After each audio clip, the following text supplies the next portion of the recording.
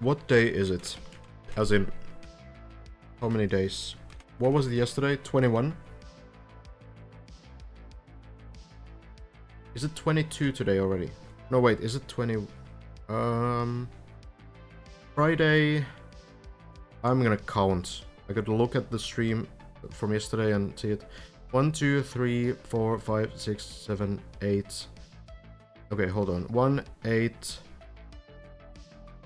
15, 22. Day 22. Day 22. God damn.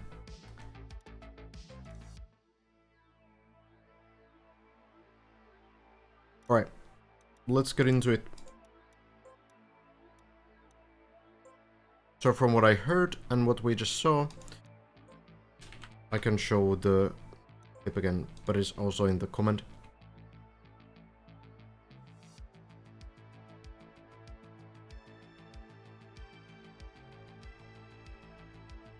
Hey Fishcrat.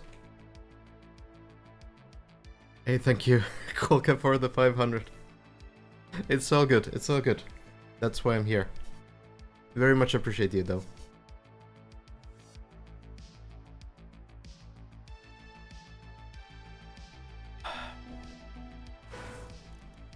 It's okay, advice is free, but I appreciate you. Hi Mortimus. Today is Friday, I think, as well. What happens if the players finish the map when they are not streaming? Can they claim the prize? No. Then you will cry, I think. The Matcherino platform on which the competition is organized requires the run to be streamed. Yo, Sunday! Sunday with the 10 gifted. Thank you so much. You're too kind. Thank you. Much appreciate you, Sunday.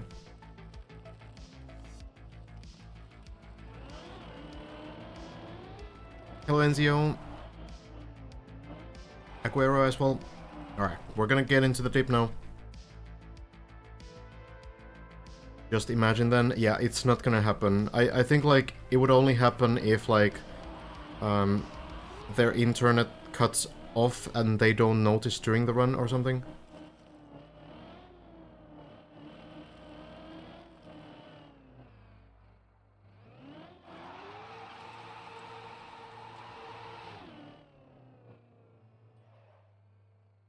The streaming thing is simply... It's simply just required by the platform that the competition is organized on. For verification. And also, of course, like, it's like a fitting ending to the competition, right? When, you know, someone wins, people can experience it live. I think it's important for the actual event as well. Oh, thank you, Sunday. I appreciate you.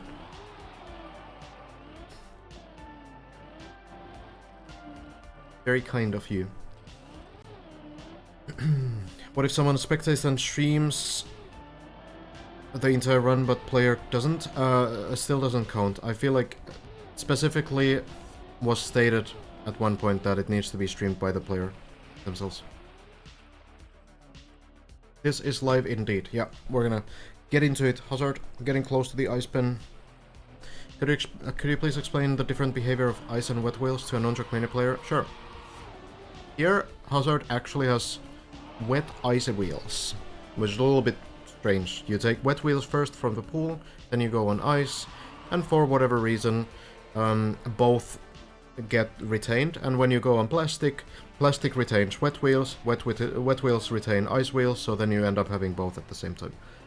So that's actually like one of the big things about wet wheels, is that they don't go away on certain surfaces.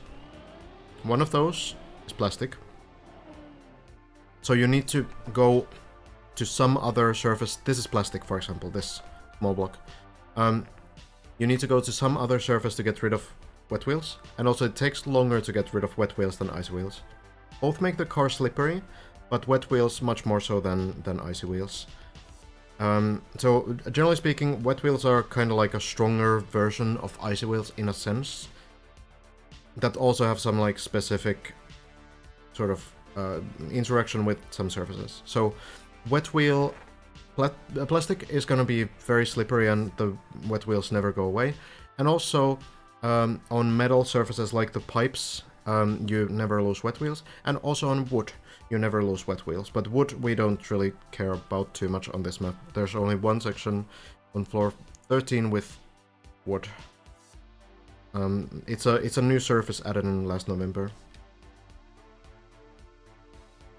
Strange that wet is worse than icy. Maybe, but Trackmania is strange in many ways, I guess. Hello, Diffinor.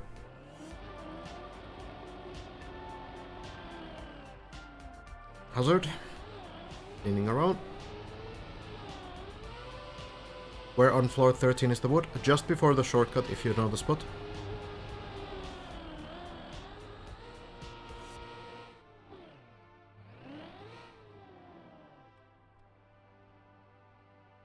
What do you think is the best way to get notified when they're about to beat the map to see it live? On the Deep Discord, there's a channel that posts when someone is like near Waltergard. Maybe that will be something. No, there was a Vaylin clip, Heffa. It's in the comment already.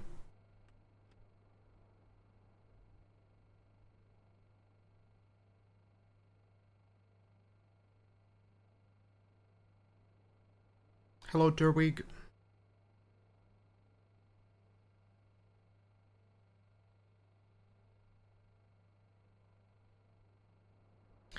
My long-lasting question about Trackmania.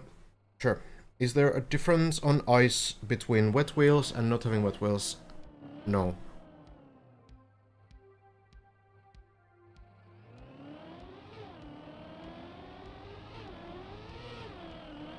Shouldn't be. Like, if there is a difference, it's so small that even ice players don't notice it.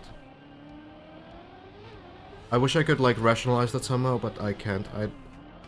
There's probably, like, some reason why there isn't, though. What's the difference between end and fin? End marks the end of floor 16, but then there's still the final jump into the crown. So that's gonna be it.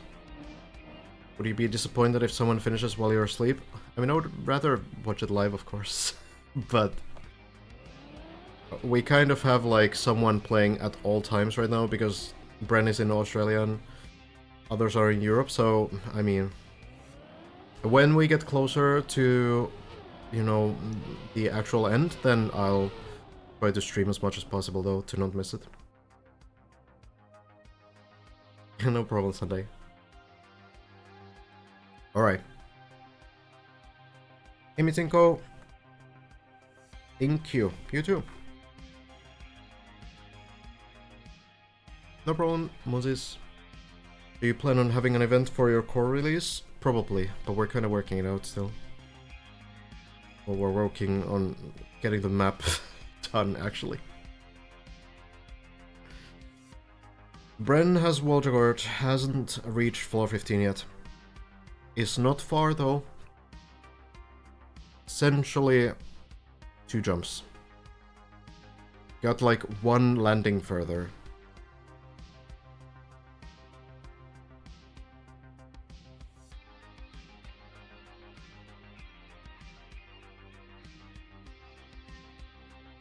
Yeah, we'll see what the next jump is gonna be. That's the quarter pipe, right? We can take a look at the Bren run in a moment. Let's check out Hazard's run for now, though.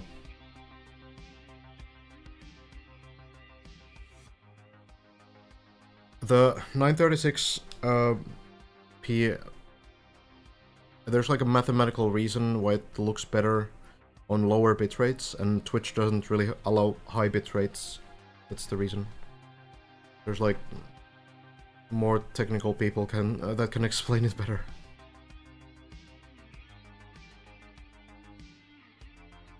The pixels divide better somehow.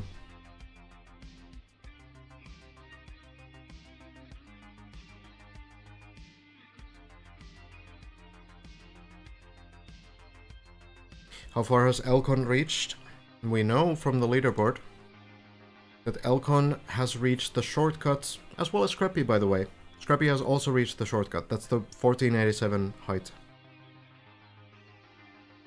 So we know that both players have reached the shortcut on floor 30. But then the next few parts are lower, so we can't know for sure where they are.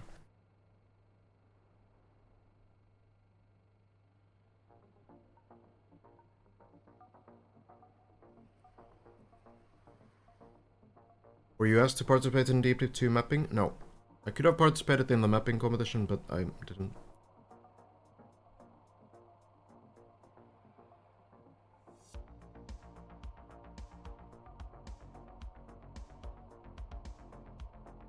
I hope so, Sloppy Ninja.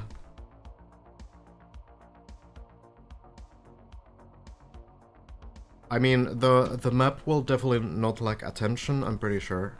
No matter what we do. I could just put it to TMX and not tell anyone, and I feel like it would still get like a pretty good amount of attention, because there's just... there are a lot of expectations around it, let's put it that way. So I'm not worried about the map. Not kidding. Late.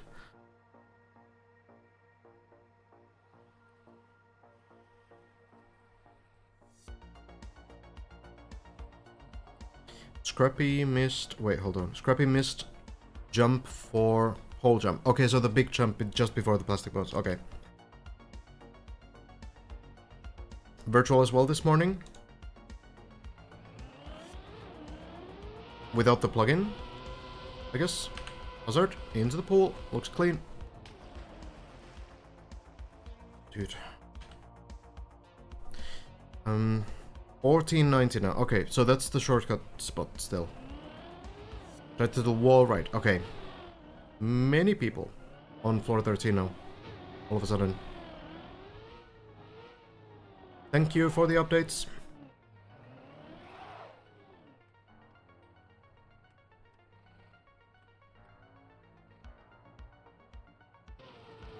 Elcon on the half pipes. Looks to be clean.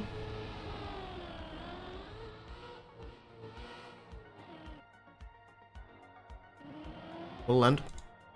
Few people on 11. Let's see how this goes. Most hated bug in this game? Probably landing bug. Or like, well, most hated bug is probably some like server disconnect bug.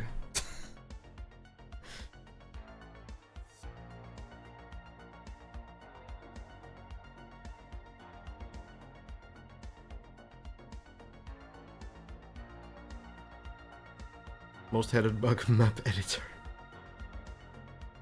Mada's personal best we can maybe extrapolate. I know that Mada has been over the 360. That much I know. 1172, that sounds like floor 11. Sounds like the half pipes, at least. Probably on floor 11, like the first few parts in. You reach 1200 when you get to like this area.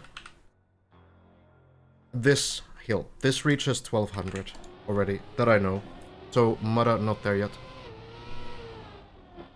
Elcon a bit far is gonna land, just barely. Oof. Hazard in the meantime. Oh, Elcon actually, hold on. Can you save this? Oh no. Oh no. It's so close, but because of the plastic there's just no space to turn. Oh, that's so frustrating. Like you land it, but you don't have the space to actually climb back on the block. Usually it's like 3 wheels on the platform and you're fine. Not this time. Rough falls, but you know, they happen. They happen. Hazard. 412 though. 1-1 jump. And yeah, Simo has reached and passed the ice pin.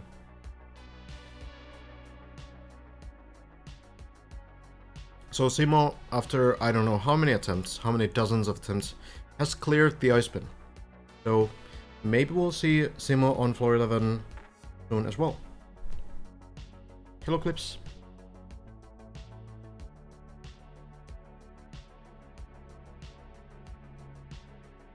It's not really a throw from Elcon. It's just that it's a downhill angle and you need the space. Like, you can't go backwards because the car is weak, right?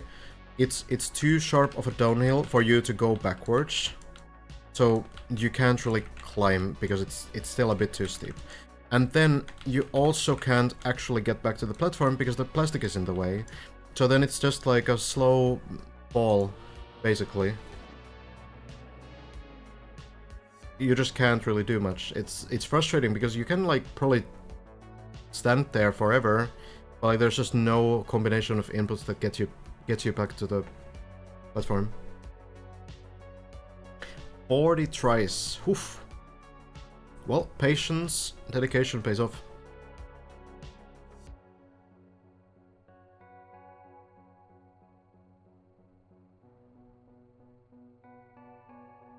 We're gonna see the leaderboard.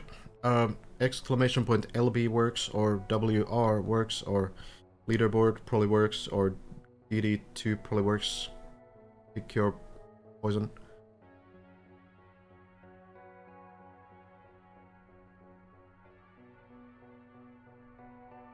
Who of the pros is still playing the campaign? I'm actually not sure.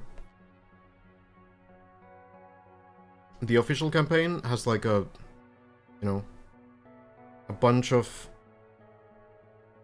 sort of players who kind of always grind it, and then depending on the map style, you have some players who like occasionally grind it. But I haven't really followed this current campaign at all. I would imagine like Hobbit is probably there and the usual people.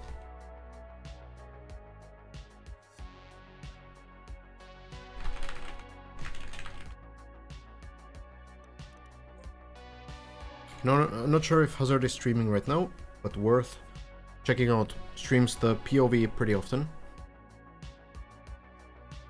If you want to get that kind of an experience as well. Checking on Elcon again. Getting those runs started after the big fall. How are the early floors going?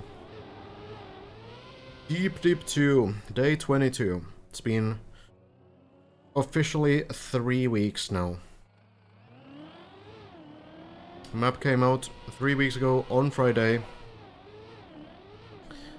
And we still are not quite finishing. 14 floors have been reached, and the 15 is pretty close as well. Hazard maybe trying to reach it on this run. Let's see. Floor 12, 6 sections, 1 down. Built by Whiskey, this one, and while this one does look pretty scary,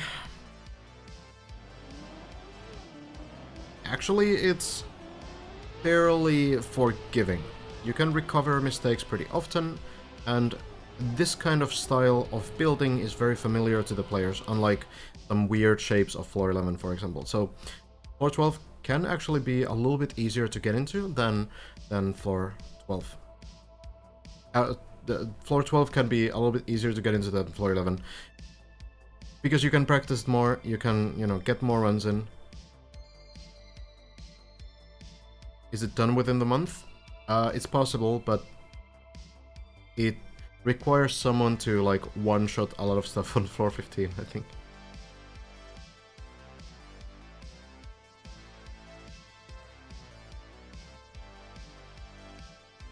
I'm guessing that next week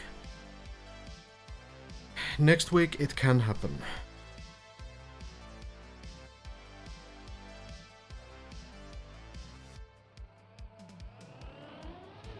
Low airtime here, sharp downhill angle, perfectly done, great line on the jump, no issue. Gonna turn on my sauna now, first time ever in summer, nice. Do you as a Finn sauna in summer? Yes. I think I would be deported if I didn't. I'll start into the loop. Jumping through, and there we are. Backwards turbo, not that strong. I'm actually unsure why the backwards turbo is honestly even there. Is it just there so, you know, you can have that 1% chance of making the mistake of falling down? Or is there some other, like, cut-proofing reason or something? I'm actually curious. I would need to ask Whiskey. Because this turbo here is just... It doesn't feel like it does all that much.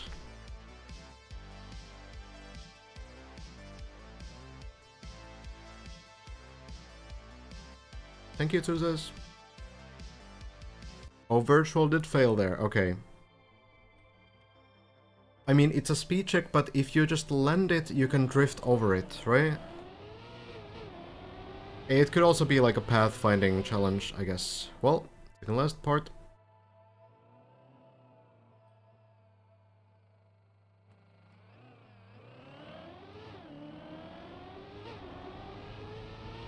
Then the landing onto turbo here, and we should have floor 13. Oh, this might turtle. Is it gonna stay alive at all? Oh, the plastic. So we do reach floor 13, but not in the right way. The plastic here, I guess. Turning the car a little bit too much upside down. First moving forward because of the slope. I suppose there's a chance that it drops down here somewhere. I think Hazard will wait for the possibility.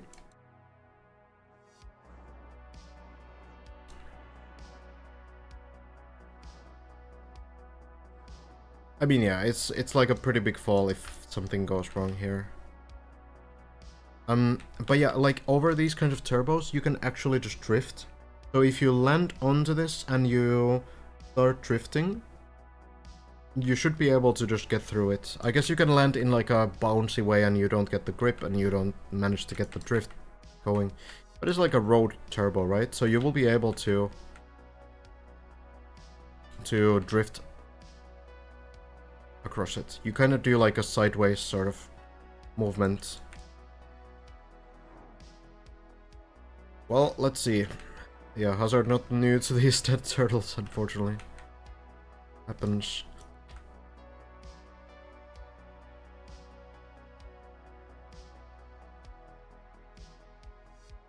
I think it might actually, because of the downhill, it might get pushed a little bit to the left. So as long as it keeps going, it's actually gonna fall though. It's not gonna go against the wall.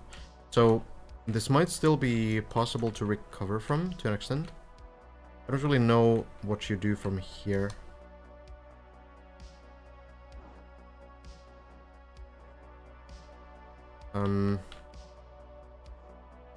Looks terrible. Yeah, it's gonna take a long time, but you know. We've seen players do like 40-minute dead turtles. You know, you get some food, you maybe go outside for a little bit for a walk.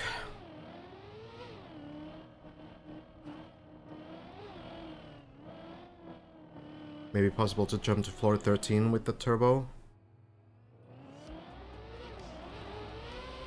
You mean from the recovery that Hazard is doing? What is outside? I don't know. Some, you know, I've just heard other people use that word. Does default movement always go forwards? No. Sometimes it goes backwards. I don't know why it does anything at all.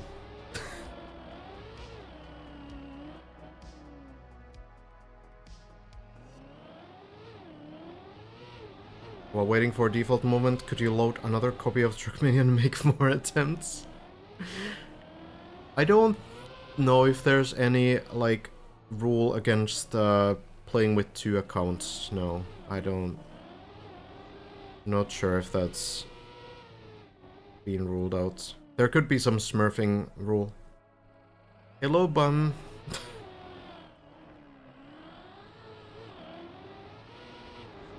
Can you know beforehand if it goes forwards or backwards? Maybe there's some way to, like, calculate it, but...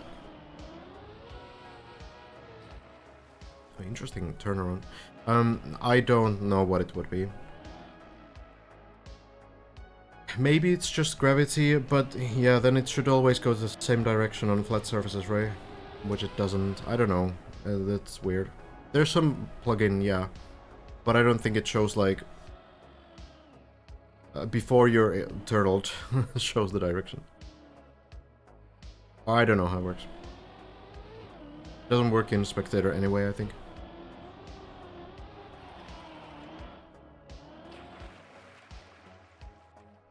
Could be based on an axis, yeah, that's possible as well, for sure.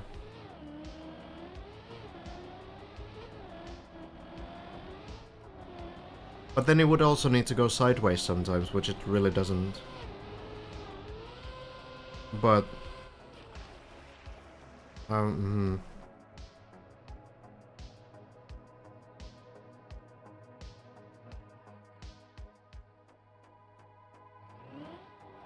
The math does mathing, yeah. That's what we know.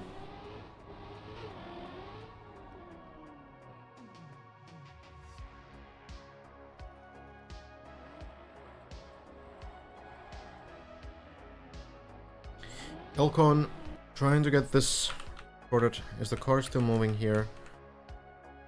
Yeah. And yeah, I think at this point it's going to go here. And it should flip here. I don't think it's gonna go too far. It's a pretty fortunate angle, actually. Yeah, I'm curious if you could just take the turbo and go back up, if that would be enough speed somehow. One thing you could potentially do if you're brave, this is what you could do. You go here, you take the turbo, and you flip off the quarter pipe over here somewhere. And then you can get back to, like, the third section, or the second section. Seems kinda, you know, rough.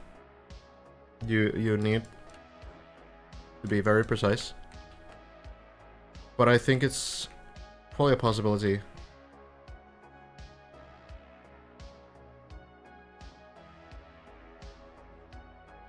Could probably do it, honestly, but we'll see.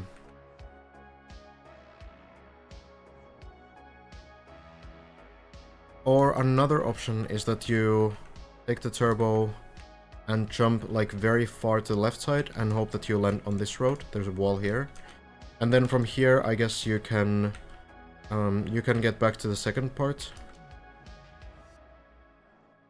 There's like multiple possible saves, but not many of them look like safe bets. Maybe you could even drop down here on this red turbo and go to the loop. You probably have enough speed. And then stop here and then go back to this third part.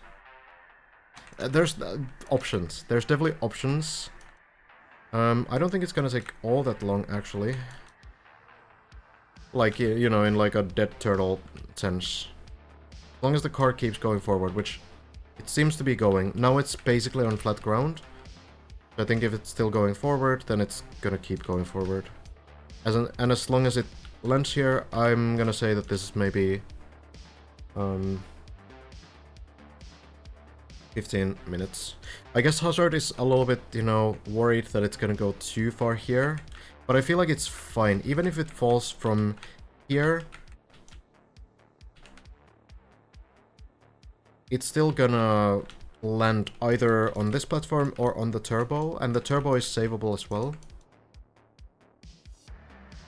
Oh wait, there's a beam here. Does the beam get you anywhere? Oh, I think this might be intentional save actually. If you land here, so if you go onto this part, what is this thing? There's a save here too? No. Maybe you can go onto the beam and take speed, and then flip off here. It looks pretty wild though. Like, you don't have a lot of space here.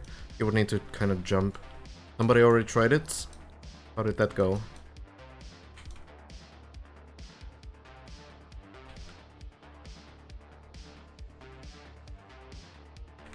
We'll see, we'll see.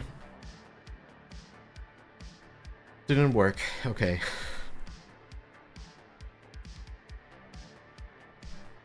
Okay, in the meantime, we can take a look at the water record clip. Was on Valin's stream. So, yeah. So what did happen here? So Bren was off stream, but luckily we have this clip, was able to get this landing, kept the second gear and landed here. So how did this jump go again? Let's take a look at it once more.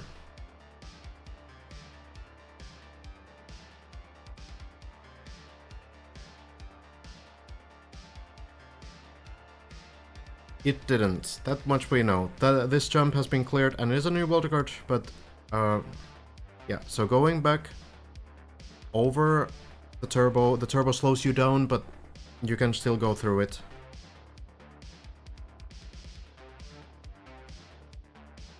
Jump. So, yeah. So let's take a look at this again.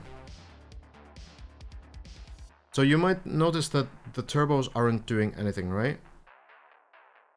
So this is just like a way that turbos work. So if we look at the speed of the car, you'll notice that even though there's red turbos, it doesn't work. It doesn't do anything. So this is because turbos only affect you when you're touching the ground. If the car is in the air, it's not working. Show the second attempt. I don't know where it would be.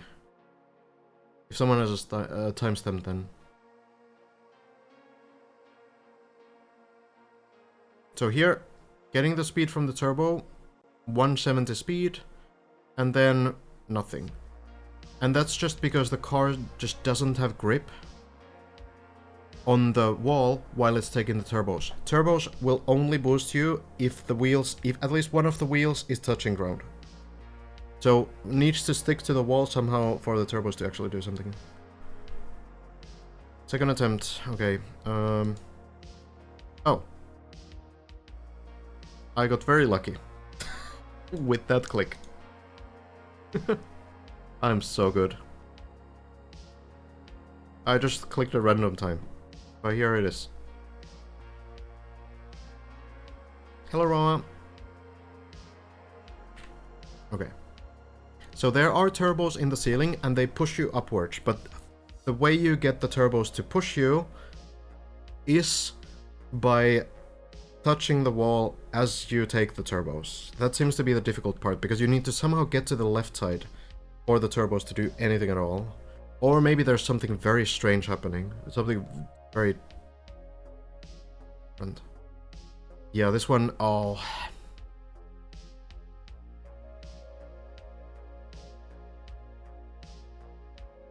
This time it looks like at least one of the turbos does do something. It does feel like the turbos do push the car this time, so probably kept like somehow enough grip for like a slight boost there. Does seem fairly recoverable, I suppose. Was third attempt even, okay. Oh well. I'm guessing that, you know, previous one didn't work either then. Second did something? Okay, let's find it, I guess. Is it this one actually? Or is this is probably the third attempt, just brainstorming, right? Brainstorming, sorry.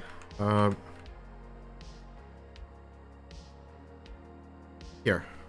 I think, is it, wait, what, is this? Yeah, okay, I guess it's this one.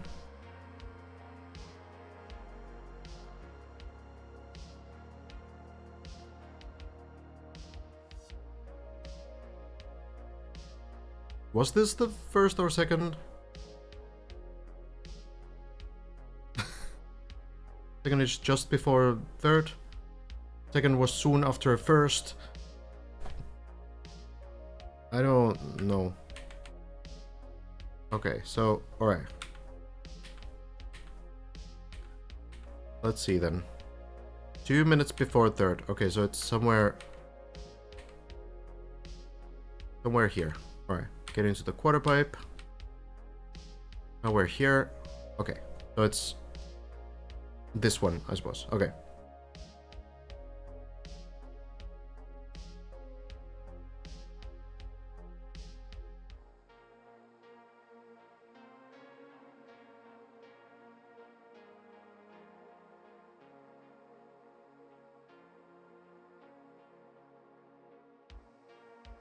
Skip ahead a little bit.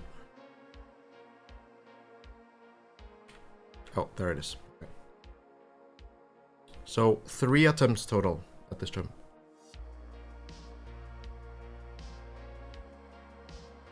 Kind of trying to go straight forward. Oh,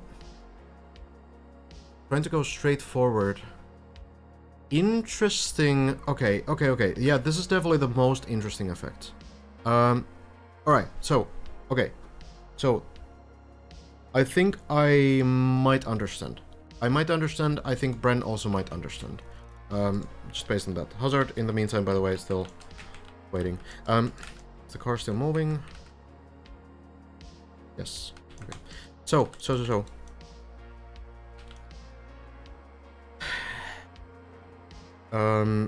Here. I don't think this block is there for no reason. So what it looks like is that you might have to, like, you might have to go onto this block first, and then the turbos push you up, which means, because of the angle of the ceiling, is that the turbos, while they push you up, they also push you towards the pool, and then you land into the pool. That's kind of what it looks like. You need to be in contact with the wall as that happens. It doesn't seem like these turbos will push you to the right direction. So going here, and then all the red turbos here push you upwards, which means that the car has no way to go other than this direction, and you land into the pool. That's kind of what it looks like. I wouldn't put it past Viro building this kind of stuff.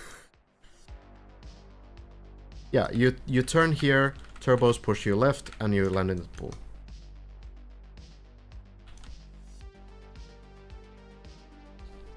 PF setup, you think, Roa?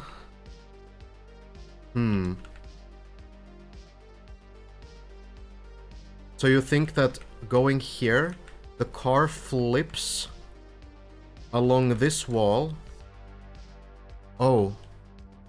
Could it... Okay. That's super dank. If it's...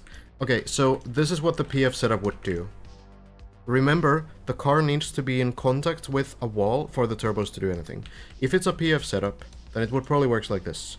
So you go here, and here the car's left side will be on the quarter pipe up, so the car will flip along this wall, then get grip on these turbos, which push the car towards this part, and then you get pushed again upwards, which now is backwards, the car is like facing backwards, and you get pushed this way, you land into the pool.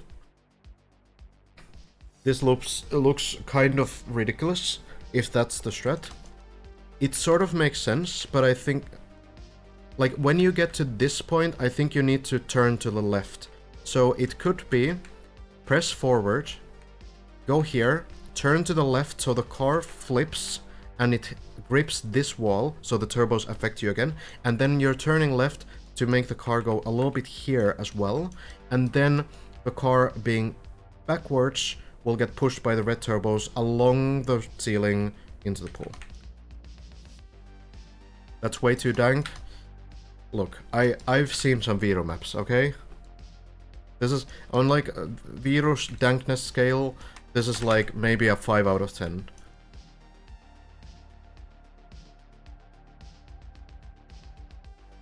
That sort of makes sense on paper. The rest of the floor you basically just saw. Like, it's really... You're here. You take speed. This is floor 15. It's basically the last trick. And I mean, I guess it's fitting that it's not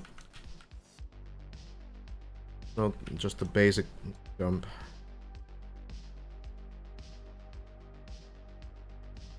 It could also be that you somehow like jump to the right and you grip the ceiling before, like not gripping this wall at all.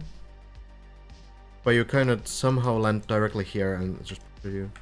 I'm not sure. I don't think input-wise it's going to be super difficult. I don't think Vito would build any like super specific input combination. I feel like it's most likely going to be something where you just need the setup to work. And then it's gonna work. Tally is on PB. True.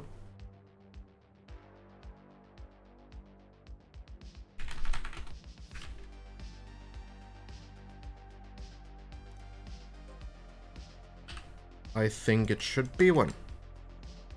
Landing into turbo, and then this section, that's gonna be like 1040 height, which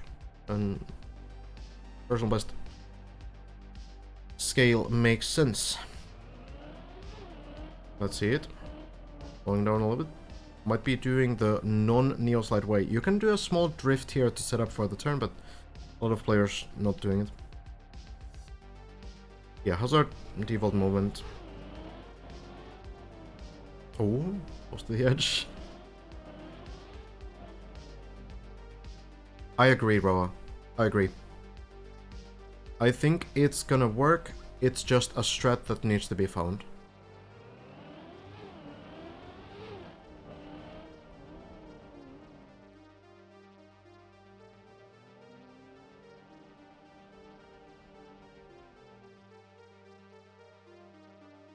It's pretty interesting, but yeah. Ali is doing great. Oh. Scary line. This is a bit of a scary jump, but you actually don't want too much speed here. The issue when you get way too fast through this is that you overjump the turbo, and the turbo is like one of your main ways to get speed for the final jump. So if you go too fast over this, you land like here. You get very little of the turbo, and you actually get less speed than if you were a little bit slower on the setup. Yeah, you don't need to do the neo slide. You can basically start like on the edge of the platform like here and just try from there. Well, Tally committing. Looks to be a good landing. Oh, but it's gonna hit the wall. Ah, this is recoverable. There is a way to get back. I think...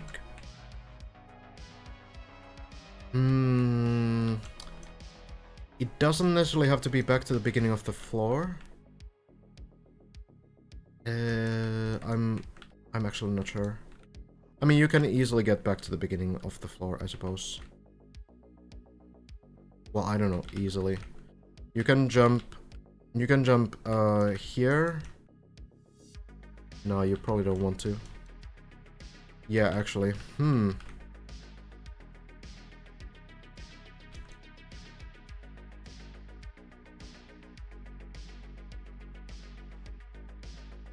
You could, I guess, maybe make this jump, and then you can use the turbo to get back here. Kind of rough. I don't know if you can make the landing from here to here. That looks kind of rough. Maybe if you take speed from the quarter pipe and a very good turn. You might need to do some neo slide though. To even have a chance, and it looks really rough. And if you fail it, it's 4-8 at best. Well, we'll see. We'll see. Hazard. Hazard still going.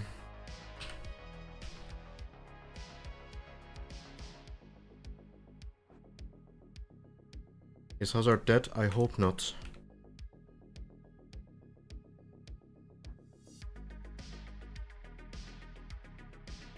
I think it should flip onto this.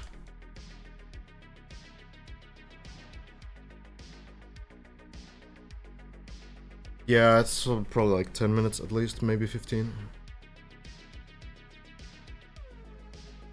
But I think it will flip. Usually these kinds of angles are not really too bad. Yeah, Tally actually drops down onto this ramp here. Now what? Because I don't think you can make this jump without speed. Where? Oh, Tally? Okay. The safe option going back to floor 8. That makes sense. That makes sense. It's probably the best recovery. You need to do the first few parts of floor 9 anyway, so you might as well. Hey, cheers, Slushy.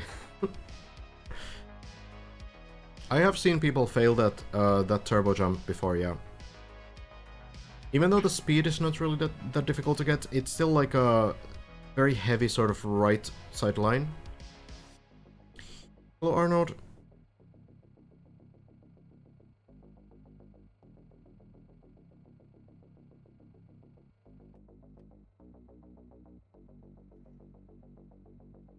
Would be great to see Elcon get some new PBs. Even seeing Elcon on floor 13. There could be some new strats ideas.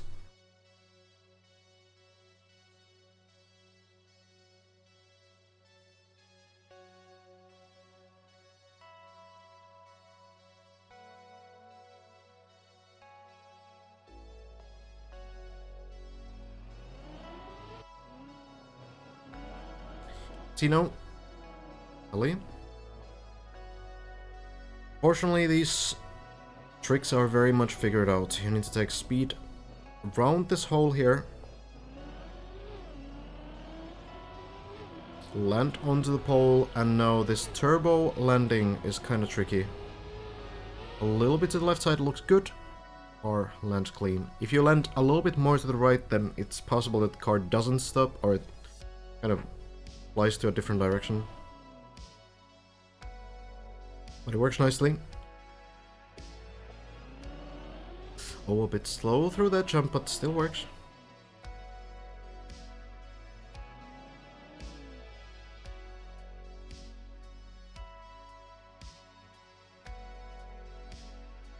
More and more players on 413 now, though. Elcon, Scrappy, Virtual as well, I've heard. Not with the plugin, but still. Air brake looks to work, nicely done.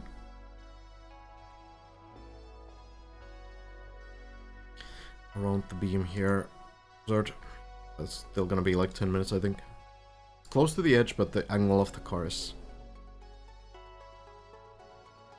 a little wonky.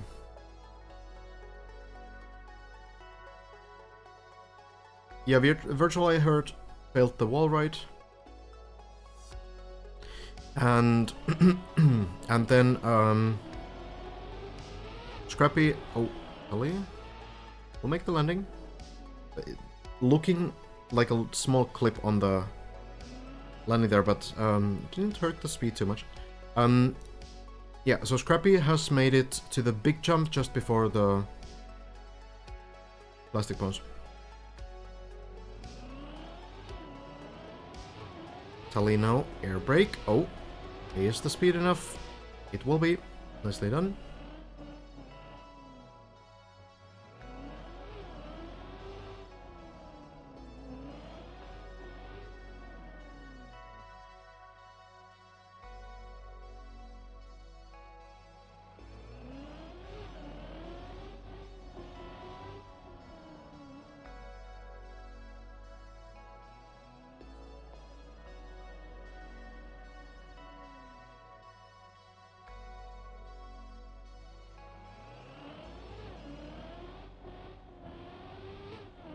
And now, gets the turbo again, and now the line is better as well. Truly not the hardest part of the floor. Really, you just need to do it once, and then it kind of clicks like, okay, I actually don't need that much speed. I actually don't need to do it that perfectly. I just need to get the turbo, get the line, get the jump down, and that's it. This next part, much more difficult. Can either do the high jump line from this side of the hole, or the low jump line from this side of the hole. Low jump line, much more popular. Ellie seems to be lining up for this one. So, two ways to do the low jump as well. Either you just drop down, like, for example, Elcon does, kind of just dropping down from here, directly from the quarter pipe. Or you can do the Lars line, which is jumping a little further. So you kind of take like a slightly uphill line as you get into this quarter pipe. Go over here, and then you line up here. Does an air brake actually slow you down in the air, or just stop the rotation? Only stops the rotation. It doesn't slow you down. Releasing in the air slows you down, yeah. So releasing acceleration. You can like hold brake during a jump and it's not gonna affect your speed. Unless you release the acceleration. Braking slows you down on ground, not in air. So yeah, we'll see what it's gonna do. What it's gonna be. I personally see more success with the low jump line. Like the low jump line, right? Low jump. And then there's the low high jump, and then there's the high jump. I feel like the Lars version of the like low high jump, it's a bit risky. Tally, yeah, kind of does the Elcon line here. Jump it down, and is the speed enough? Oh, that's close. Oh, barely. Maybe it's gonna flip back to the quarter pipe at least. Oh, turtle looks alive. Oh, that's so unfortunate. It was so close to one shot. Probably one of the hardest parts of this floor. Moving backwards, dude. That is so unfortunate. All of the events there. The wood grip from the wall kind of changed the car's line and barely not making the landing, and then not also landing back to the quarter pipe. Because if you land here, you can just jump back here and you can retry it again. It was a great try though, and I feel like Tally does learn a lot from that attempt, so that's good. That's good. But unfortunate, of course. Thank you, Kanin and Lion Sin for the subs, Prime, and the tier 1. Much appreciated. Yeah, Hazard. Waiting. So it's gonna go here, roughly, a bit past this line. So it's gonna go here, and then it will flip sideways. So I think it should land here.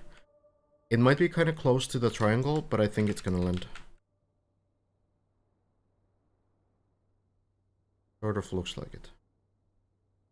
Because it will like flip sideways, so it will go straight down.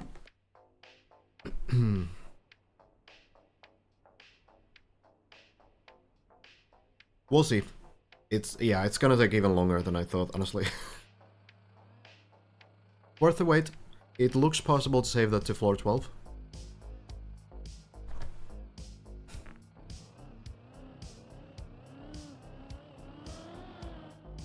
Is it just me, or do you feel that the streamers and players start to burn out? Guess it depends on who. But like everyone's still playing, right? It is exhausting, of course. I don't know, like there's been some players, like Sima took like a few days break. And I think everyone has taken like a little bit of a break.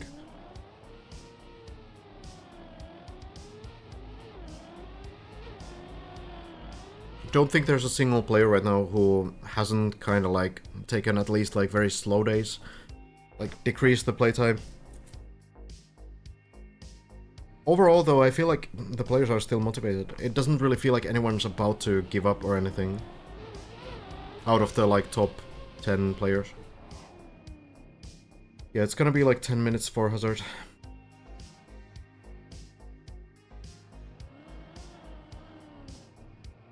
Brent took a streaming break today. Yeah, makes complete sense. Yeah, and Simo also had like pretty crazy hours in the first 2 weeks.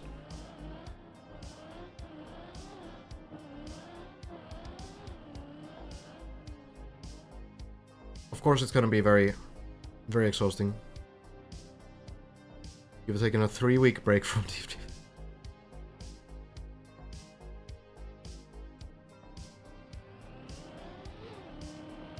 There can be some viewer burnout as well, for sure.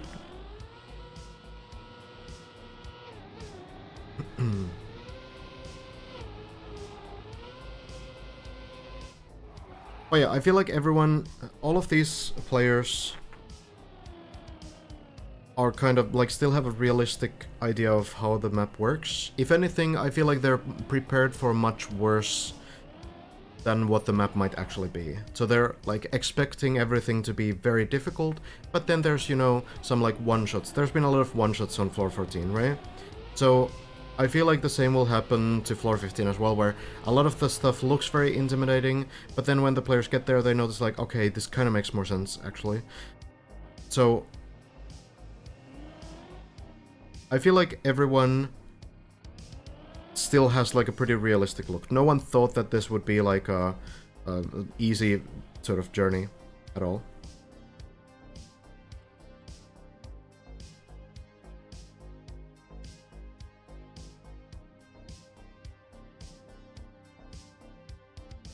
Hazard still like at least 5 minutes, probably maybe more.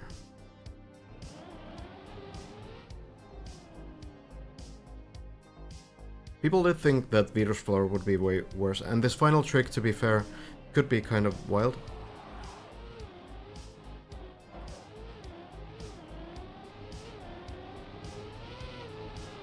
Was he though?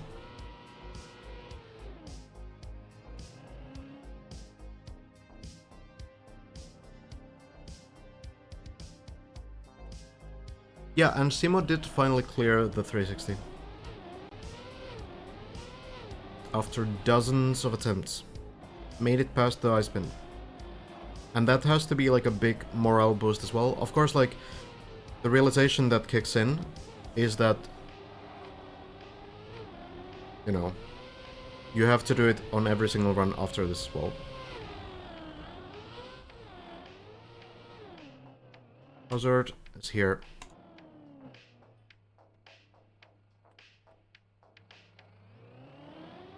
What's a Neoslide? It's basically like a low-speed drift. Usually you require at least like 200 or so speed for a drift. But you can do Neoslides at lower speeds. Essentially, it's hard to explain the inputs, but it's like a combination of inputs where you can initiate a drift a little bit differently than the normal like drift where you just steer to a direction and then you brake. Basically, it's like you need to release the turn for a little bit as you brake, and then you need to turn again afterwards. I can, when there's like a good point, I can show it if you remind me. I'm not going to cast Tekken World Tournament.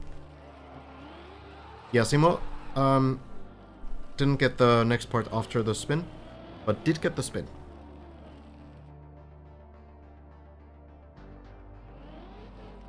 Someone also asked at some point if I'm gonna cast the Kaki season. That is also not gonna happen. It would be a little bit weird with all the servers and everything.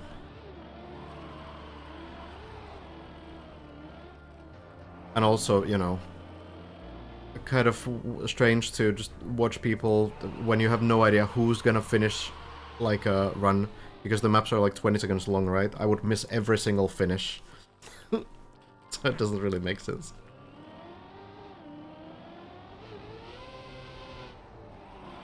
Just spec Link. Does Link stream? Oh, Elcon floating a bit. It's just a spectator thing, don't worry. Yeah, it's just basically restarts all the time.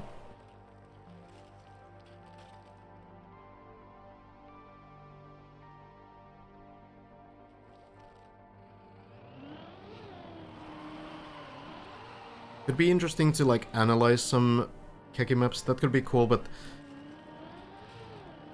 yeah, that would be like a one-day thing. Well, Alcon close to the ice bin. Just landing into the pool. Oh, has to slow down quite a bit, but really consistent on this jump.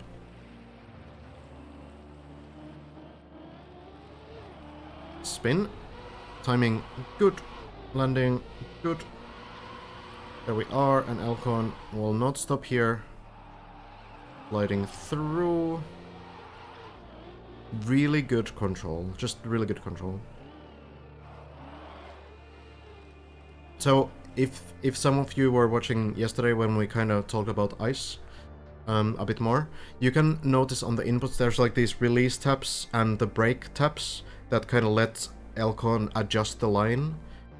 But it's really difficult because like if you want to go wider, what you need to do is you need to do a release tap, right? On the acceleration. But then, because you did a release tap, now the ice slide is ending. So now you need to brake tap to keep the ice slide going. So anytime you want to go wider but still keep the ice slide, you need to do a release tap on acceleration, and then immediately after brake tap again to get grip on the ice once more. So it's a lot of control that requires just muscle memory. And like, yeah, good ice players will be able to do that, no problem. But for someone who hasn't played a lot of ice, you would rather just try to go for the no adjustment line. Alcon, oh no. Not quite enough speed, that's a big fall. Floor 6 at best. Oh, but missing the landing. Not quite enough speed there. Rough fall for Alcon.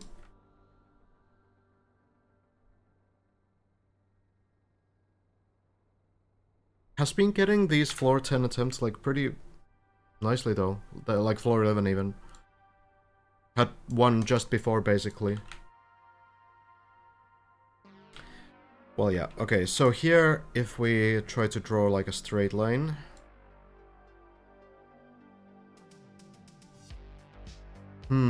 It's actually the line. I wonder if the car is slightly going to the side as well. Like, maybe it's not going directly straight. Yeah, actually, you can kind of see that it's slightly going to the side too.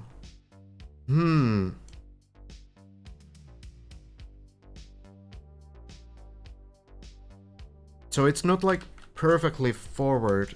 Okay, so that actually complicates things. That's actually going to complicate things.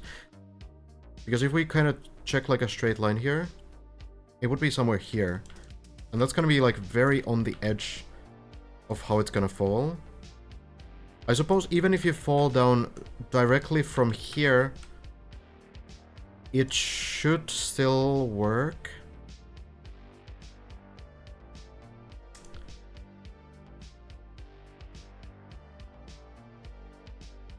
Such a strange line. Why is it going to the side? Why would it go to the side?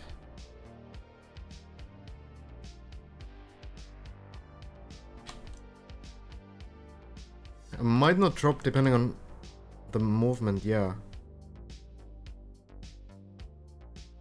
I mean, it's close to the edge. It is moving, I think, more forward than to the side. I feel like it's probably gonna drop just about on the edge. So the brake tap after release on ice is actually good. I've been doing it for a while now, just by coincidence. Honestly thought I was doing something inefficient. Well, yeah, like if you're in an ice slide and you just release acceleration, then that exits the ice slide, right? So if you want to, like, if you're going too tight, the only way that you can adjust that is by doing an acceleration release, because otherwise, if you like brake tap or you continue with the same line, you will just keep going too tight, right? So what you do in those situations is you do a small tap release, and then because you want to still stay in the ice slide, you need to brake again. It's gonna make you slower most likely, but sometimes you just have to do them. So trying to turn, hoping that it counteracts the default movement somehow, but I don't know if it does. I think it should work. Like, it's already close enough to the edge.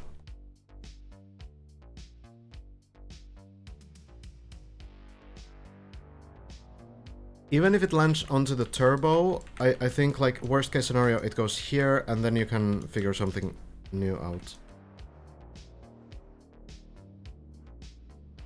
Like, you know, maybe you can land onto the red turbo, and you can have enough speed to go over the...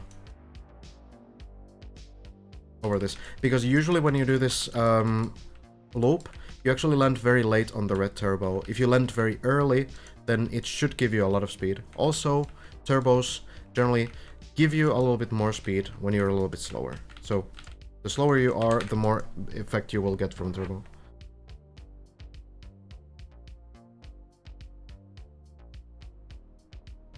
Yeah, default movement isn't really relevant on anything except either like a very difficult map where you don't want to restart the run if there's any possibility of recovering, or a map without checkpoints.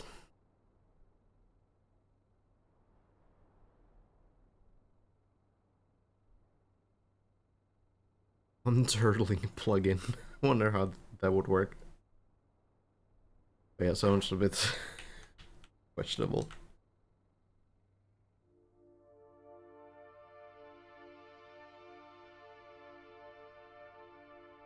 I guess the question is also, like, is the car, like, rotating, or is it just, like, moving sideways, right? If it's rotating... No, I don't think it's rotating. I think it's just moving sideways and forward at the same time.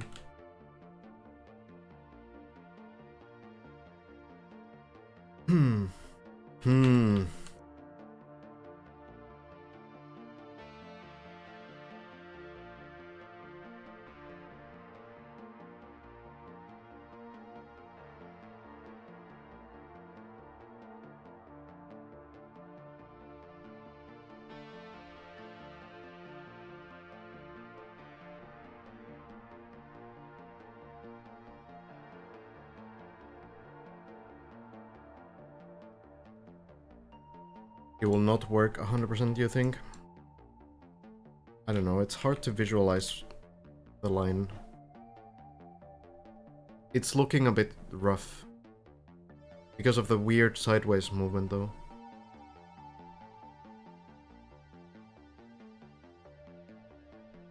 Would you like explaining more Shootmania or Trackmania? I feel like Trackmania still makes sense to an extent in many parts. But probably that one. Most Shootmania things are just so complicated.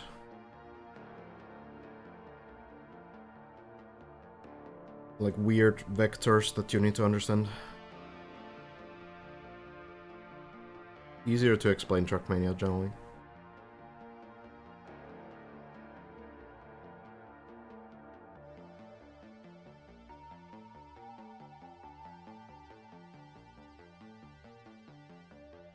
I mean, yeah, there's fun stuff to explain in Shootmania, but a lot of it is impossible to explain.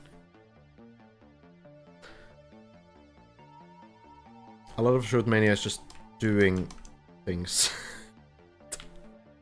You just trust that they work. I think Hazard trying to counteract this.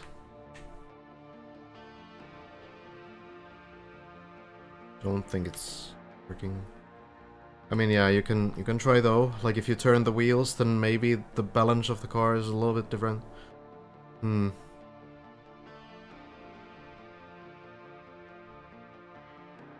yeah, the sideways motion is, like, surprisingly strong. It's crazy.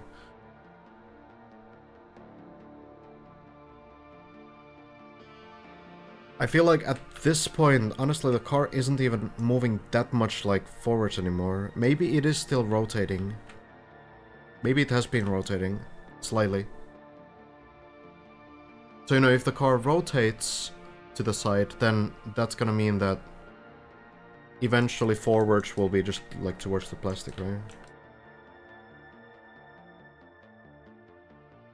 Like, it's still going over the... towards the ledge, but... even if it went full forwards from here, it probably wouldn't be enough.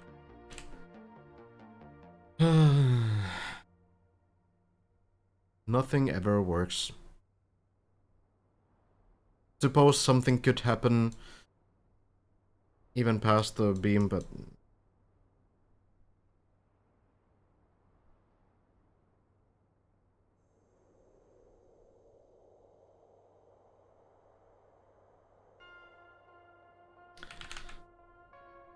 Oh well.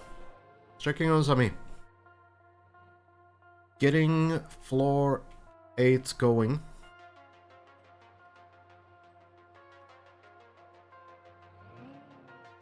Oh, maybe not.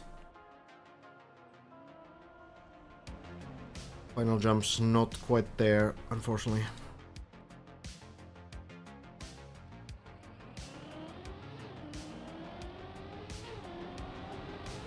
Yeah, that did happen a couple of years ago.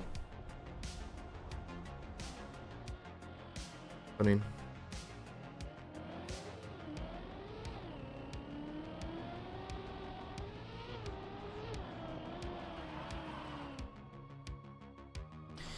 Well, Elcon not too phased about those floor 11 falls, honestly. Just keeps going. Very solid.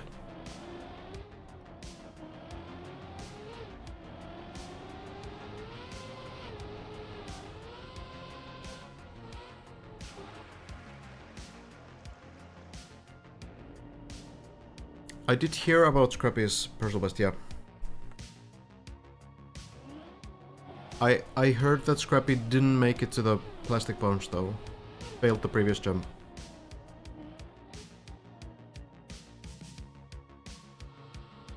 Yeah. It's the strange sideways motion here. It's almost like the car has been rotating. I feel like the line was gonna go like almost too close to this wall in the beginning, but the car like rotating to the left here. That is painful.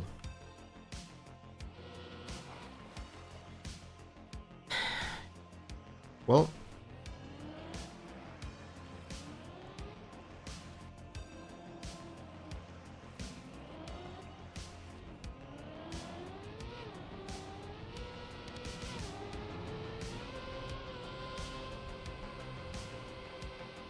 landing here.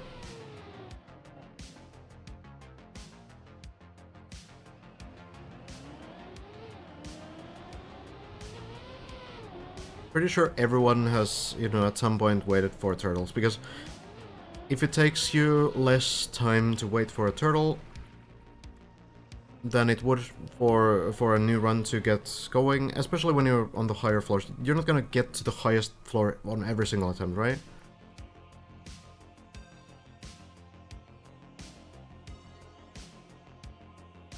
You might say like, okay, even if it takes like half an hour to wait, then it's worth it if I can continue this run, because I might not get to the same floor in 30 minutes.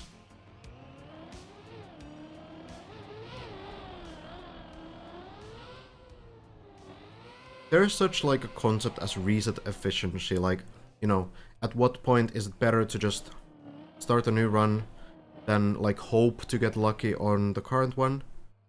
This is really important in some like luck-based speedruns, especially where, you know, you need like good RNG on something like Minecraft. Like, you don't want to waste like 5 minutes scouting every single Minecraft seed that you get, because you kinda like lose overall progress during doing that, right?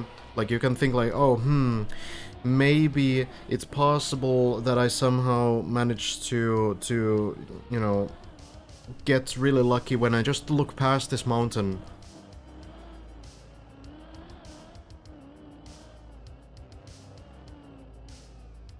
But pro speedrunners in Minecraft don't do that, because they know that, okay, it's going to be unlikely that it happens, even if it can happen, so they will reset the run, right?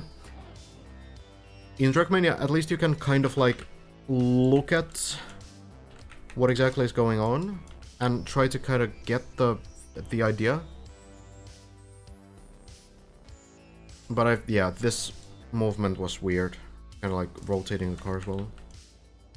Mikey, thank you for the raid. Hope you had a good stream.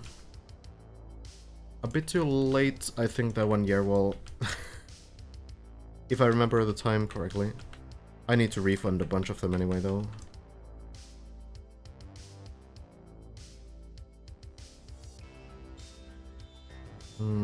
Yeah, this is not gonna go anywhere at this point. Probably just taking a break. Very unlikely. No, the car is still moving, it's just rotating. Like, away from the edge.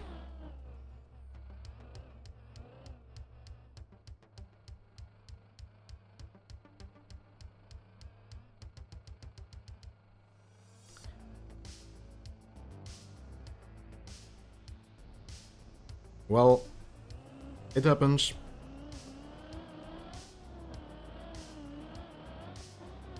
See if Alcon can get this run going. Not sure which part Alcon has been to. Probably somewhere between the plastic bones and the wall ride on floor 13 though. It's usually the 1487. Any progression today? Yes. Ren cleared one more jump on floor 14. Says available before 9 PM CET. Okay. I guess it's on time then. I didn't remember if it was 9 PM or 10 PM.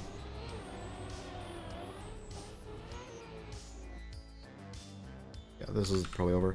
Okay, let me get a drink and then I can do the smoke as we wait for these runs to get going. Wait, I doubt there's anything here. It's kind of rough. It's a 3-hour run. Oof. Classic. Classic hazard run, honestly. What does the website say he's on 15? Because the website is not accurate. It's looking at height and not the progression. Sometimes you have, you know, high points in the beginning of a floor, but you need to still do like 10 different tricks to actually get through the floor to the next one. So in terms of progression, it's not going to be floor 15, only in terms of height. Okay, let me grab a drink real quick, some hydration. I'll be back in just a minute.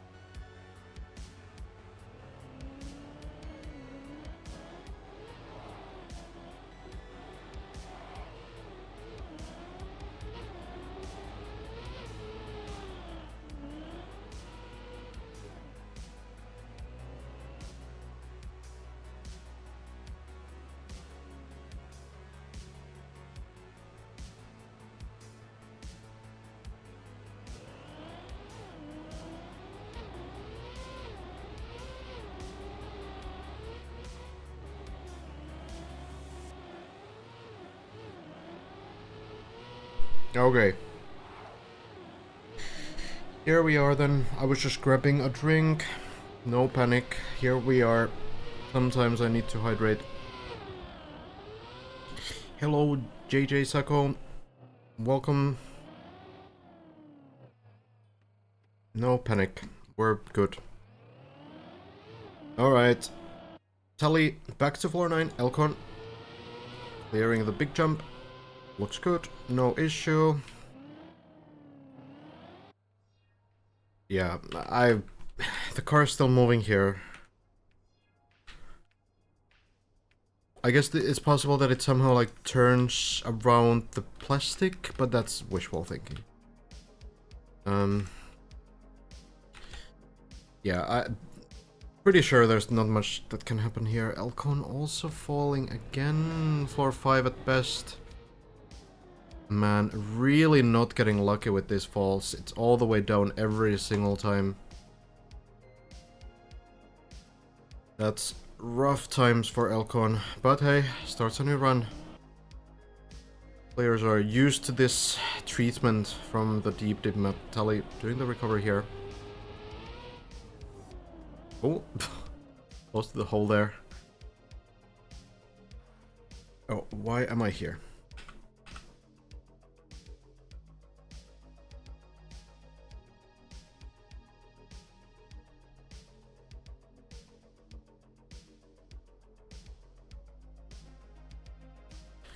Well, I suppose we'll see.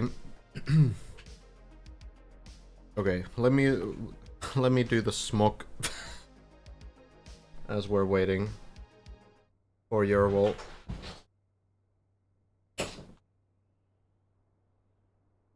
Here you go. This goes for Hazard as well, I suppose.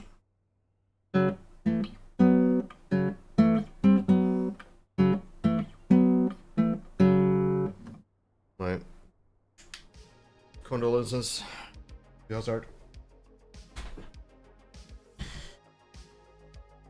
Okay.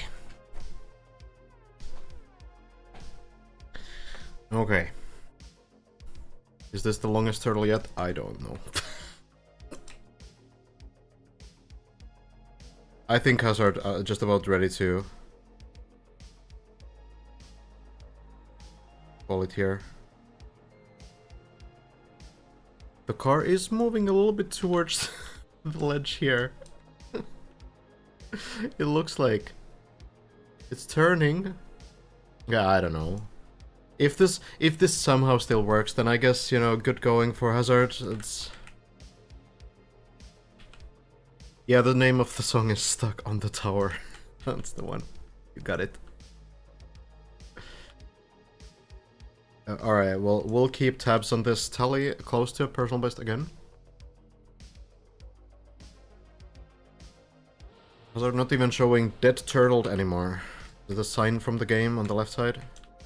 Like, it is legitimately turning and going towards this gap, but is it gonna go far enough, I guess, is the question. No, this is truly the sunken cost fallacy, yeah. It's not really even... I don't think it applies to this grind overall, because it's not like gambling where you're like, oh, I've been, you know, trying for so long, so now it's gonna happen.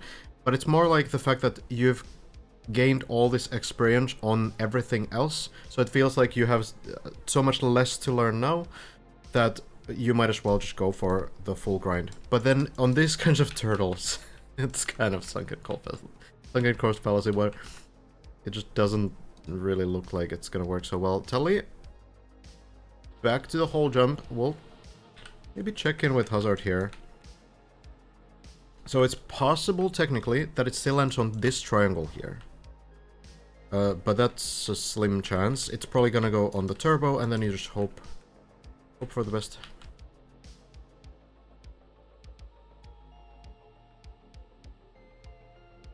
Reaching floor 12 or 13 is like 25 to 30 minutes. Well, that's if you think that Hazard can do it on every single run, right? And also, yeah, you can go take a break, eat some food. If you were already about to take a break, then yeah, that might they'll be useful. So I do think the players know when it's worth it to wait or when it's not worth it. Okay, that was a big move. Oh, Tally has actually made the jump as well. Great progress. Failed it once and got it the second time. Very good.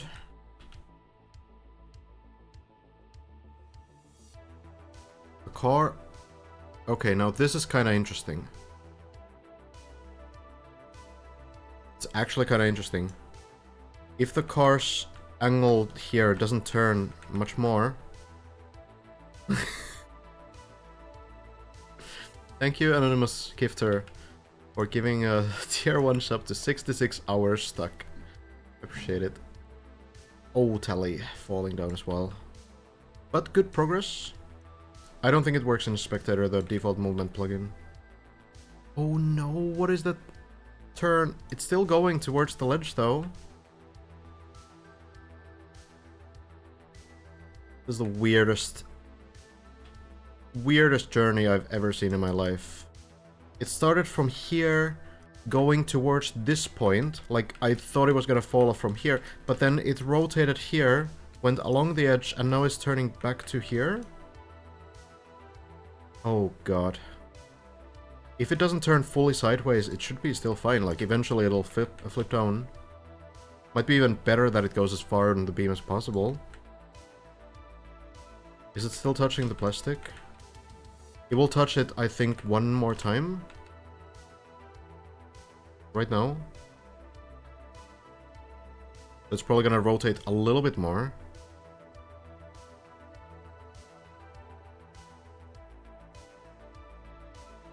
Who knows what's going on here, really?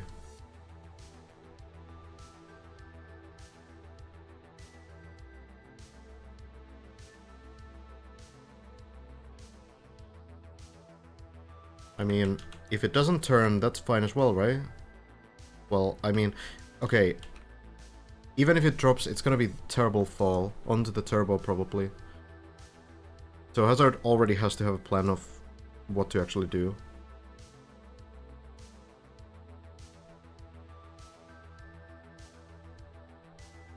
Yeah, like, really the question is, like, are you gonna get to this floor, like, in the same amount of time that it takes you for you to turtle? That's the trade-off, right? So the turbo is just before the final part here. We've kind of looked... Technically, you could probably take the turbo and do some quarter pipe jump, like, over here, maybe, and you could recover to floor 12 from there. Maybe there's some other struts as well. Like, maybe you can go here, go on the beam, and somehow save this here. It looks kind of difficult, though. Wait, hold on. He already dropped... What, that quickly? It was so far away. What happened?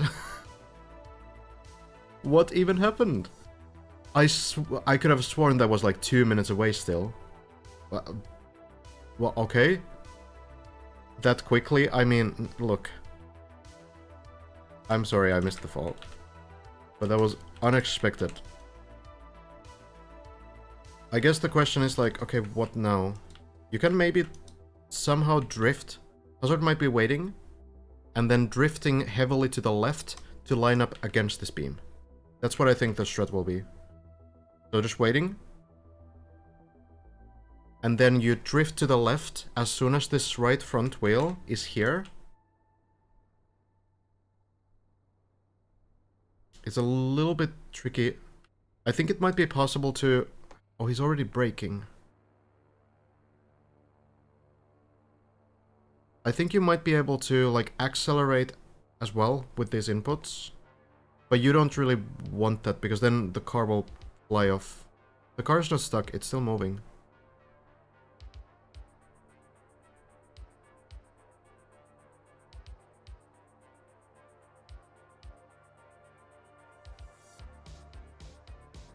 I think Hazard is just patient here.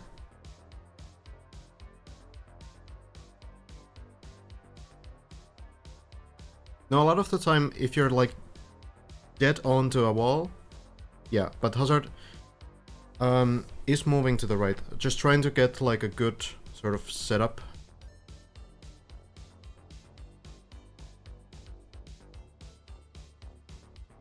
I'm pretty sure if Hazard accelerates right now, that's also gonna, like, accelerate this process. But, like, you don't want to do that. Because your goal is not to get out of the turbo, your goal is to continue the run.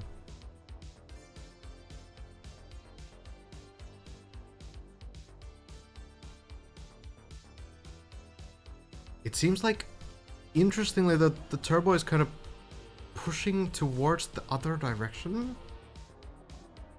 Yeah, Hazard trying to do the drift now. That is strange. Spectator inputs are not exactly correct in terms of, like, the... like, timing. So, for example, like, the timing of these inputs might not be correct, but, like, Hazard definitely holding these two buttons.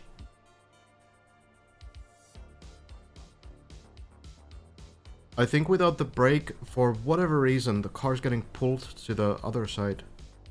I don't really understand why.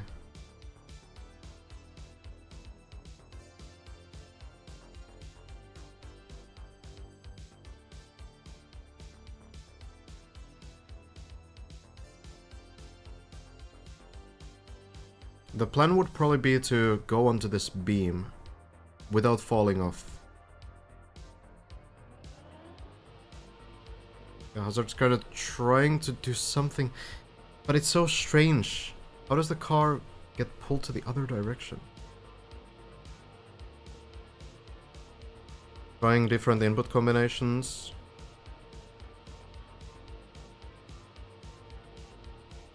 Oh! Hazard is trying... Okay, so Hazard actually changing... Oh, where am I? Hazard is changing the strat. Trying now to go to the left, trying to get the car sideways here. If you go sideways on the turbo, then you can save it as well. So if it gets over this corner, that's gonna work as well. Smart. But is it gonna turn? Is it gonna turn? Even if it turns to the other direction, it's gonna work.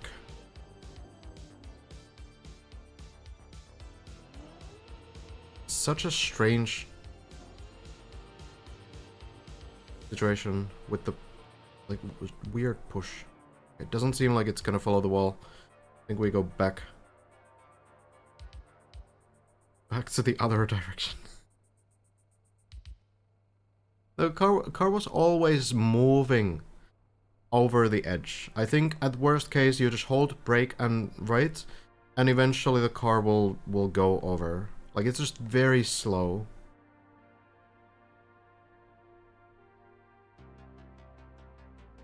It never stopped moving, I don't think. So unless there's some weird situation that happens with the left front wheel or something, I think you just wait. Just, like, moves like this, and then it slows down a lot, but it was still moving.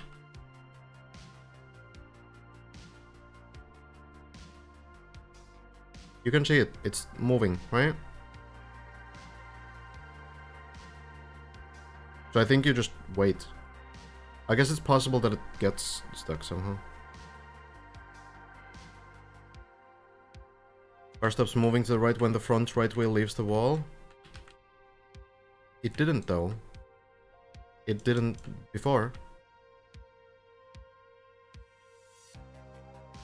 Like, the front right wheel is not on the wall and the car is still moving.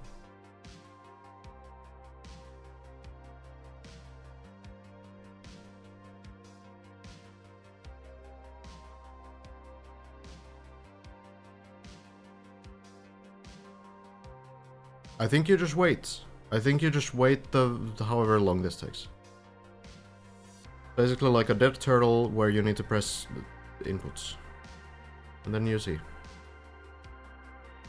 No, I'm pretty sure Hazard sees it. Hazard can go to the internal camera and can look at this wall like this, and will notice that the car is moving, right? He knows.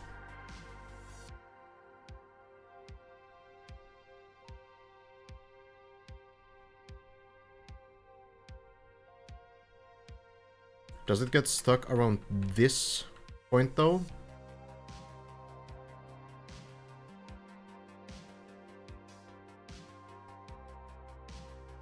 Still moving now.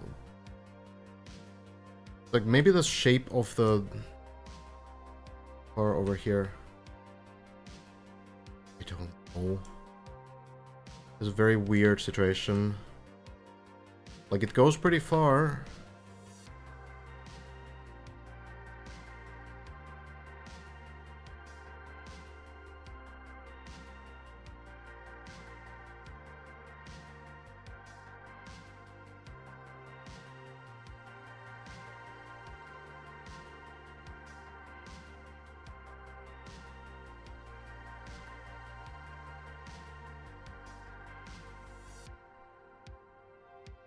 Can't even really tell like what's going on. I'm trying to think of like why is it stopping?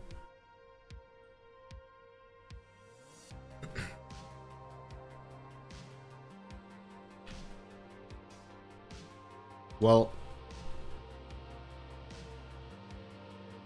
suppose you're gonna try a couple inputs here.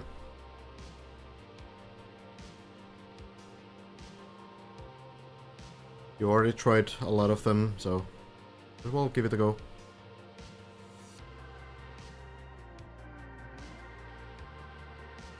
But yeah, for some reason, like, it does like move pretty far, but then strangely does. Because right wheel leaving the booster. I don't think that...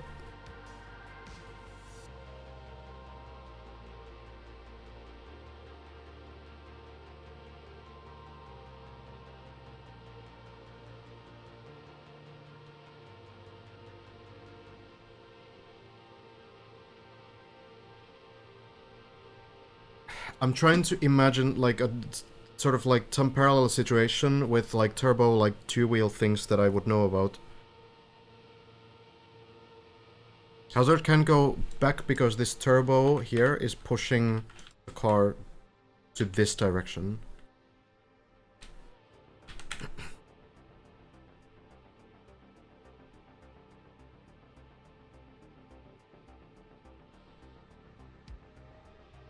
Looks pretty rough though.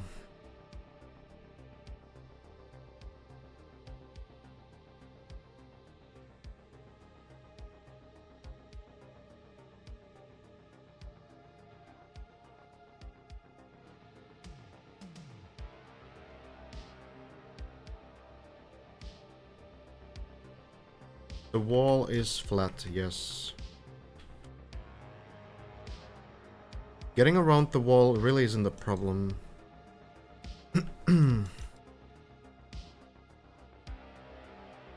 Yeah, I guess we'll see. Maybe there's some combination of inputs that somehow works.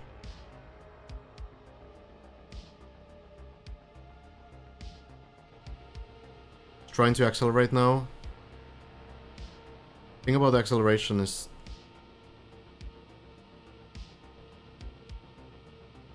I mean, yeah, it's moving along the turbo, which makes sense.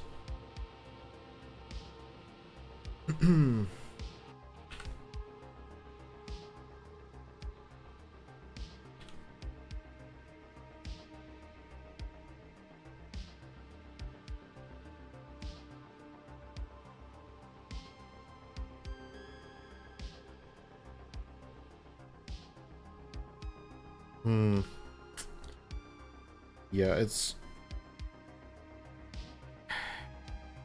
tough to figure out what exactly you would do.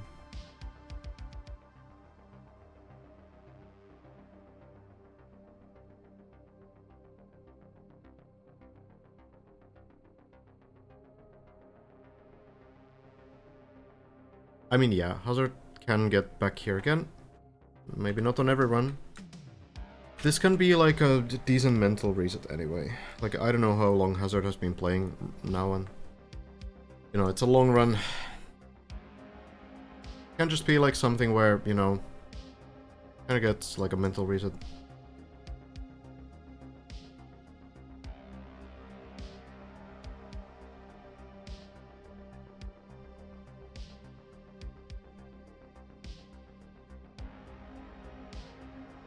Feels like a Mulder, not a mental reset. I mean, it depends on the player, right?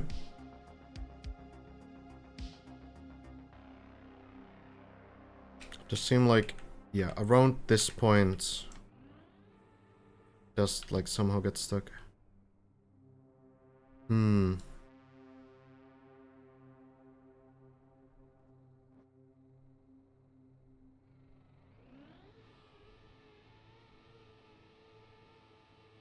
So turbos push you to the direction that you're facing.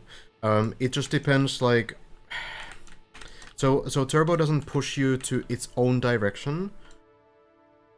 It does give you the boost to the direction that you're facing, because otherwise, I guess when you would enter diagonally, you would like steer to the direction or something, which would be strange. So when you have this line, then you're gonna get pushed towards that line. It's a little bit of a weaker push than if you were going straight forward, because it's a longer line through the turbo, so it gives you a little bit less of a boost. But it still pushes you like towards the direction of the car.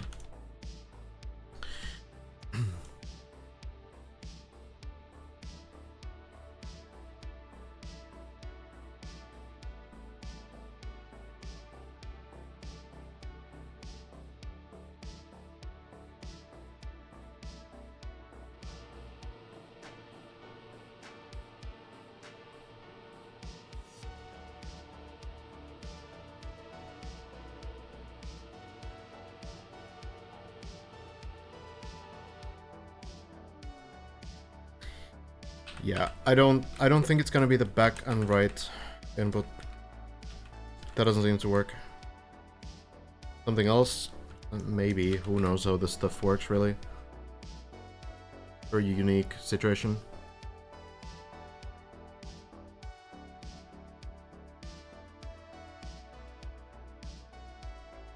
Oh, his core coming along. It's going there, yeah. Working on landscapes. Just got an update on one of the landscapes today. It looks great.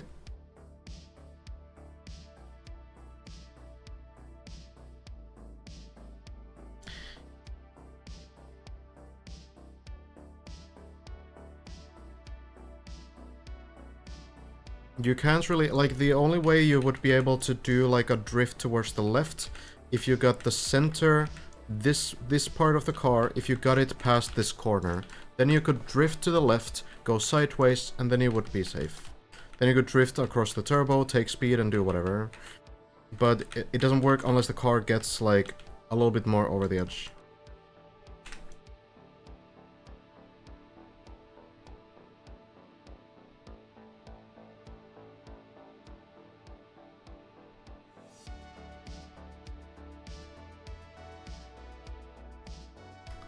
Yeah.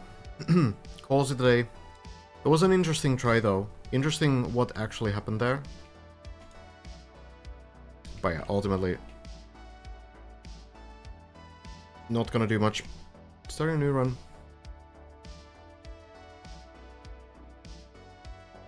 And yeah, like, you know, you can say like, oh, he's wasting valuable time and this is a competition and you're gonna lose and stuff.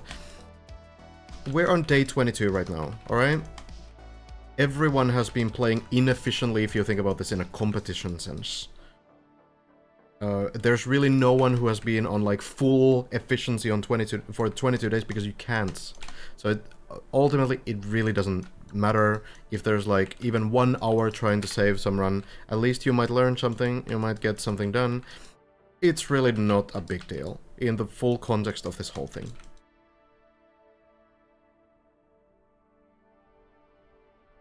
Don't overthink it. I don't think Hazard is very upset about that either. Yeah. It's a small break.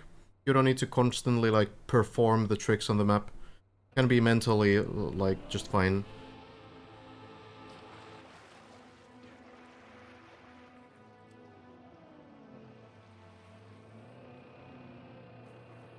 Some climbing going on in the earlier floors too. Elcon seems to be taking a break. Also,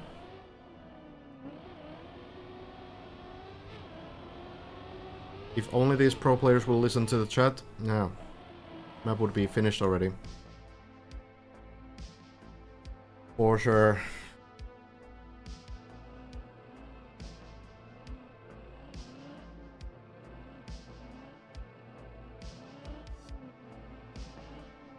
Player, how can you be eating food and sleeping? Where's the grind?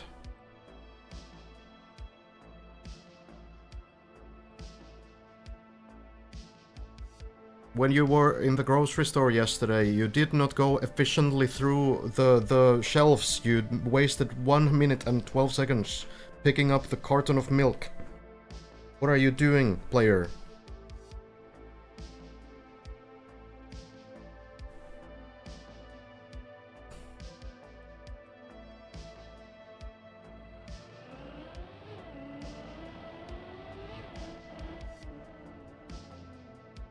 Ellie, going actually pretty consistently today.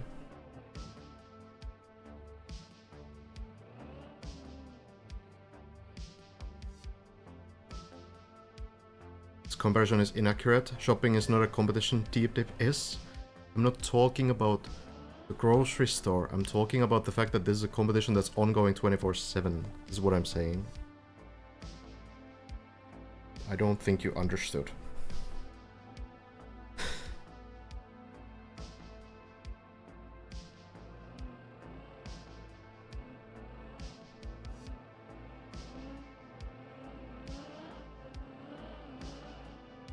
Shopping isn't a competition, you're doing it wrong. True.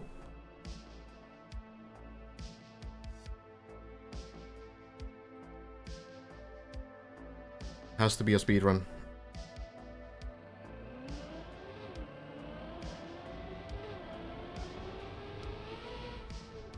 Landing in.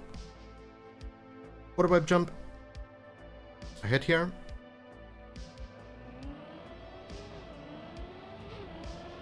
Side flip here. Everyone is doing it like this. It's really only Elcon who did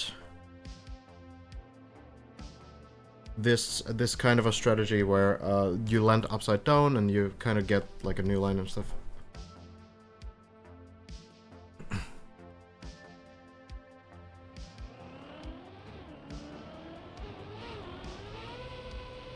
We jump through. Both threats work, but even Elcon is now doing the clean landing. Oh, very close to the wall. Is the turtle staying alive? It will.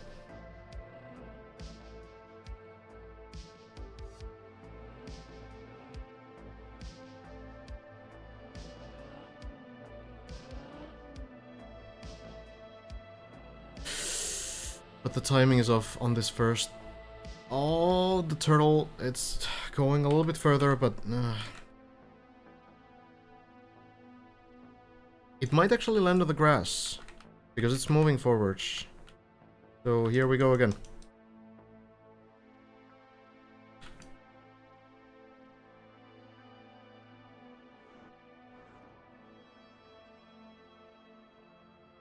Virtual getting a run going. Okay. Virtual, not on the turret though. So we will not follow that one.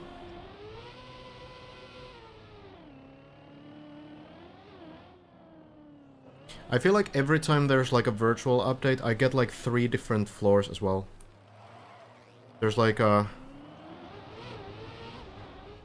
someone saying that virtual is on floor 10, and sometimes saying that virtual is on floor 11, and someone saying that he's on floor 12. And I actually have no idea where it is. And at this point, I'm not even gonna ask about, like, you know, if it's past the ice spin or whatever, because I will get 3 different answers again. Floor 16? Goddamn.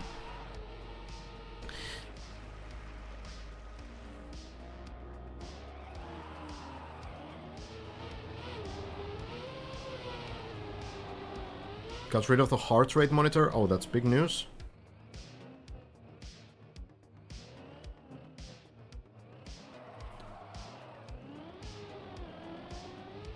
No, I do appreciate the updates, you know, because we don't really see virtual here, so I do appreciate the updates on virtual, because I try to keep track of everyone's progress, so I don't mind it at all. But it's kind of just funny how it's always, you know, so many different different numbers.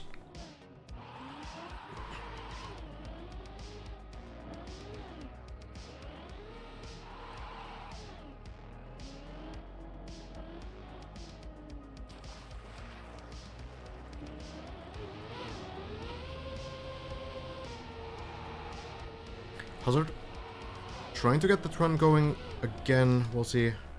Yatella is a few minutes away at least. Elkon also on a run here. Bren got one jump further earlier today. Water tracker. Yeah, it would be great to hear about other players' hydration status. Glad to hear. JJ. Who do you think will win? Yeah, too early to say. I feel like there's still like 5, 6, even 7 players that can take it. A lot depends on how floor 15 is figured out, I think. Because, you know, Lars kind of came out of nowhere, in a sense. Lars was, you know, top 6 or something on floor 10 still. And then, you know, suddenly Lars clears the ice spin, clears floor 11, clears floor 12, clears floor 13, and now Lars is very close to Wildcard. He held the Wildcard on floor 13 for a while, so I wouldn't really count anyone out at this point still. Is this a good time to check out newly released training floor records? I suppose we could.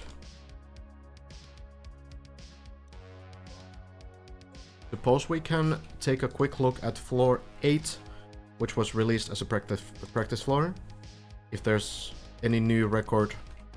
The floor 8 has been released. If some players struggling with some turtles, oh, it's still gonna be Scandier only. Then, you know, you can practice on this one, but nothing too crazy, honestly. It's really the same strats as the players are doing, just like no setups for the tricks and everything. But this kind of does like conceptualize a little bit of the like actual length of the segments. Like, you know, this one 3 minutes can surely be done like a little bit faster still, but some of the early floors are only like 1 minute, 1 minute 20, 1 minute 30.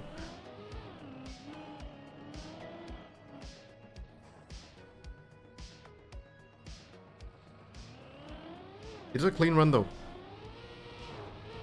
Interestingly, Scandier has granted this one. I don't know if Scandier is still pushing to win. Has reached floor 11, but I think, you know, not playing all that much right now. Oh yeah, basically the same strats. There's this intended quarterpipe jump shortcut.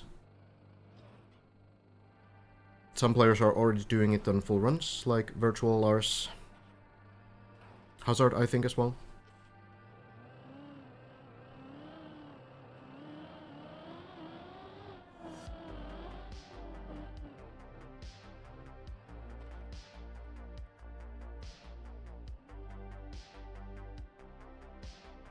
What is with chat today?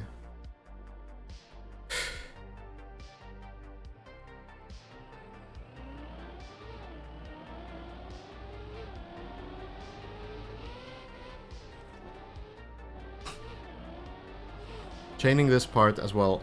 Not a single player would be doing it like this.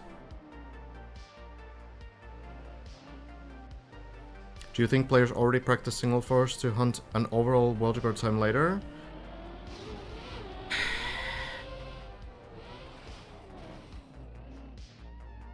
Maybe. I don't know. Maybe. It could be. I feel like Kubas is just showing off on some of these floors, honestly, because Kubas is one of the mappers.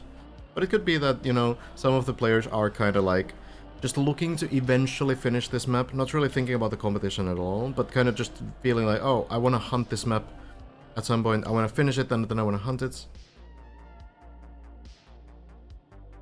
Definitely possible, yeah.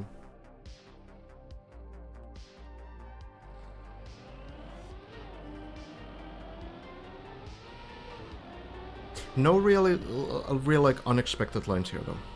Pretty much the same.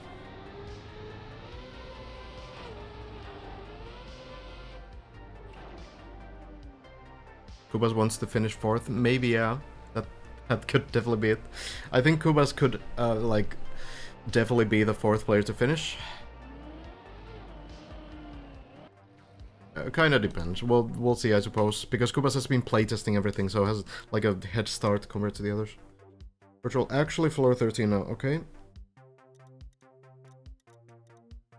Maybe we can take a look.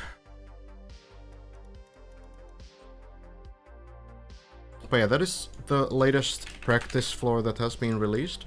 Some players will definitely benefit from that. It really depends on the player, because some players really have this upside down driving, the turtle stuff going just fine, no issues. But yeah.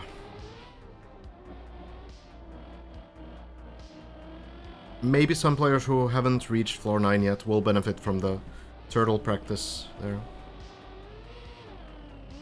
Bobsleigh loop, yeah, we can check in pretty soon. Zord. Rough falls, floor 3. So here you can kind of see it though. Like when you're sideways on the turbo, it will just not affect you. Oh, this is a tricky save to do. Lining up here. Oh, just going in. Okay, fair enough. That makes sense. Is it enough speed? Very barely. Good thinking. Might have done that before. Virtual is very good on ice. Yes. Okay, well, let's take a look. Let me check the virtual thing. Virtual is not on the server, so...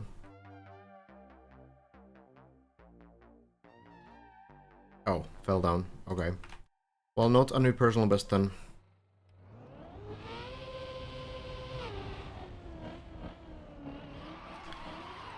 Unfortunate.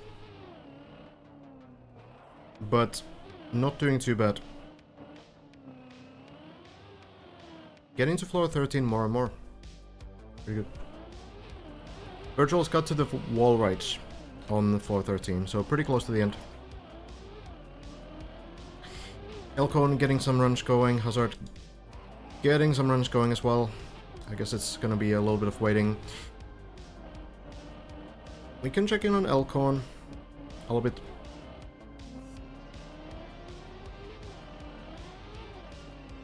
They whisper a secret player's grinded the map since the beginning.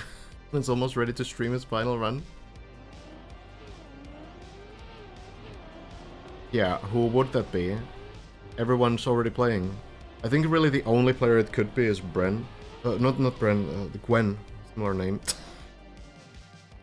Gwen, maybe. Lane has already been, like, practicing some of the stuff that wasn't released, so I think Lane wasn't ever going to participate. Just wanted to do, like, the fun floors for him. Otak. This is not really Otak style, I don't think.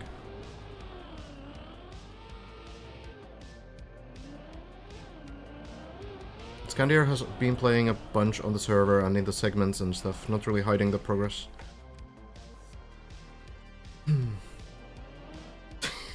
True, Elise. Have you seen Kuba's floor? Yes. Well, Bob Parker already revealed the progress. It wouldn't be like a secret player, would it?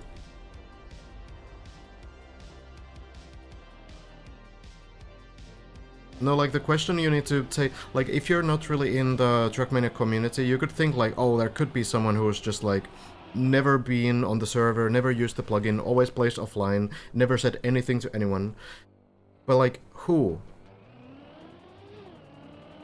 Because you need to have a name as well, right? Because, really, in Trackmania, no one just, like, shows up out of a sudden, like, just completely out of nowhere, and suddenly does, like, an achievement that the best players can't do in this game. Oh, very lucky wheel clip there for Alcon. And, like, we already have the best players of this style playing on the server very actively, streaming, showing their progress. We already have them. So who's it gonna be? Oh, it is you, running Crocodile. Nice, good luck. Typhloom is an ice player, not really a player this kind of style. The best of my knowledge. Like, that's kind of the thing, like, not everyone is good at this type of Trackmania. They might be really good, even the best in the world in their type of Trackmania. Like, you know, you have like some full speed players like Josh, for example, who's like insane at full speed.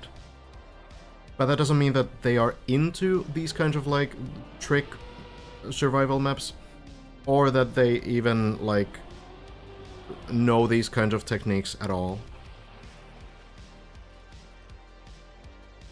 That's kind of the thing, you know?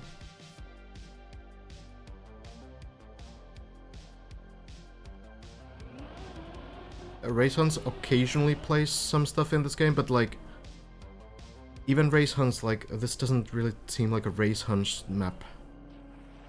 Like a official map hunter, extremely good at that stuff, but like, this is different.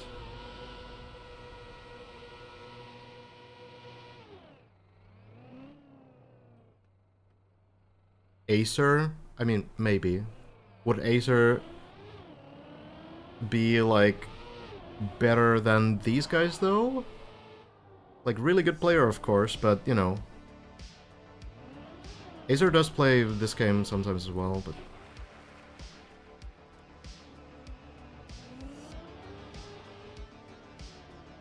Raysons was pretty sick at RPG and TMNF. Oh, yeah? Yeah, it could be like that old school skill set, similar to Simo, might be a little bit limiting in this.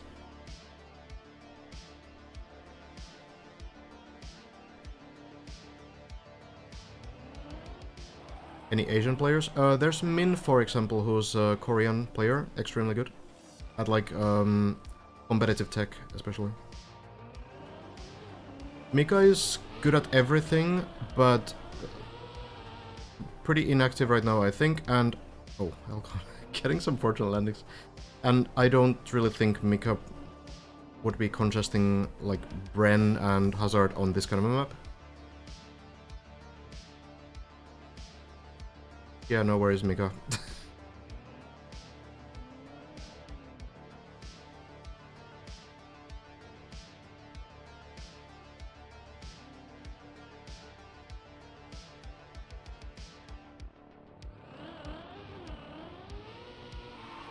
Hey, Big Dude. Top 5 currently is Bren, in order of progress, is Bren, Hazard, Lars, who are all separated by one section.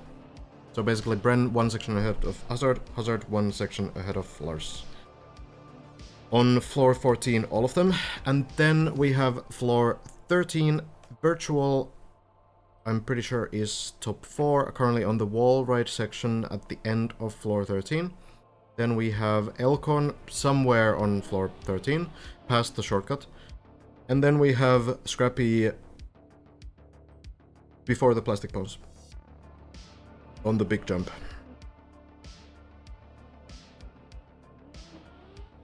What's Otak's specialty? Traditional competitive scene. Otak won XP Evo last year, one of the biggest LAN tournaments of the year. Which is like, you know, rounds on like 1 minute long maps. Very technical, very competitive. Maps that you practice for like, you know, weeks or months even in some cases.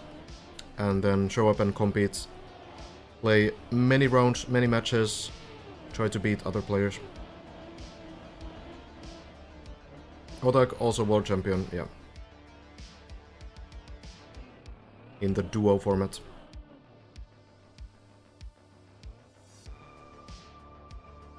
Yannick did play this map, so not really like also a secret player or anything.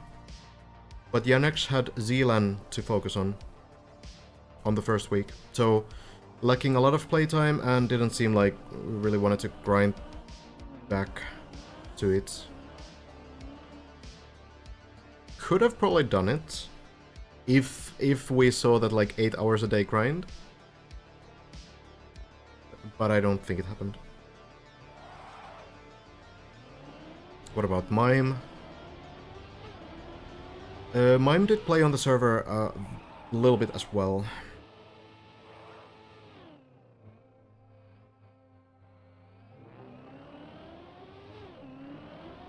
In the beginning. Lamartifies. I mean, maybe.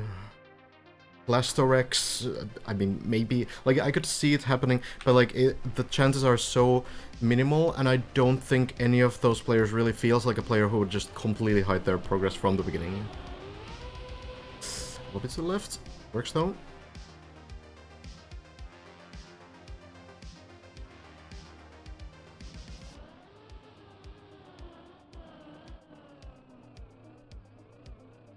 Yeah, it can be fun to speculate, but... You know... It's kind of like the thing like, you know, oh, what if it actually took 66 hours to validate floor 16? But it's like, it just doesn't... the math is not there, right? It doesn't work. But what if actually? And it is on Carl Jr.? Not really.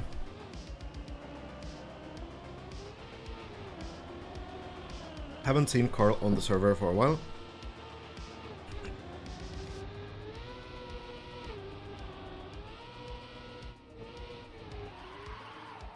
Personal best 860. So floor 8, probably in the very beginning, beam landing most likely. Didn't the TMGL guys hide lines in training back in the day? Yeah. Elcon was one of them. They had like this bug slide line on a map called Grip, which was really interesting, and it ended up being really like good. They were very solid on the rounds with that trick. Was kind of interesting.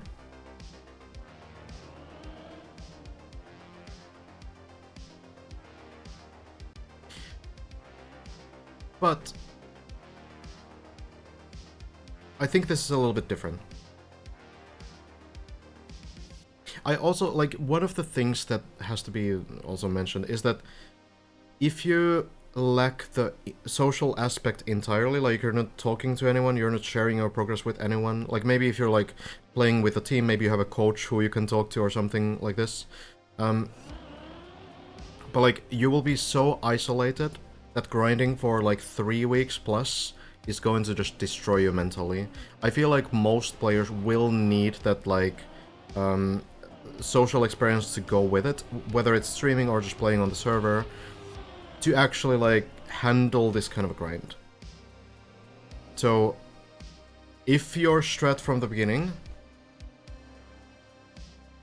is to just hide everything, never talk to anyone about anything, then you best be prepared to have the best, absolute best mental of any player in this game. Not only do you need to be mechanically, strategically the best player, you also need to have by far the strongest mental, because you're lacking on one of the greatest way to relieve the stress, which is to, you know, talk with the other players and, you know, kind of say like, oh damn, that really sucked. And then someone actually hears you and you get like some, you know, sort of support from them. So like, that makes it even less likely to happen.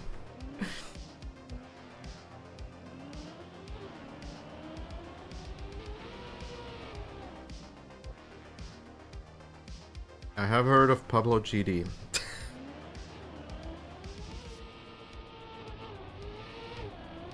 It's probably a little bit different though.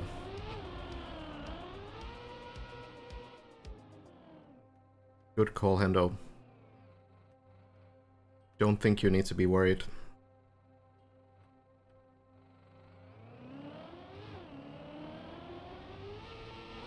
Wasile did grind the shallow dip wildcard, right?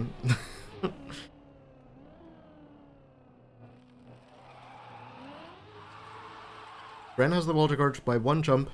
Hazard is second. Lars 1 jump before Hazard.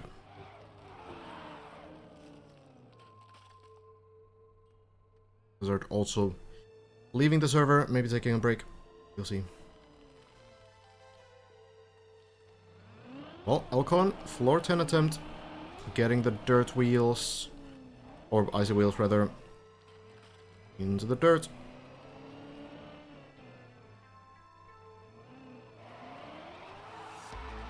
Sliding through. Looks good. Shallow Dip would have been beaten in like a day for sure. It's a lot more forgiving. Not quite getting the line there, but still safe. Just needs to get some kind of a save here. With some patience, should be possible. You can either do a run through from here, from the plastic. That will work. Or you can just turn around on the ice. But Elcon going for the safer. A little bit more speed this way. Didn't large to it pretty quickly. Yeah, but it's different when you've already played these same floors. Done the same, like a lot of the same tricks on this map, obviously. If you went into it completely blind without knowing what's ahead, yeah, it would be still done in one day for sure. Couple hours, yeah, probably.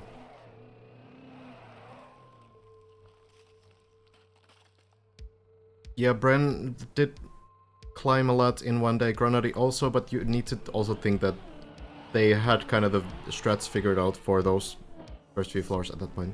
So if everyone started at the same time, no one knew what the map was about, yeah, I do think it would have still been cleared fairly quickly. It would have been a one evening thing. Elcon, a little slow, but manages to get over to the pool, and then into the ice bin. Second gear.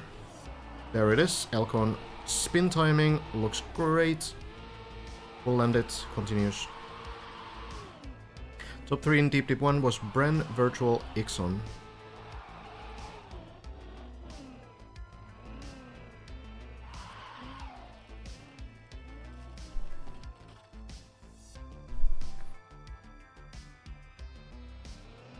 No issue.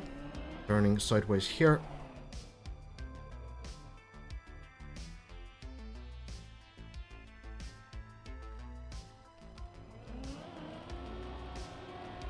Sideways line to make space for this right side turnaround, and it looks good.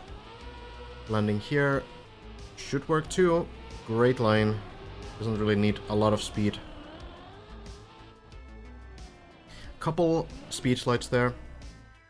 When there's like a more quiet moment at some point, we can also talk a little bit more about those wiggles and the speed slides. There's a couple of those. They might be a little bit tricky to understand.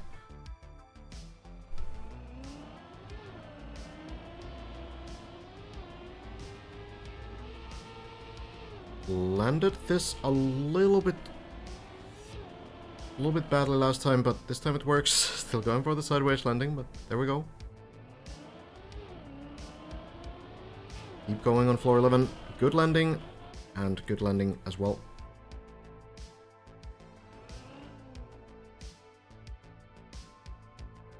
Trying to get the speed for this next part. This one, I think players have found, is not that precise. Elcon still gets a very good landing. Okay, we have some spectator lag, but it's probably fine for the player.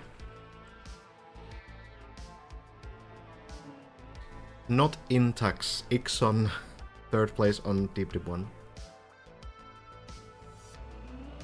Guys, focus. Focus, guys. Alright?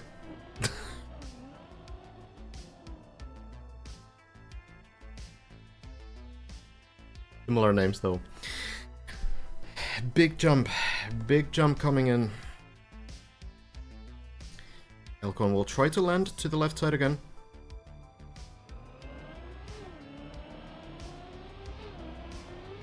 First landing is good. Lands a little bit further to the left than others too. Looks great. Elcon will be going through.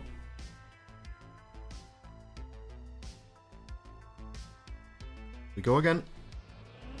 Aiming very much downwards on this plastic. Looks pretty good. It's gonna hit the wall though. Is it enough?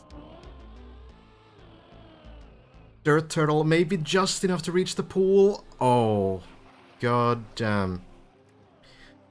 Elcon for once actually winning the coin flip.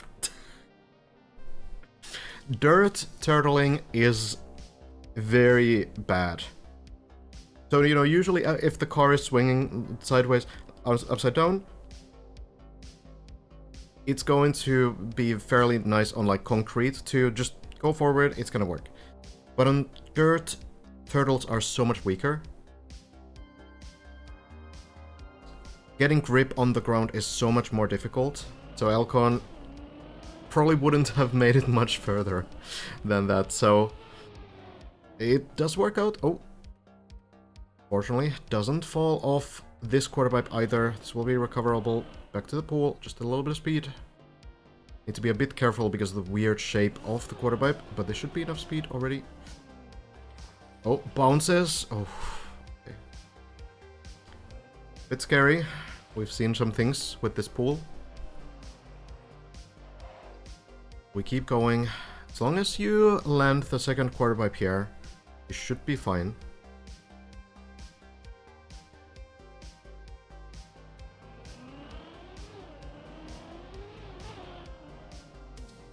This looks good.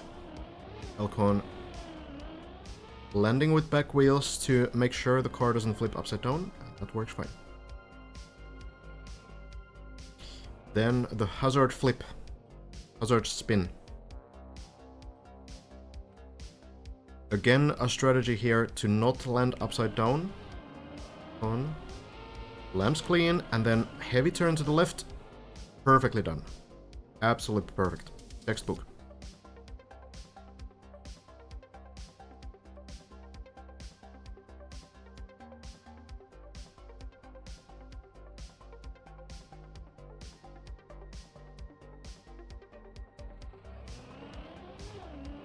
Speed check here. Clean enough landing, I think. Luckily not losing speed there. And we go to the next one. Is the bot down?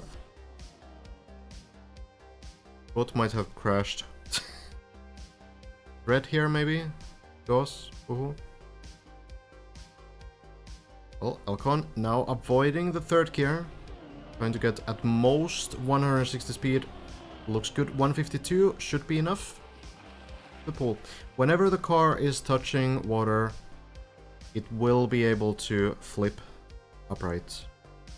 So as long as you get even one wheel into the pool there, you're going to be fine. And the final jump, more of a formality. We keep going. Floor 12, immediately next to the setup wide line. Oh, not that wide line, actually. It's gonna be too slow. Elcon knows this as well. But there's a recovery. You can go back to the pool. Need to be a little bit careful with the jump timing, but Elcon does it well. So Elcon went a little bit too much here when the line needs to be a little bit like here.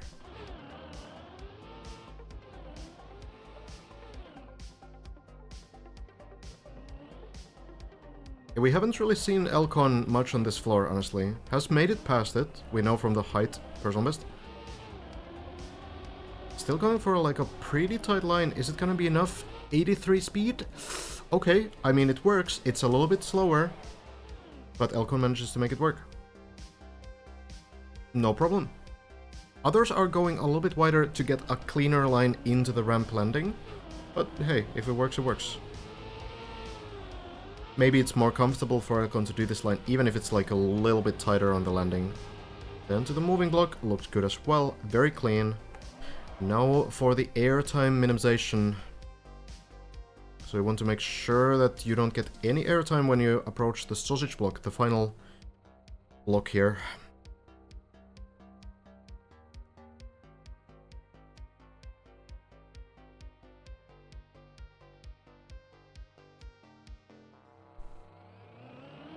Going in. Lands the ramp and heavy to the right. This should be plenty of speed. Very nice. Halfway through. 3 more sections on this floor.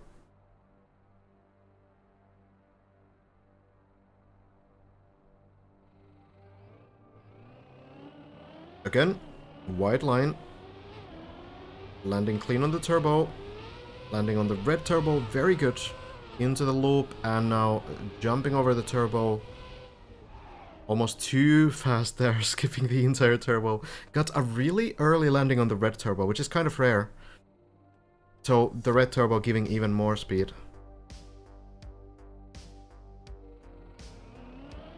But 2 more sections remain. Now over the ramps. Looks like a good line. Very clean. Final part now.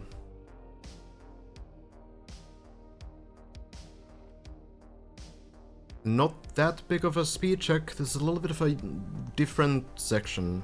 You need to land onto the turbo, then correct your line to the left, and...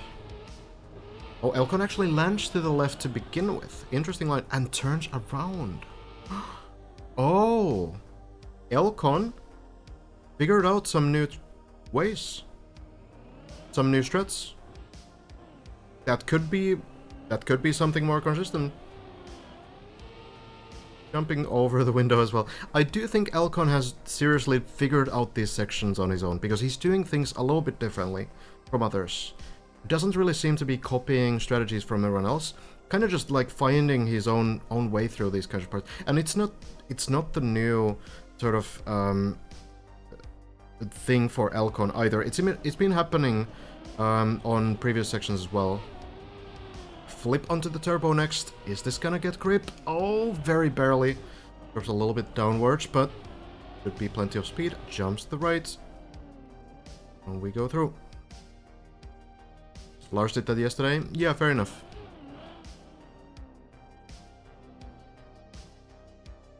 There's probably, you know, someone who has done all of these before, but like the standardized ways of doing these don't really seem like Elcon is doing those. Then into the bobsleigh. As long as you get the first loop in, you will be able to stick to it. So now, just waiting a couple loops, getting enough speed from the turbo at the bottom, then go into the plastic and into the pool. No problem. Bouncing a little bit, but that's working. Not really what Lars was doing. Okay, fair enough. Whatever. Point still stands anyway. Even if someone did that before or not.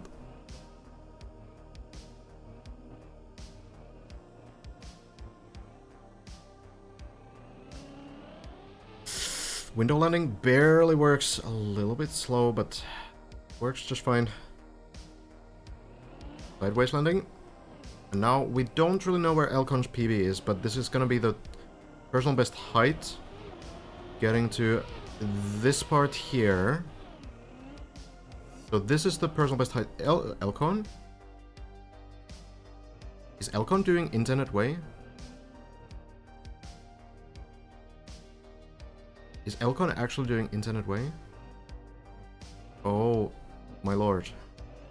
Are we actually gonna see it? No one has ever even gone for this.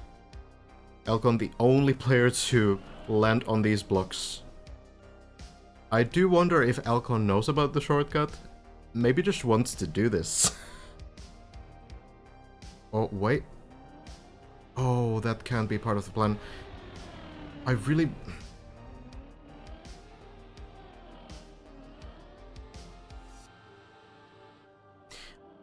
I wonder if the plan was to land with 2 wheels onto the ledge somehow.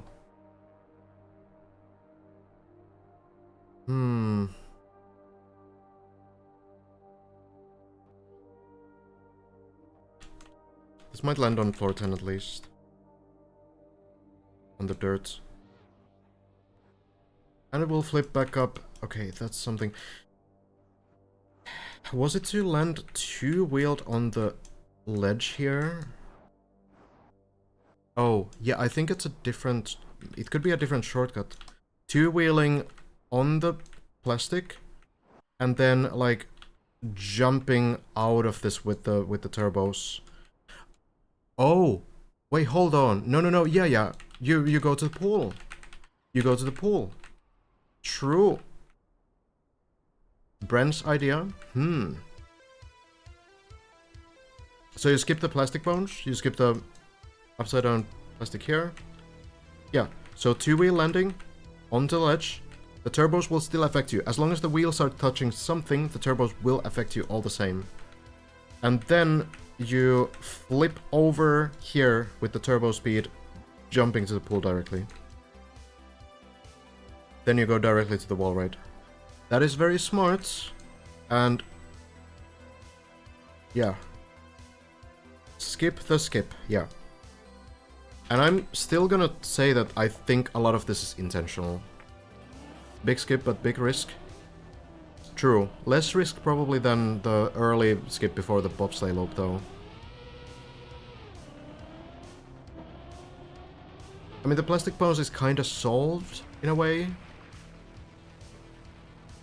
But is this really going to be harder than the plastic bones once you get the, like, strat for it? That's kind of the question. I don't know.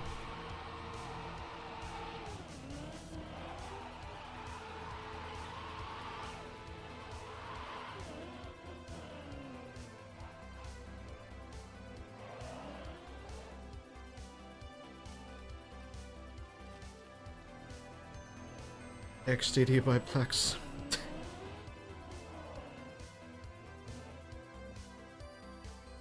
How do we know that he hasn't done it already on those solo days? We don't.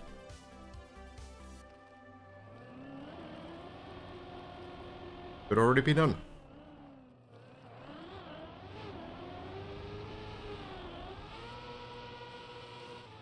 Hazard not on the server right now. Yep.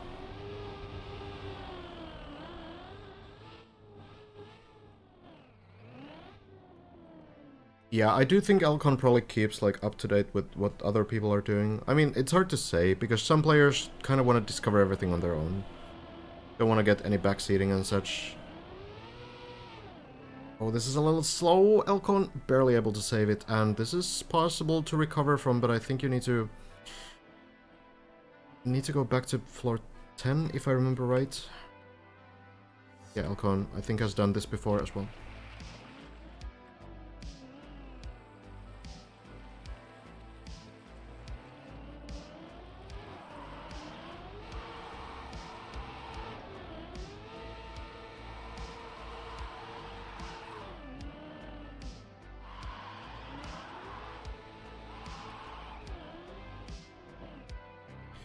Well, we go back.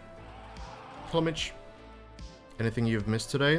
Bren was able earlier to get one jump further on floor 14. Elcon here trying something new on floor 13 that we haven't seen people do. A new shortcut idea. Bren was apparently theorizing it, but Elcon trying to go for it, but not quite getting the setup for it.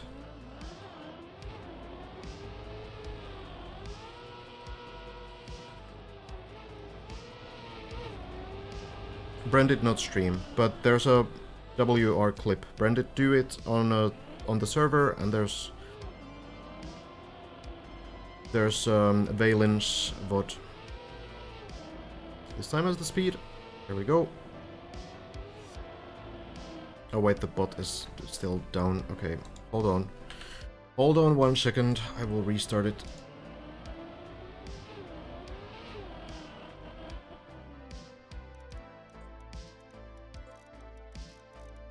I'll just do this.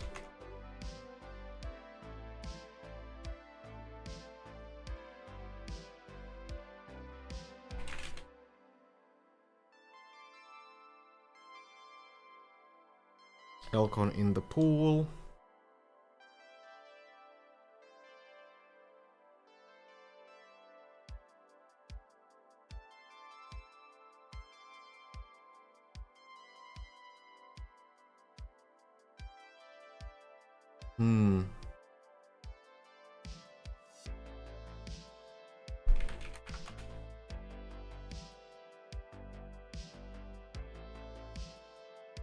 If Elcon can land the ledge, yes, it will work. Yes, no game zone because I'm trying to fix the bot. I know, I'm alt-tabbed. I'm alt-tabbed, so there will not be sound because I'm trying to do things. Patience. Oh, maybe now.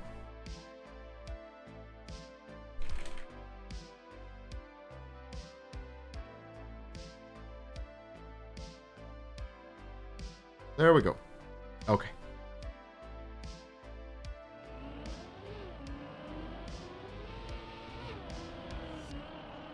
The spin. Oh, it's off though. Floor 8. Best bet. Wow. What a bounce. Well. Floor 4. That's what the save is gonna be. Well, players at this point used to these, I suppose. It's tough. It's tough. Oh well. A little bit off on the spin. Still interesting though. I think the shortcut shows potential.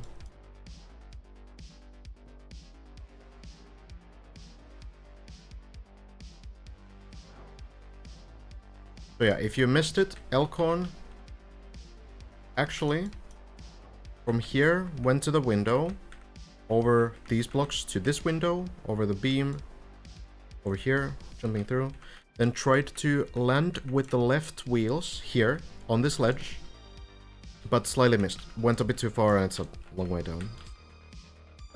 But if you can land this, in theory, you could then take the turbos and with left wheel still on the ledge, you could bounce up from here. It's plastic, so it's going to be pretty forgiving with like speed losses and such.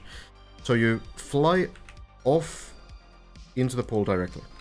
So it's not just a longer shortcut, but it skips the plastic bounce entirely, and it also skips the half-pipe section directly. So you get into this pool over here, and it could work. We'll see. Kinda interesting. Virtual has reached this wall right. That much we know. But then the final jump still, we'll see. Still goes. We'll see. Floor 14 starts here. Cut looks harder than the bones. Maybe so. But if there's a good setup for it and it works consistently, then, you know, it's not only going to be a time save, but also it's going to skip a lot of the stuff after. So currently, Hazard trying to clear these jumps. Lars trying to still clear the quarter pipe jump here up on the platform, as far as I know. And Bren is trying to figure out this one. Had 3 attempts on this. Right now, like, there's a lot of ideas. Basically, there's like a bunch of red turbos here. So what it could be is that as you touch any kind of a wall, your wheels are touching like something. The turbos will affect you. If the car is airborne, the turbos will not do anything. For example, like jumping in the air over here, that's not gonna work because the turbos will not boost you if you're not touching anything with the car. But there could be a strat like this. Bren tried to, you know, take a clean line to the left, but because the quarter pipe is so thin here, it looks pretty rough. But then had a pretty interesting attempt where the car touched the ceiling, this block here, and the car was pushed a little bit towards the pool, but not quite enough. But it could be that the strat is this.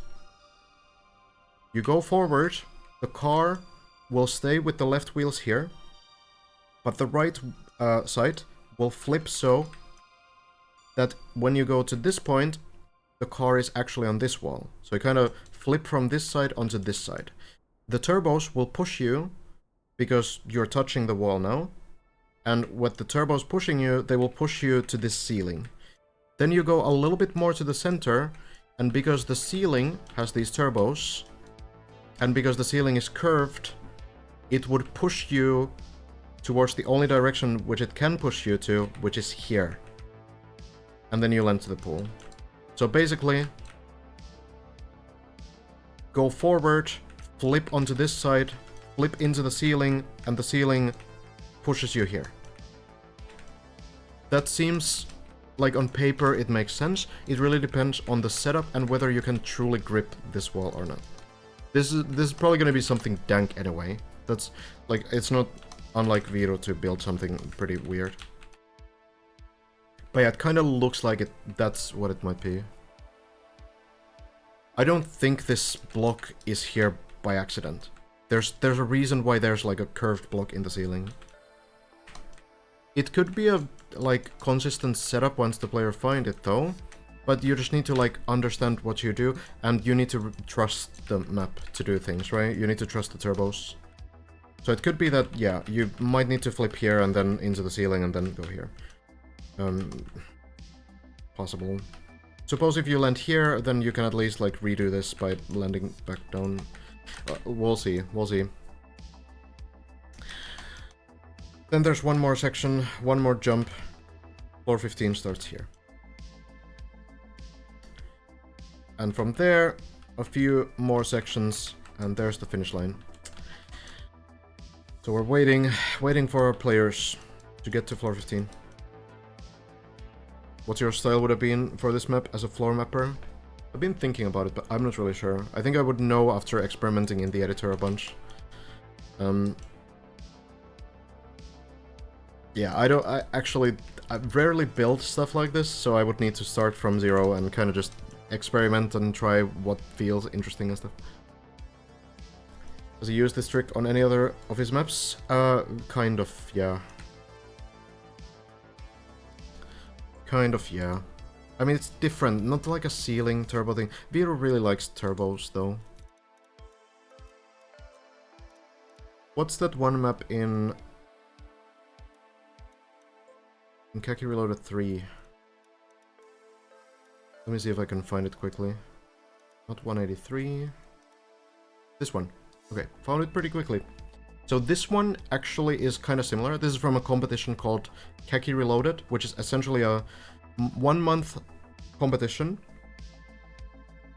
It has these 75 like lucky, random, extremely difficult maps.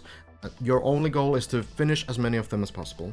They're usually pretty short, like 20 seconds long or so, and you know, you just try them like 1,000 times, and eventually you might be able to finish one, and then you move to the next one. And there's a server rotation that works.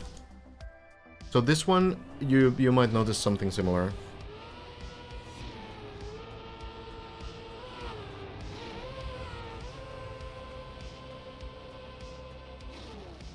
I don't even know what this is, really.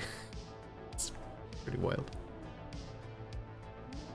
There's like slow motion blocks and some other stuff. And then a speed check, basically an engine of speed check, meaning that, you know, your engine turns off when you get to this final part. And then you just need to hope that the car has enough speed to get up this hill and into the finish. Tally is really good at Khaki. What even is this? It's cruise it's cruise control. No brakes. No steering, so your angle needs to be very direct as well. I guess it's not engine off, yeah. Yeah, it's complicated. But you know, this kind of like a turbo wall idea, Vero has done this before. But it seems like the turbo wall on that map is really like just not that crazy. But okay. Seems to be a little bit of a quiet moment now on the map, so I figured I could maybe use this time to also explain a little bit more about something. We kind of talked about ice yesterday, so what we can talk about today is speed slides. Just really quickly. So we are gonna make a dirt thing here, and I'm gonna show you the reason why sometimes on the half pipes on floor 10, players are doing speed slides. I can show the run after this, I show. Again. No one has tried an Uber. Well, maybe someone has tried an Uber. But, you know, probably not with very good results. So, okay. So, at 200 speed when driving forwards, you can do something called speed slides. When you just press forward like this, you know, the car will accelerate, it's gonna go through. But on dirt, grass, and plastic, you can do something else, which is the speed slides. So when you see people do wiggles, why am I already faster in the start of the map? How does that make sense? I'm not pressing anything. Okay, let's just do another run. Maybe I wasn't fully pressing forward. What? Is there a new bug in the game? Okay, literally no idea what's happening with the ghost. Or whatever, it doesn't really matter. No, it's just... the ghost is broken. What? Huh? Are ghosts broken after the patch? There was just a patch like a couple days ago. Okay, so... alright, whatever. Game is broken. Whatever. So, anyway, we can just look at the time then. Nadio, what are you... Anyway, whatever. Whatever. I don't care. It's the same time as the ghost, so it can't be... whatever. Disable ghost plus plus. I don't think I even have it on. Do I? Oh, I do have. Should have it on. No, I didn't have it on. No, I don't... okay, whatever. Doesn't matter. So, okay. So here...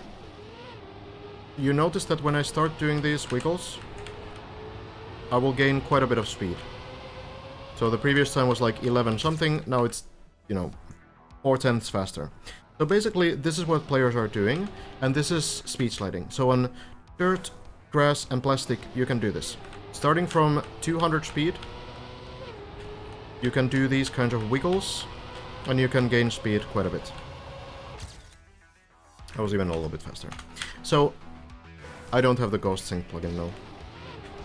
So the only thing you need to watch out here is the gear, because you notice that when I just do the wiggles, what happens is that I have the 4th gear during this. You can see the backlights of the car.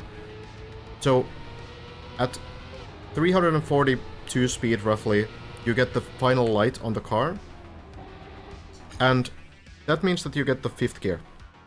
So, the only thing when you're doing these kind of speed slides or wiggles is that you need to watch out for the gear. Because when I just wiggle through the gear shift, I get a bad gear, which means I get a slowdown.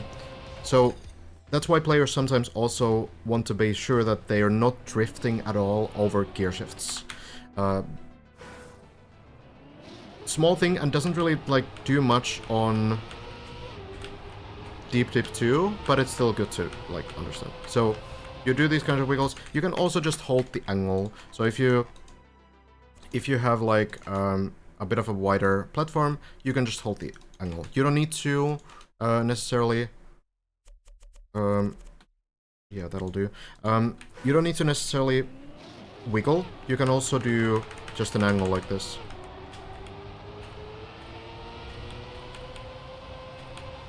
And that will also give you the speed boost. This is like pretty usual on full speed maps to do this kind of thing.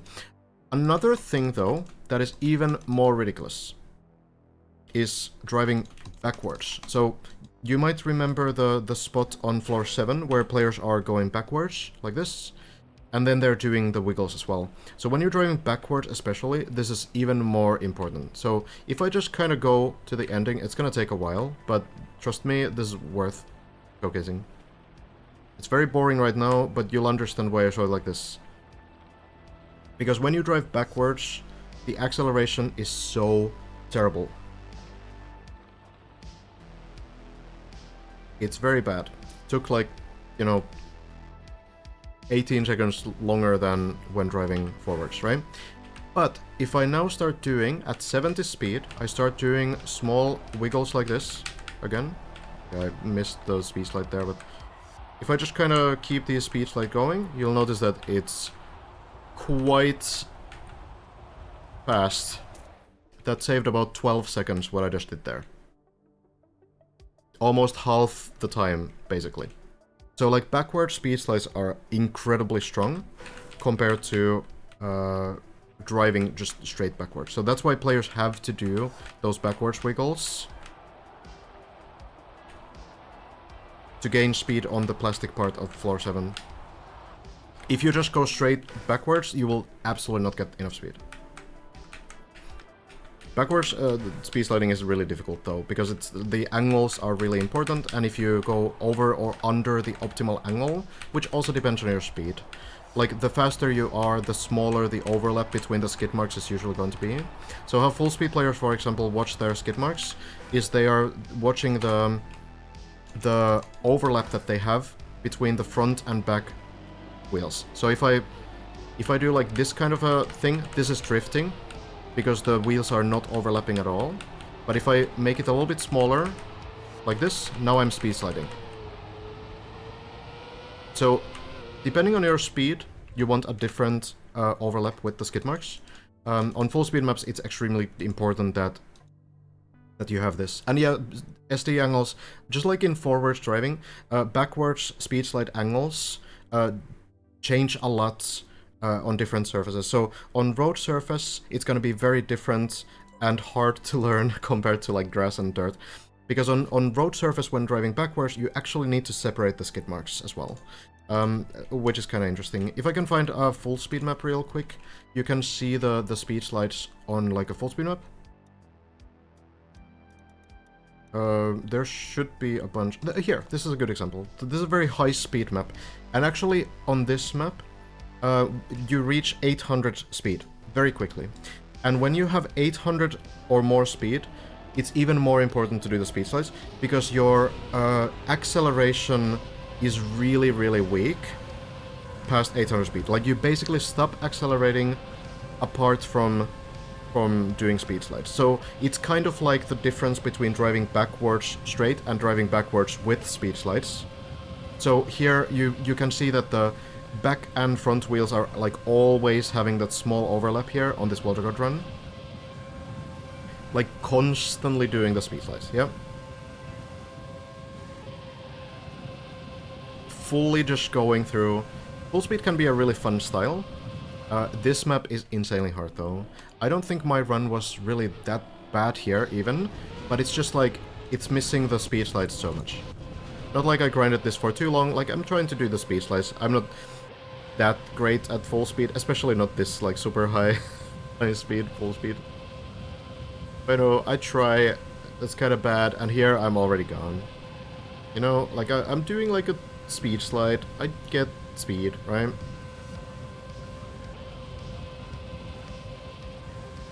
But it's just not enough. Elcon here too. Elcon is really good at full speed. You can also do upside down magnet speed slides, which is wild, but you know.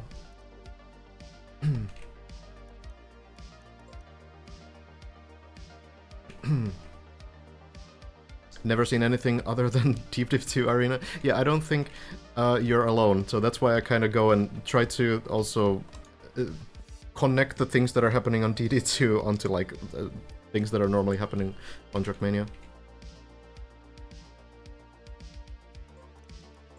We can jump back in.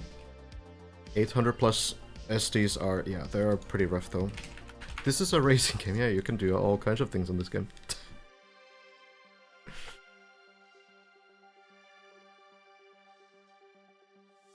Please show a proper Uber. I don't really have a good go-to map for that.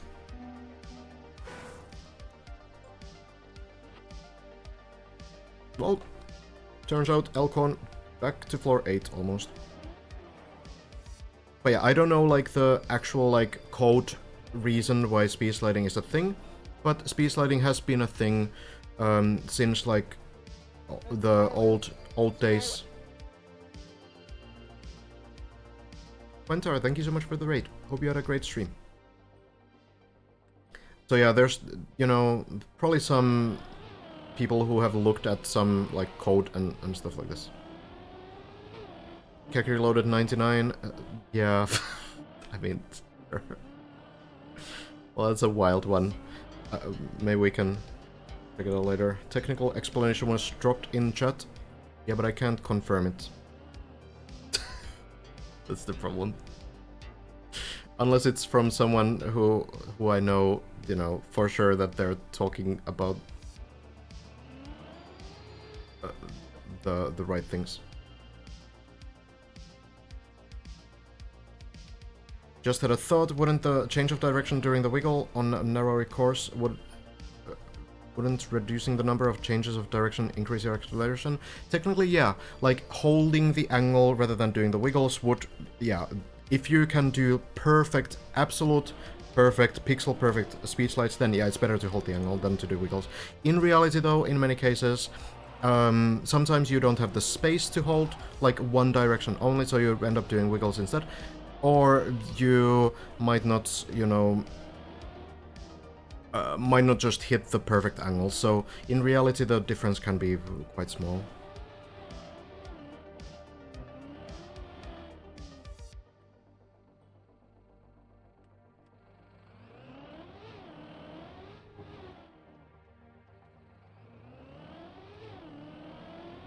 Are there any test runs for that full speed map? That map? Probably not, but there are some full speed maps. I don't know the reason for default movement either.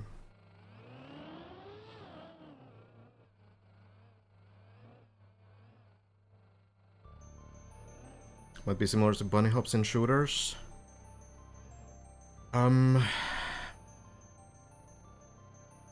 Like the diagonal movement thing.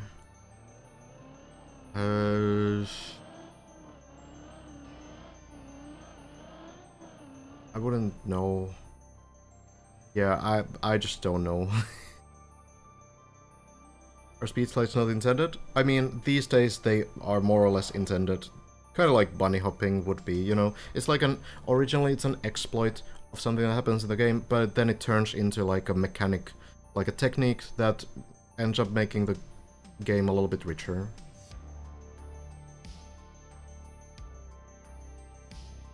Hello, Pizza Coach. Do you know if someone tried to turn around and jump to the half pipe directly instead of doing the plastic drop bounce on floor 13 after the big jump up? The plastic half pipe, I guess you mean. Or, yeah, I haven't really seen anyone, like... I've seen a lot of ideas with the shortcut around that area, but nothing really has been tried, not too much.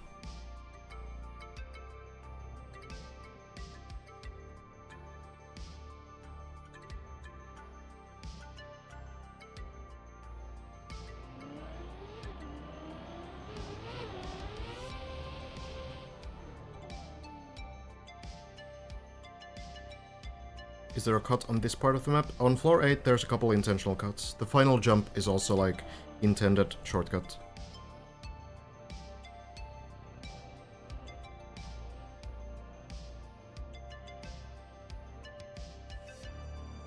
At least in Trackmania you don't need to have 20 different FPS pints. That's true. You do need action keys sometimes as a keyboard player. But it's pretty simple, like, in terms of what you can do. Like, you know, you can press forward, left, right, or back. But then there's all this depth to it that's definitely making the game more interesting. Hello, Ale.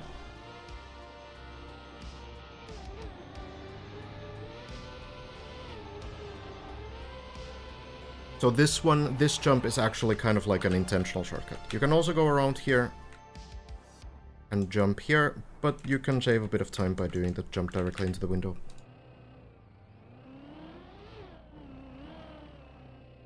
Epug, thank you for the 17. We're doing well.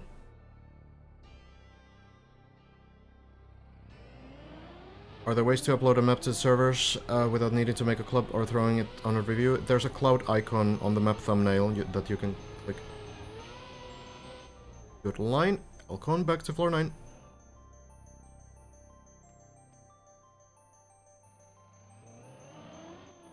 It is related to full grip, limiting your speed by different function where only speed matters.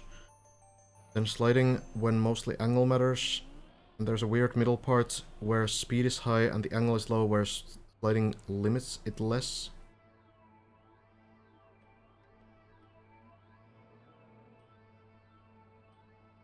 Maybe. Yeah, again, I can't confirm that because I haven't looked into it enough. I just know how it works. I just don't know, like, why it works, you know? But I will say that that sounds possible.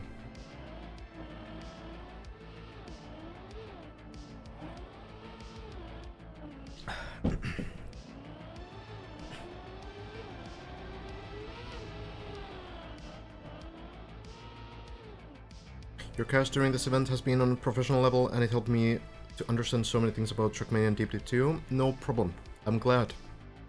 That's what I've tried to do. So good to hear it's working. And if you guys are like thinking about something specific, like some other concept, oh, Elcon, a little bit of lands on the pole, that's probably the best way to fail this. You can get back to the low jump. I think the go-to strat here is to land on the plastic and then onto this beam.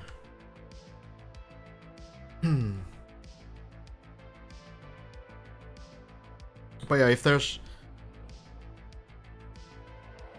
some, you know, concept or, you know, something similar to like ice gameplay or speed sliding or whatever, feel free to ask and I can maybe find a good time to explain something similar. If I can.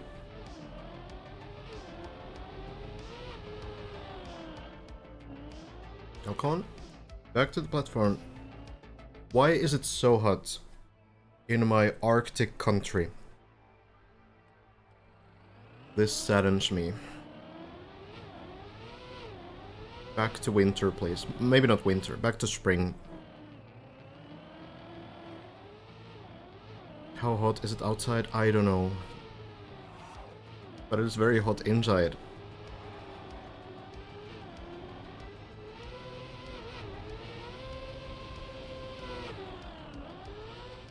Just wait until next week. Yeah, I know, it's gonna get even worse. 12 outside there. You live in the true Arctic, I guess.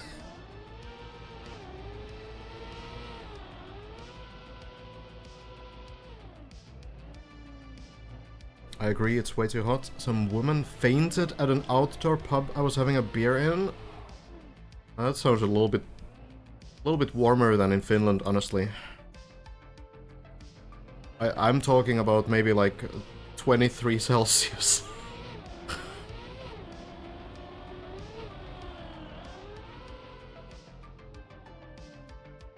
No, maybe it's a little bit more, honestly. But you know. Oh, you're in Turku. Oh. Ouch.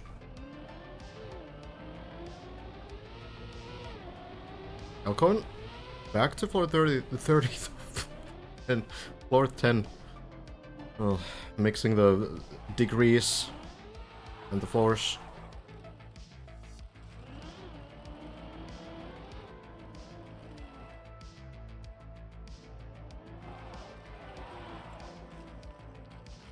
Branded play off stream, yes. There's the WR clip. Balin, fortunately, was streaming that.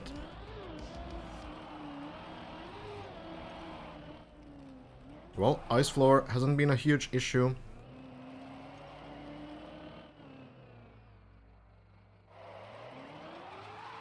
Notice on some landings, some players do accelerate plus brake. So sometimes they might just be tapping brake. Right?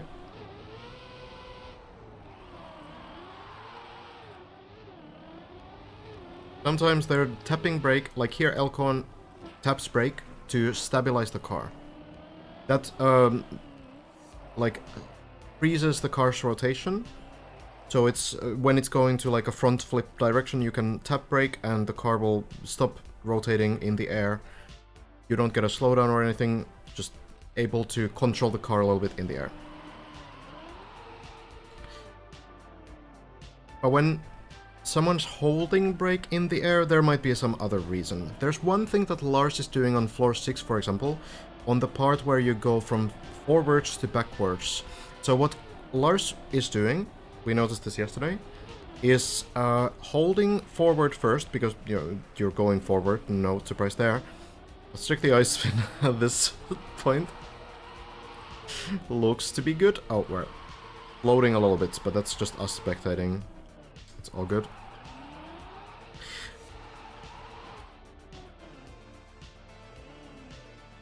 So, what Lars is doing is holding forwards first, then you flip backwards, and Lars is keeping the forwards still held. And then when you land, Lars is holding backwards and forwards at the same time, for like 1 second before only pressing backwards, because there's this backwards transition there. So then you go backwards a little bit and you jump up the quarter pipe and stuff. So this seems to be a way to prevent the car from getting inverted steering, which sometimes happens when you switch from forwards to backwards driving. So sometimes, you know, you go from forwards to backwards, then you try to turn left, and because of how you did the transition, the inputs are inverted, so you're actually turning to the right. So that's something that players try to prevent with these kinds of things. Usually you wouldn't, like, just on like a forwards to forwards section like here, you wouldn't really like hold forwards and backwards at the same time, generally speaking.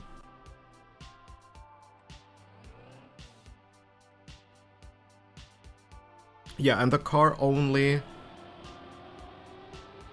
A car only slows down in the air if you release acceleration. You can hold brake in the air and you know, not slow down.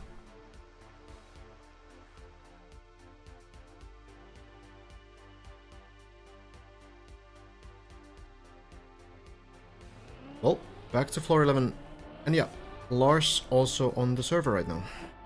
Getting the grind going. Weekend grind.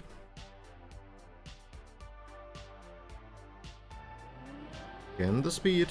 Then jumping to the left. Landing is good. Landing here looks good as well. Nicely done.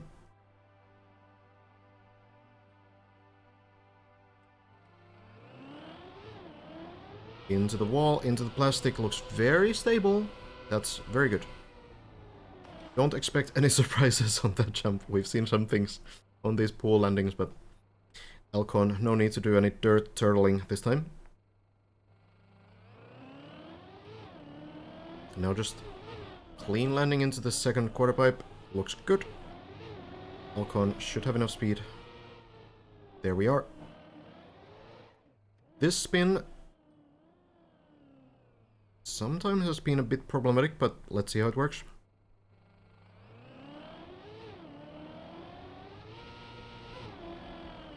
In a round, looks great. There we are.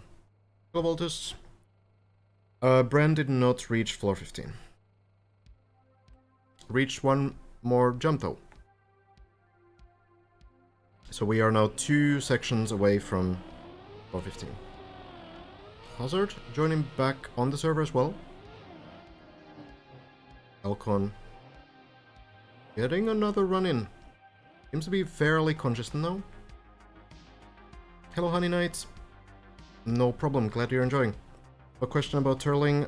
Why does turtling on floor 8 look so much easier than other turtle occurrences? It's basically because it's built to support that.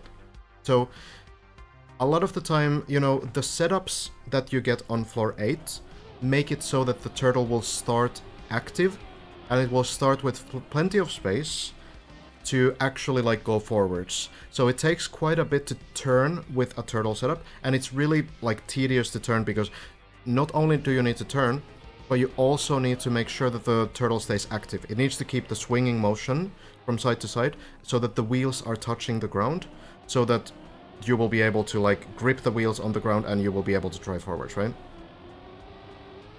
Elcon, oh, scary bounces, but still makes it through. So basically, usually when you get an unexpected turtle, when you kind of like just land in a turtle somehow, a lot of the time it doesn't have like that initial speed that you get from the turtle setups on floor 8. So you need to kind of like get the turtle going in the beginning, and it's even possible that you will like completely begin in like a dead turtle, so there's nothing you can do at all.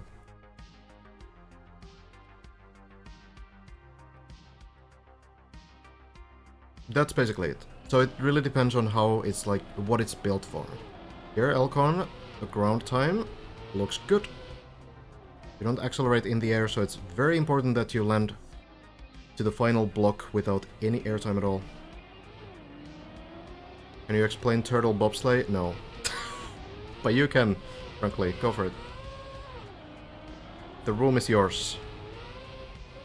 Elcon actually gets so much speed on this jump. It needs to slow down a little bit. Yes, wet wheels and icy wheels, anything that lowers the grip of the car will also negatively affect the turtle. It's landing here, close to floor 13. Yeah, so the problem with wet wheels and icy wheels is that the grip is lower, and the whole point of turtling is that you keep the car swinging from side to side and you get grip on each side. So if you have anything that lowers the grip, turnaround shot from Elcon again. Looks to work. Clever. Here we go, floor 13. Could be safer or might not be safer than the backwards landing, I don't know, but looks pretty good. But yeah, anything that affects the grip negatively, also like turtling on ice, it's kind of like GG.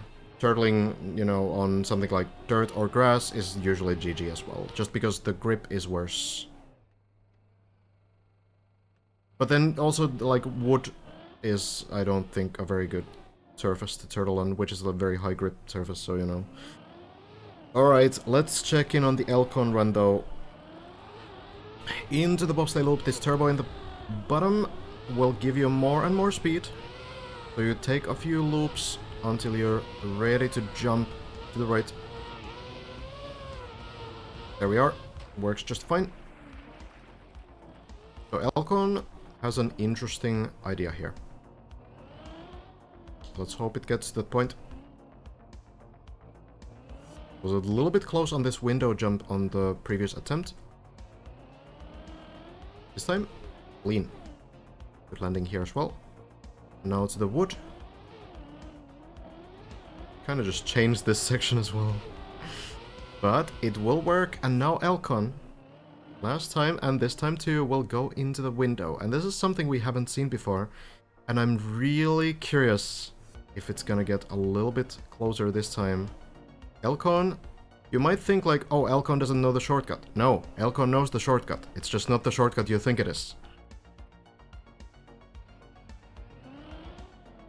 So now, two-wheeled onto the ledge. You gonna land it?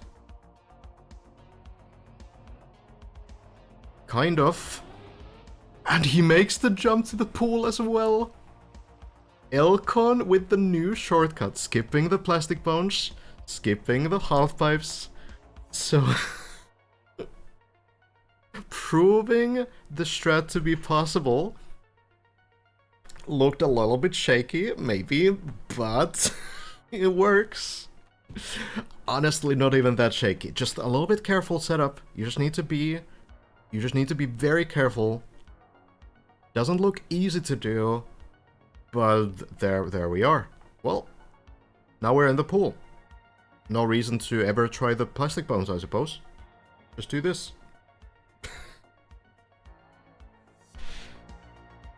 This could be something that other players might adapt to, and it's probably going to be a new personal best. Well, server chat is active, it's just everyone's quiet. Everyone's speechless. Plexity got happy there for a second that someone might do his full wall ride. I feel like this shortcut might also be known. I feel like there's like 10 shortcuts on this floor, honestly. This is probably not the best one either. I really think that Plexity is still just XTDing, honestly. I don't think anything has changed. There are some fun intended cuts here. Okay, Techie confirmed. Alright, +1 information, guys. We finally have it. Thanks, Techie. So Elcon into the pool. Now the wall ride. This could be a new height record for Elcon, but needs to get a little bit further still. But yeah, looking at Elcon here, probably a personal best already. Classic Techie. Hey, we wait for the timing, you know? And it's gonna happen. one of you guys. There's like 18 people, all right? One of them will always talk, all right? No, I feel like it was already confirmed though. Plexity already said earlier that Plexity kind of predicted how this floor would be played, so I feel like the first shortcut was already intended. Let's check the wall right now. Front wheels up, this is definitely enough speed, and now landing sideways looks very good. Oh, a little bit scary, but car will land and Elcon is through. And this is a 4th place. Virtual has made it to this jump, but from what I've heard, has not landed this. Has landed this upside down. So Elcon with this upright landing has gotten the 4th place. 3rd place, pretty far. It's in the last third of floor 14 now, but maybe Elcon can get there. There's some VODs to look at if Elcon wants to. Now just going over the ramp here, landing here. It's gonna be the next part. And then the final plastic section where you need to be a little bit careful. You don't want to get the wet wheels. It's doable even with the wet wheels. So if you don't get enough speed, get the wet wheels for the final jump. That's all good. It's still possible to do. Elcon just chaining it. Turning around. Looks to be clean. Avoids the wet wheels, I think. That was far enough. Then to the left. And barely missing the pool. It's a great try from Elcon, but unfortunately it's going to go far. Well, okay, not the worst landing. Floor 9, that's not the worst. I feel like Elcon, after getting the weirdest mistakes, like, not mistakes, but like weirdest falls, where the car just bounces everywhere and flies off the track, now, finally, getting a little bit luckier saves here. Can continue from floor 9. And keeps going. If you guys haven't seen this one, hold on. Let me show this one from yesterday. There's one of the moments from Elcon.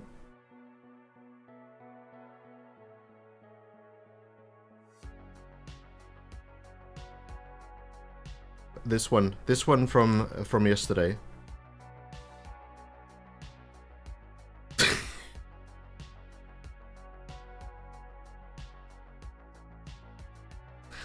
Like, what is even happening, honestly, to Elcon? How does this even happen, really?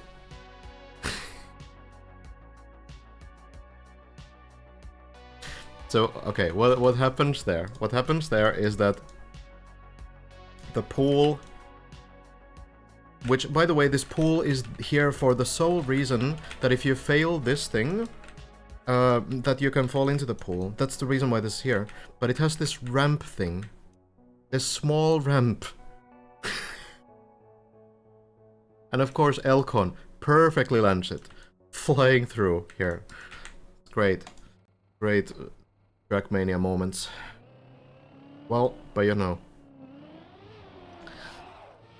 It's plastic as well, yeah. Can you show how far the first place is? Sure.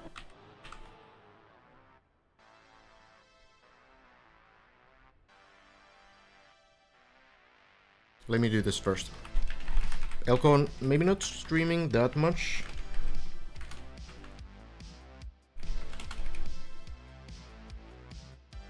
This week, but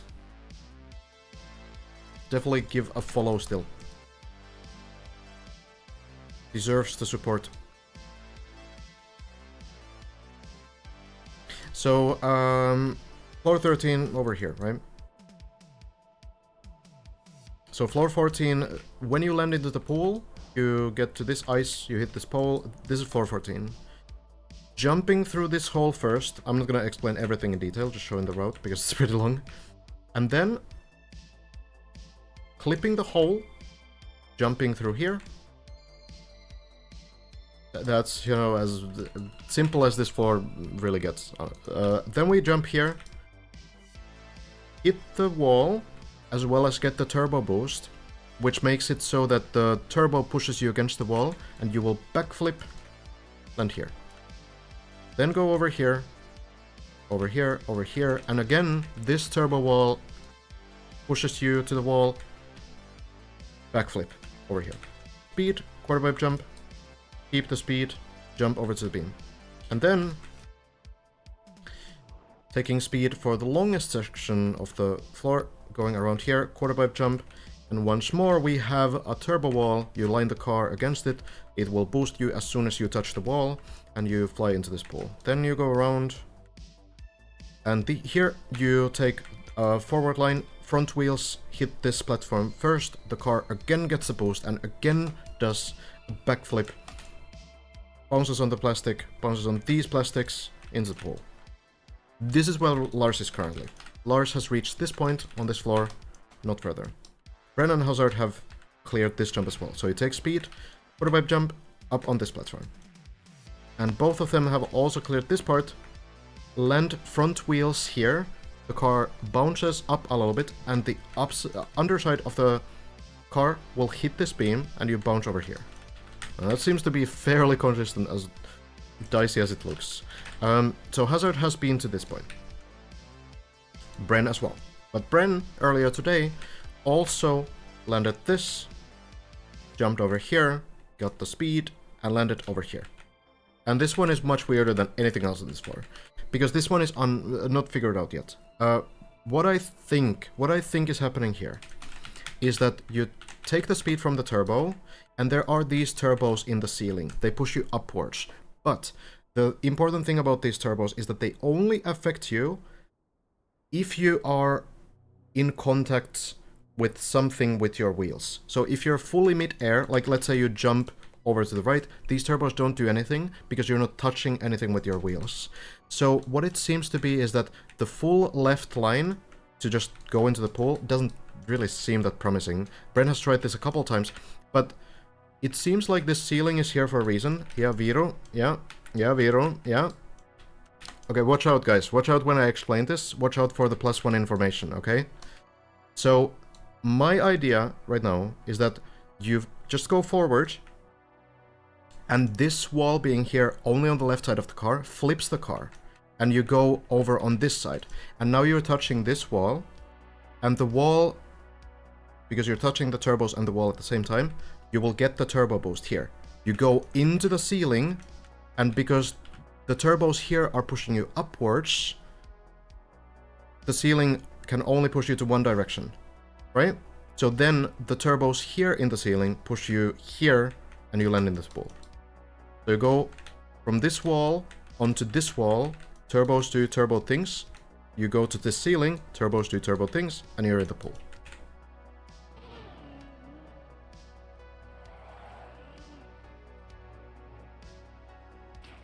Viro? Awfully quiet right now. Okay. Mm-hmm.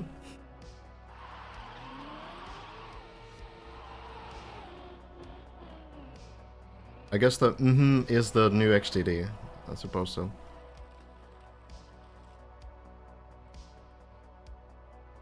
Any idea what happens after the pool? It seems pretty simple. There's just like a speed check jump to floor 15 after. Maybe there's more to it as well.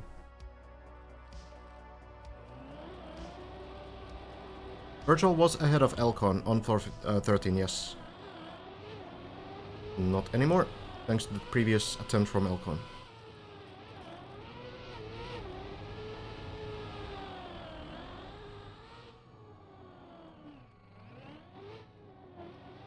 It's a pretty wild floor though. So well done, Vito. Well, back to floor 11 we go. Oh, that's a pretty rough jump. Is it gonna land anywhere? Right through the hole. Maybe floor 7. It's on some kind of a plastic. I have no idea where we are. Probably back to floor 6.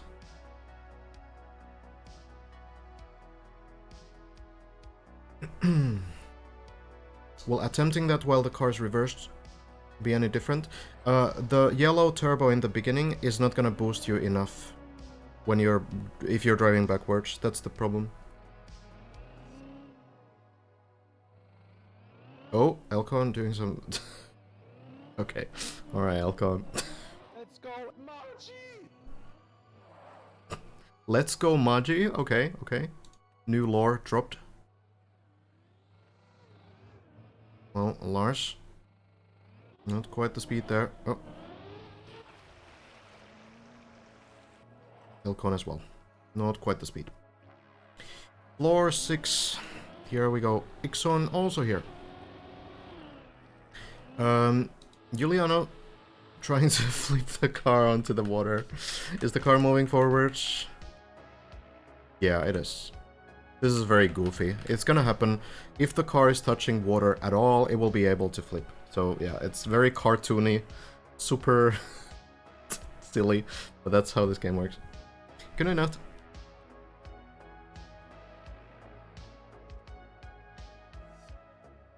Both Lars and Elcon doing the same saves. Let's see if Hazard can get through this.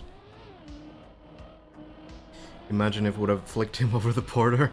Yeah, I don't know if there's any rhyme or reason to, like, which side the car flips to.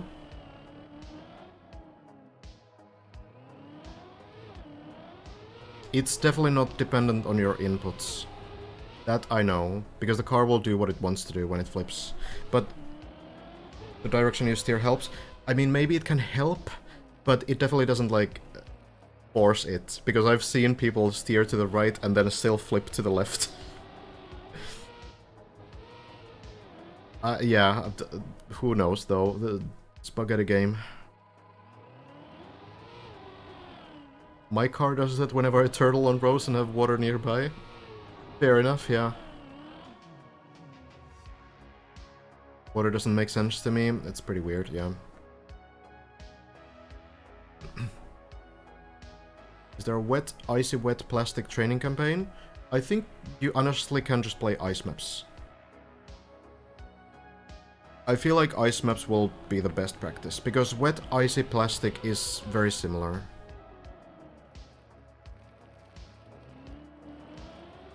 When was the last floor that wasn't discovered by Bren first? Was 11 discovered first by Elcon? I'm not 100% who got there first. Elcon got first to floor 9. Elcon was at 11 first, yeah. Elcon was first to 9. So, okay, this is what I remember.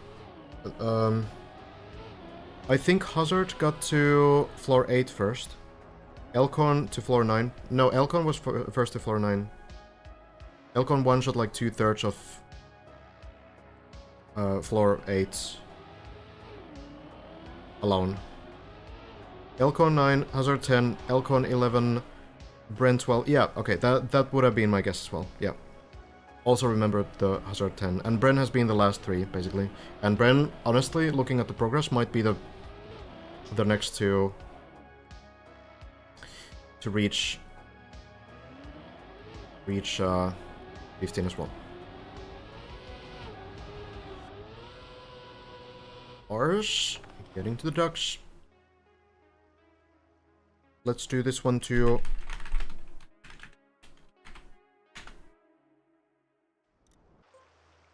Lars putting in the grind as well. I think Lars has actually seemed to kind of ramp up the pace already. Not sure if everyone else has done it, but I feel like Lars is kind of pushing a little bit more now. That's what it kind of feels like. And, I mean, it's working. Lars very close to the other two right now. On floor 14. Does Skarsgård's ice training campaign still work? It wasn't built for this ice patch, but it probably still, like, mostly works. Hazard falling down, unfortunately.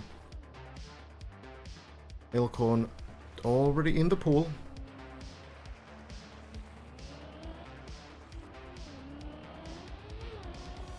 You don't really randomly get Ubers. First of all, you need like a lot of speed to initiate one, which you can't really get from here. Like 400 speed or something is generally required, I think. I think it's very situational and rare to get lower speed Ubers. So you don't even really get the speed almost anywhere on this map at all. And then you would need to set up for it, and then you would need to actively go for it to actually get it.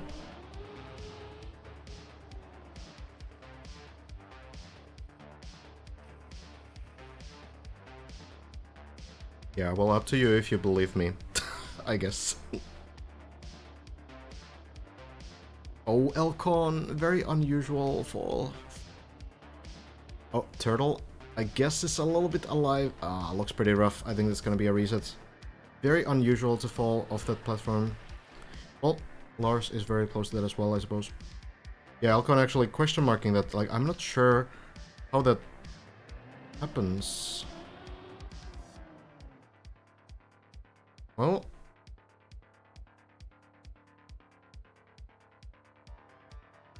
Techie? Any explanation?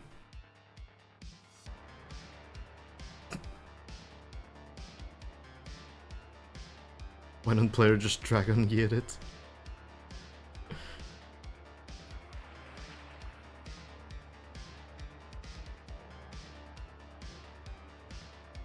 Oh, the ball at the end.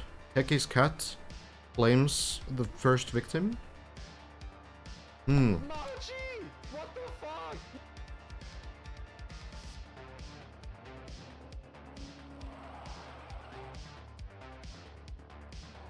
So if... Yeah, the thing about Dragon Yeet is that it would maybe give you enough height to land to floor 2. Oh. At 61 speed on that attempt? Yeah, fair enough. I didn't look at it too carefully because it so rarely happens. Anything goes wrong there. One floor skipped, yeah. I suppose if you somehow find Dragon Yeets easier than Ice Slides, then that can be worthwhile.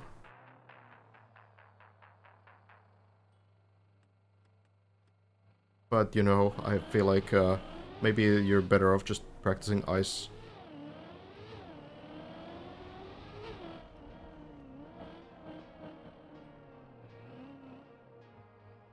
Well, here we go then. Lars into the upside down driving.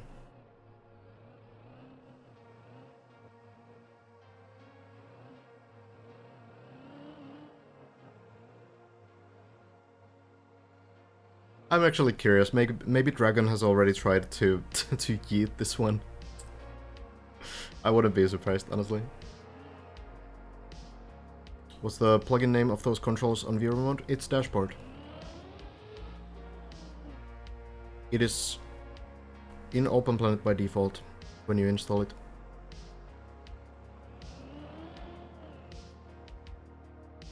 Beam landing done. Big section.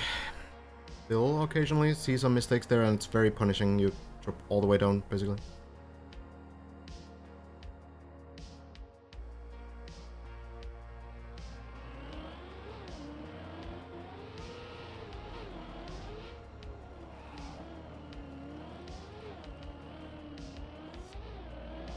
I would love to catch Brent streams as well. Oh, Lars gets the shortcut. Intentional one. But yeah, it's kind of rough. I'm starting a little bit earlier during the weekend though, but it really depends on on everyone's schedule, because, like, you know, I'm already missing like other players too that continue playing after I end the stream, so it's not really viable to do like 20 hours a day coverage. Hopefully I can catch at least some of Brent's runs though. Elcon out for the day indeed, but did get a new personal best. Good progress. Proving also that the new shortcut idea is possible. Stop sleeping, yeah. Why am I not streaming 24 hours a day? Yeah, good question. Can you do your best to estimate the weight of finishing Deep Dip 2 first within the community? Like, how would this accomplishment rank in comparison to winning other major events? It would be a huge achievement. I would even rank it, like, pretty close to winning, like, official tournaments. Oh, this is too far to the right. Oh, any recovery at all? Floor 5, I think it might be. The ice, well, it does. Oh, there's good thinking there, trying to clear the gap, but... And of course, turtled on floor 2 as well. Classic. Classic. No, yeah, I would probably put this achievement, like, next to... even, like, the Trackmania Grand League.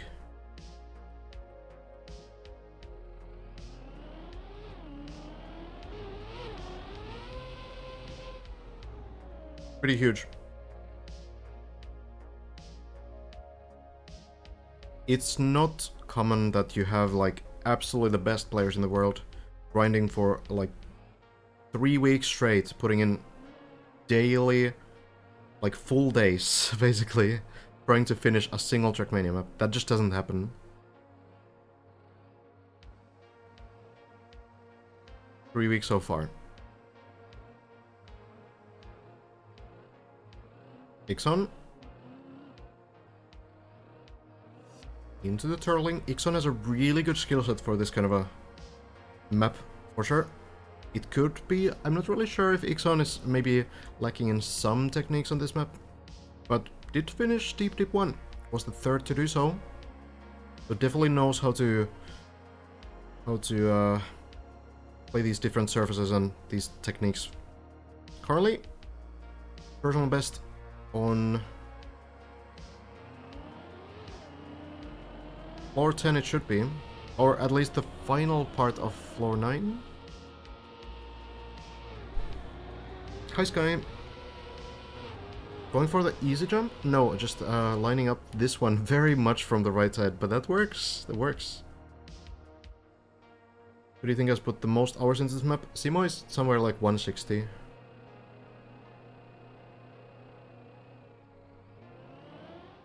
Hello, Eggy.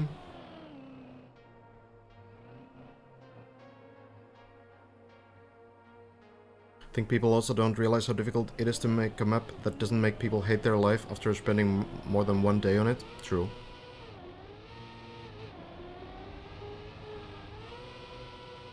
Landing in. There we go. And I mean, if there wasn't the prestige linked, and I'm not talking about the prize pool, but if there wasn't like the prestige linked to this challenge, I think it would be much less appealing to a lot of players. The map is great, for sure, but no matter how good something is, like, you know, you can have the greatest speedrun game in the world that, you know, players will ultimately hate because they are getting frustrated because there's always a choke point, there's always something that MCO runs, and, you know, eventually you just get frustrated because you're putting in so much effort and energy into something that, you know, treats you badly, yeah? What speedrunning is. That's what this challenge ultimately is as well.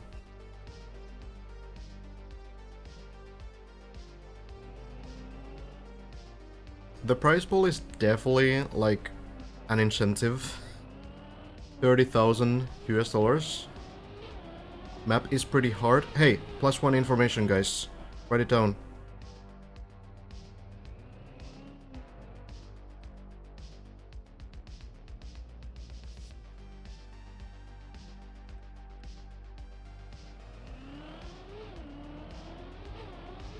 Spoilers.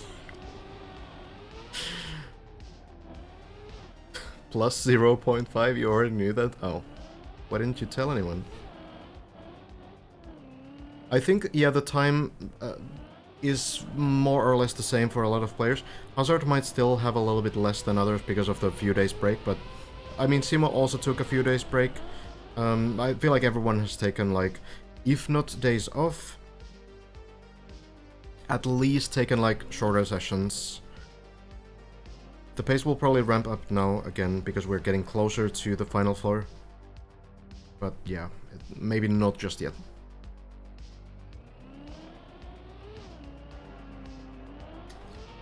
Ixon losing a little bit of speed there. Might land into floor 8, and yeah, there's the recovery there as well.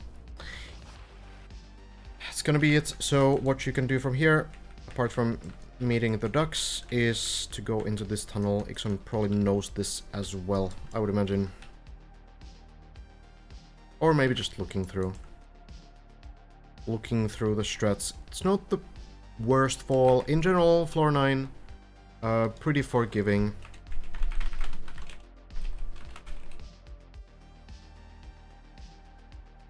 I don't know how much Ixon streams at all, but you can check out maybe Ixon is streaming.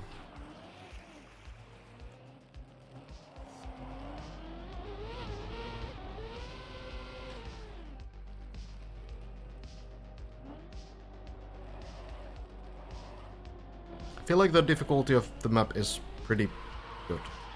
Like, this is how you tell if the challenge is too difficult or you know, too easy. One is that there needs to be like some serious like personal investment from the players. If it's basically just that the players show up and cash in the price, then it might have been too easy. If there's like no progression and there's no like sort of the storyline to be even had.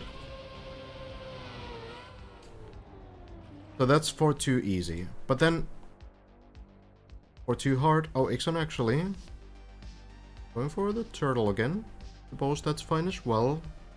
It's kind of tricky to spot the tunnel, I suppose. But I mean, if you're confident in the turtle, then no issue.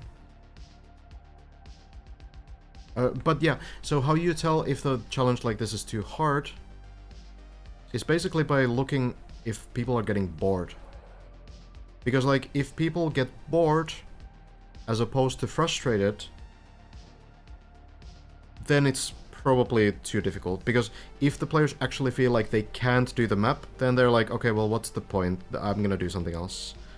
If they only get frustrated, it means that they feel like they should be able to do the map, but are not yet able.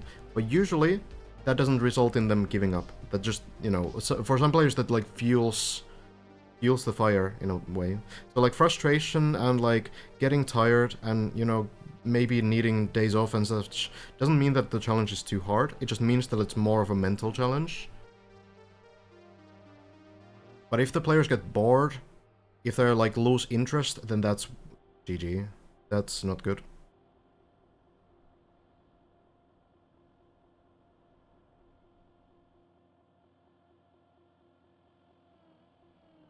I feel like the top players are doing really well mentally right now. I don't think there's any sign of like anyone giving up. Like sure, you know, someone might need like a day off because they get frustrated and, you know, things are difficult, right? Ixon, good save here. So you might be wondering, you know, why does Ixon crash the pole? What would you do that for? But that's because you have a save here that brings you directly back to the beginning of the section. So you don't actually miss anything.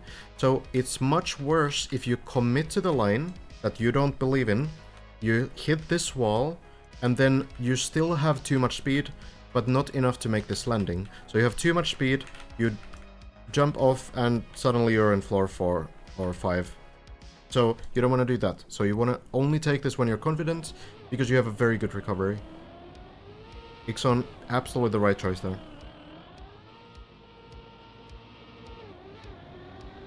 That line works much better. Jump to the right, it's a little short. Oh, lands in the pull though. Be able to do the next parts.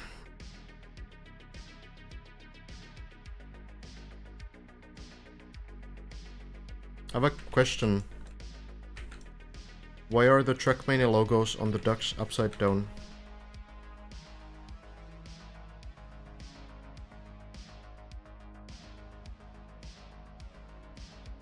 Is it to hide these lines here? I guess it's to hide the lines. No, it probably looks better like this than this. Bad map end stream. But this one is unforgivable though. This one is actually unforgivable. Trackmania. And then this. What is this? What do you do this for?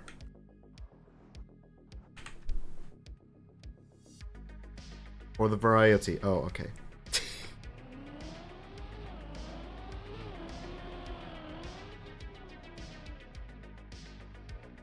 In all fairness, if you go through my maps, you will find like 100 of those, probably. So, fair enough. Or the Australians, fair enough. That works. Oh, Ixon turtled, but this will be fine. You can just continue. You got the free turtle setup. No problem. Marmok, thank you so much for the tier 1. There's also flickering, but that shit was so impossible to probably get rid of when half of it shows up only with computed shadows. Yeah, I know. It's pain and suffering. Oh, Ixon. A little bit to the edge. But works out. Now a little bit more careful with this last one.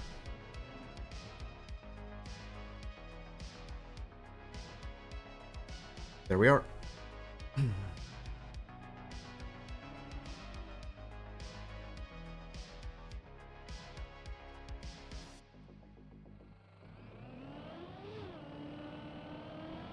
Could be maybe reaching the ice floor.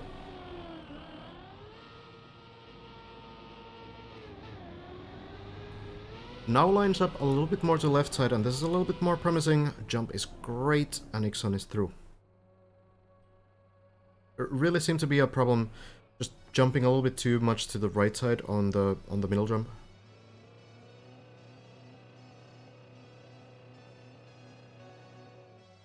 Here we are. Floor 9. Ixon's personal best, I think, is a couple sections into floor 10 still. Not quite on the ice spin, not quite on the pipes, but like a couple sections in. Could have failed the ice slide, for example. I think the 1071 makes sense there.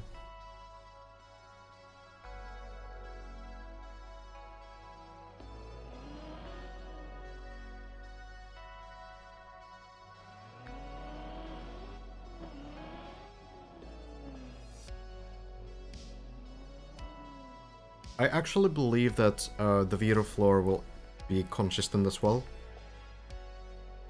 I think the quarter pipe jump and then the following bounce on the beam, that's probably gonna be the hardest part.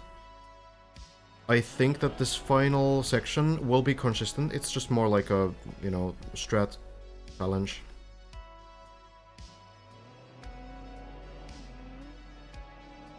Virtual did take a couple days off.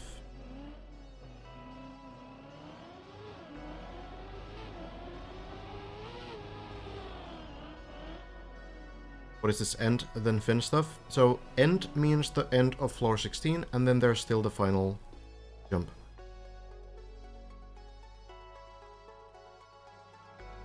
You can check in the WR clip comment, Fenris. Oh, Ixon, a little slow. Will land though, and doesn't turtle. That turtle, very difficult to save. Simo has done it, but it's not something that everyone will be able to do, so.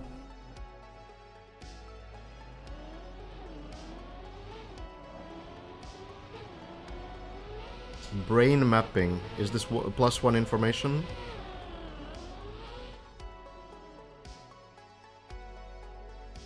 No, I feel like everyone understands that it's about the strat there. It's not really just brute forcing it, it's something else.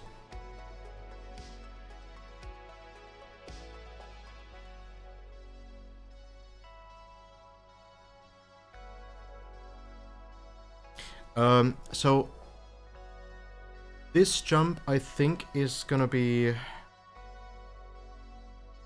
10 1050. So you can see like Tally and Granadi have the 1048. That is basically the height, max height on floor 9. So 1071 tells me that Ixon has been through a couple first parts of floor 10. Pretty sure that's gonna be the personal list.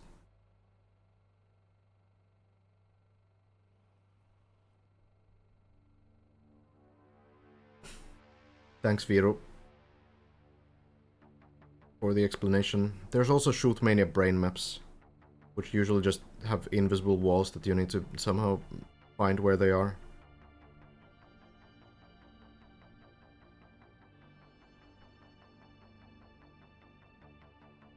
Low jump line, it seems. Do not scare poor mappers, please. There. Oh, this is gonna clip the landing, but lands at least.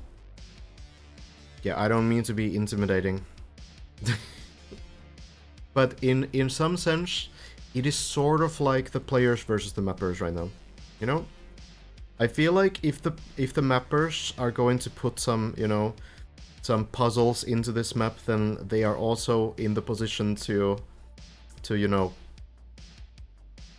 be part of the puzzle.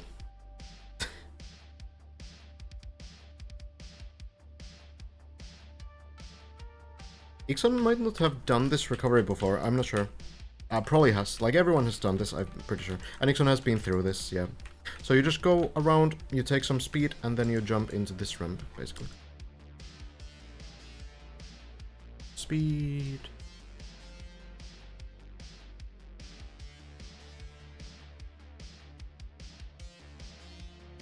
And launch. Then you go up, try again. So Bren is 2 sections from floor 15, Hazard is 3 sections from floor 15, Lars is 5 sections, and then everybody else is on floor 13. Elcon in the very final tricks trying to land the final pull, Virtual past the wall right but turtled there, Scrappy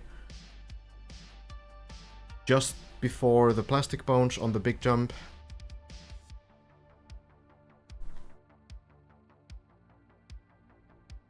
Mariol, I'm not sure. And then everyone else seems to be floor 11 at most. Simo is past the ice spin. That's some progress. But yeah, it's like a big difference actually right now when we kind of put it into context. Like, we have the top 3 in floor 14. Oh, Ixon's still a bit too slow, a bit off the angle as well. That's unfortunate. But back to floor 8, that's gonna work again. This recovery here is very generous from the mappers. So yeah, top 3 almost on floor 15. Then we have 4 to 6 are pretty deep into floor 13. Manuel, probably still floor 12.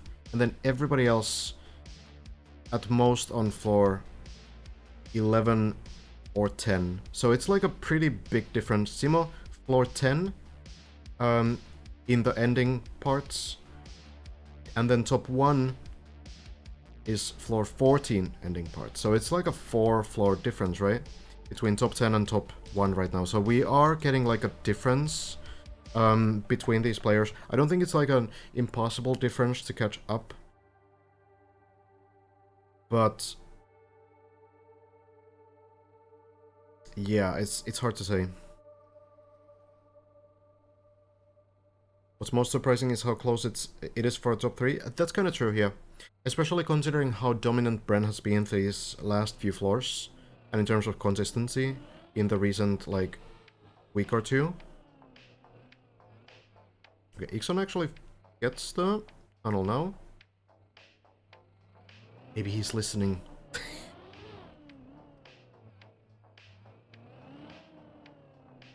There we are. Back to the final part of floor 8 again. Lars and Hazard on decent looking runs. Floor 7, big choke point. It's so hard to recover if you make mistakes.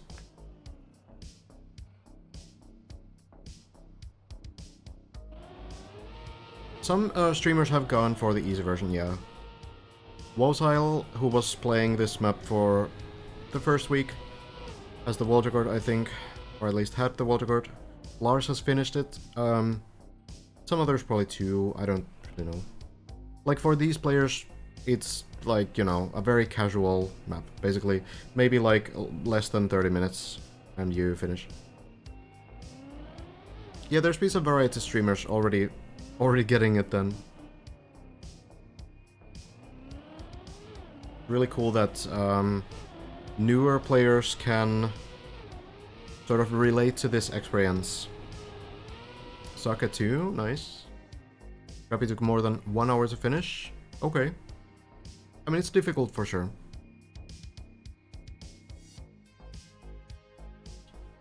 Not meant to be easy, right? But it is so much easier than this map. It could be that, you know, Scrappy was kind of, you know, taking it a little bit easy too, right? Probably not, like, super try-hard trying to finish, yeah?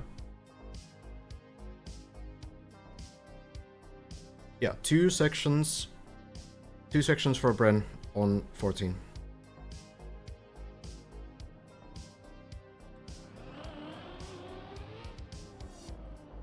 Ixon seems to be pretty good at these early parts of floor 9. Looking consistent.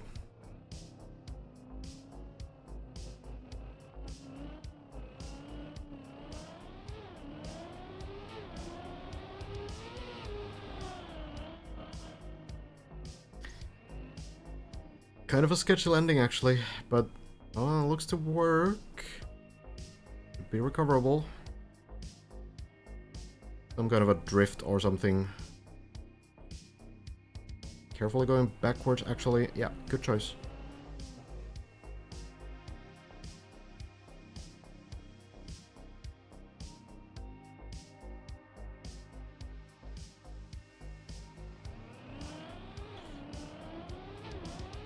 Looks good through these jumps this time. Very good line. Very good height.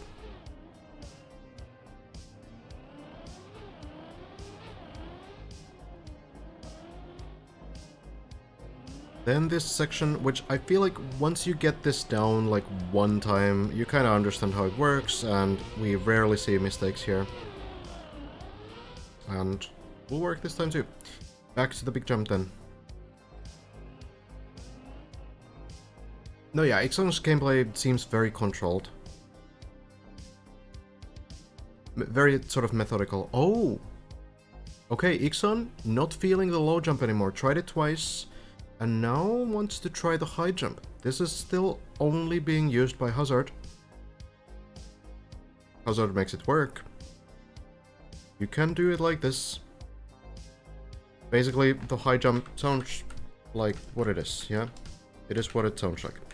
You jump high instead of taking like the drop from the quarter pipe. So you kind of purposefully go from here, clean landing, jump all the way here, land, and hope you get enough speed.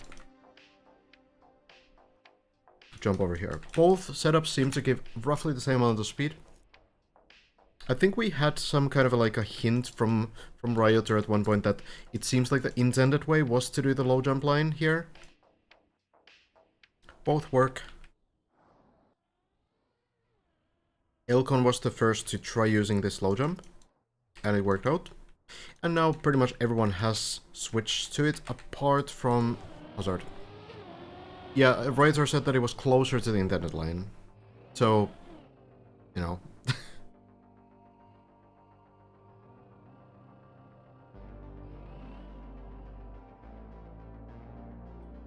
Well, Hazard may be blessing Ixon with this one as well.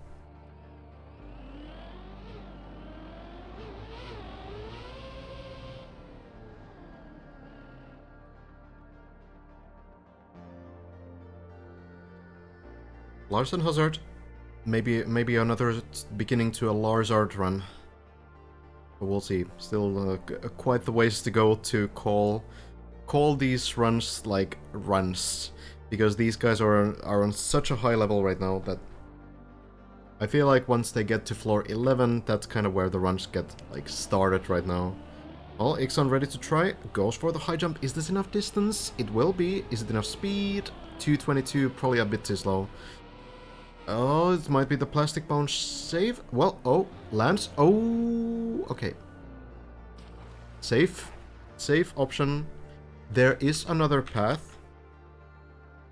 If you can land here, you can just jump from here to the beginning of floor 9, where Lars is right now. But it's not a huge deal. It's basically just doing the final jump of floor 8 again. Lars getting in here. Looks to be doing pretty nicely. Hazard as well. Is there a clip of this rumored Hazard floor 13 skip? Right, so there is a clip somewhere, but I can explain it and you'll kind of get the idea. Hazard hasn't gone for it anymore, so maybe not really believing in it. So floor 13 starts here, you go around the ring, go over here, jump over here, flip on the turbo, all the way around, jump to this platform, quarter pipe, and now you're on this platform. And on this section, you have the bobsleigh loop, pretty memorable section. So instead of going to the bobsleigh, Hazard has tried to take speed from here, landing here, and jumping around, going directly into the window. But was too short. Landed somewhere here, so it looks like if it is possible, it's going to be extremely difficult and extremely sort of close to a clean landing here. That's the shortcut. And if this worked, you would go directly into the pool, and that would be the floor. And what does it skip? Well, if we speedrun through it, the way that most people are doing, you do the bobsleigh loop, land into this one, land here, go around on the dirt, into the window, into the wood part, downhill, jump up, shortcut, drop down, go here, go around, into the platform, high jump here, into the plastic bounce, bouncing down, into the half pipes, upside down, bouncing to the water, wet wheel, plastic, going through, jumping through, then the wall ride, all the way around the wall ride, landing here, jumping through, and now we have finally reached the same position. But Elcon, just before, showed us a new shortcut. Elcon landed to the window. We were thinking, wait, is Elcon gonna go the intended way? But no. Elcon lands on these blocks, into the window, into the beam, jumping through, and then landing with the front left wheel on this ledge. Driving down, not going for the wall ride, but instead keeping the front wheel on the ledge, and then jumping over the border directly into the pool. And it worked. Lars falling down, floor 5, it seems like Hazard on the big jump. Oh, slightly short. Looks like a landing to the quarter pipe, yeah. Clean landing as well. Oh, just directly goes to the save? Okay, that was pretty wicked. Could almost be like an intended stunt there. Next one is here as well. Yeah, there's definitely more shortcuts. We actually had a mapper confirmation earlier in the chat from someone else than Plexity that it does seem like there's some intended shortcuts on that floor.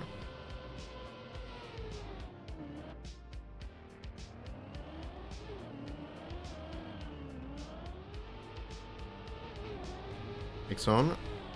A little bit slow still, needs a little bit more speed. This might...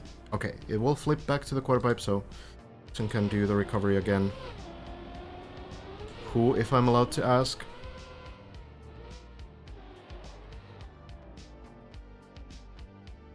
I don't want to put anyone on trial, okay?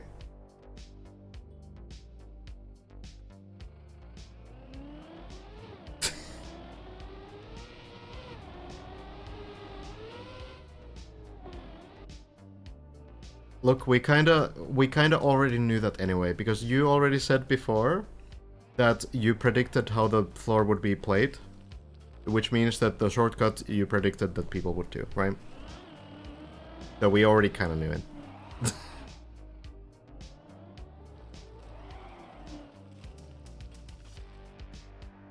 No big surprises.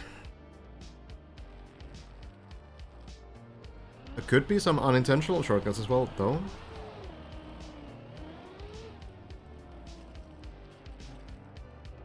It was kinda obvious, but you never know, you know?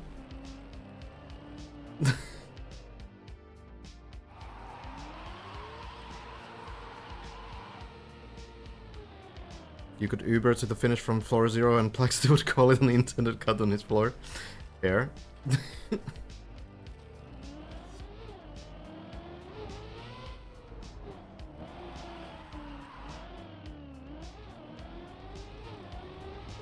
Well, Hazard on floor 10. Big run going.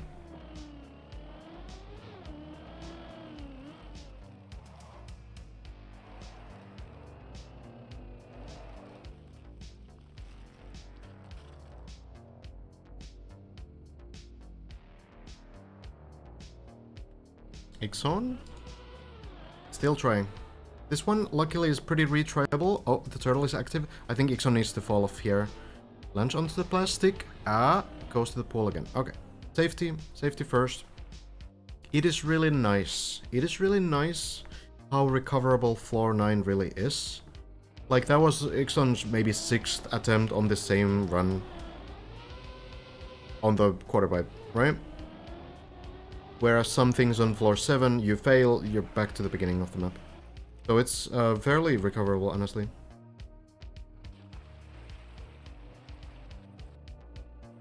Yeah, actually, Plexity, did you see what Alcon did? Oh, Hazard, very close to the edge, but... landing it now.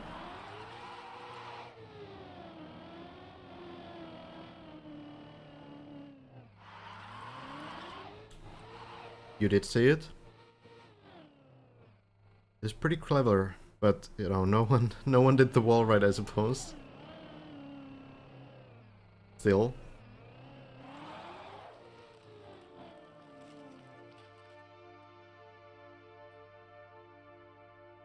Ixon has fallen from floor 8 as well. So it's gonna be Hazard, the only survivor right now. There is a clip of Elcon for sure. Maybe someone... yeah, there we go. Thank you, Jose. When I explained the floor after the event? Okay.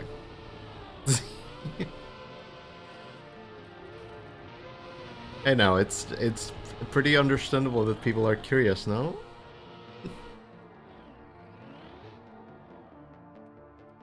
Fair enough, though. We'll let the players do their thing. Hazard into floor 11 again.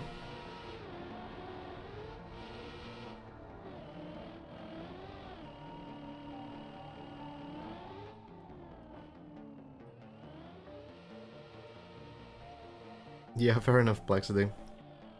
We'll see. At the moment, we have a new mystery on floor 14, though it might be figured out pretty quickly. It's really just one trick, at least. Don't think there's any, like, extra routing on floor 14. I think it's really just, you know...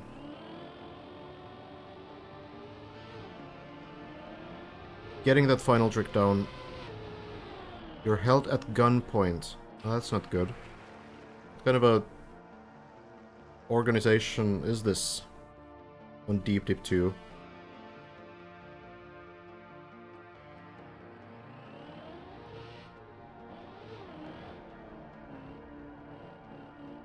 Go find my internet cuts. Come on now. Alright, Hazard to the big jump again, lining up to the left. Trying to hit the left back wheel. Perfectly does it. A little bit scary with the plastic there, but works nicely.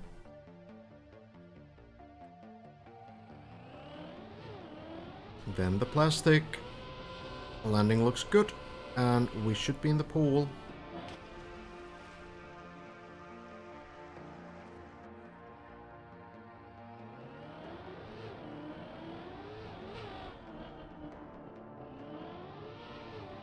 Line looks to be clean here as well.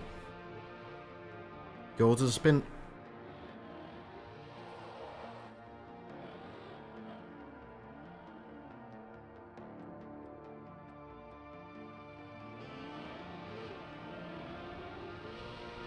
Landing through, and the spin works.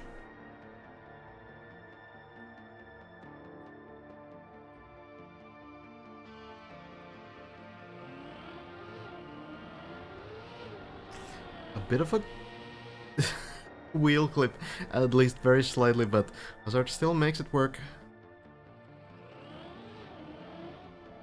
Good landing here as well. Should be fine. Just needs to watch for the speed. Can't go too fast here. Need to avoid the third gear at 160 speed. It will happen automatically at that speed whether you like it or not, so keeping your speed a little bit lower perfectly does it. That will prevent any unexpected speed losses.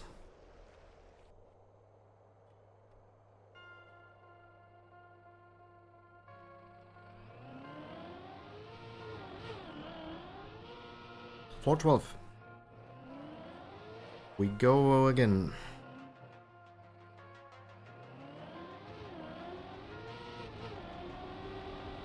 White line.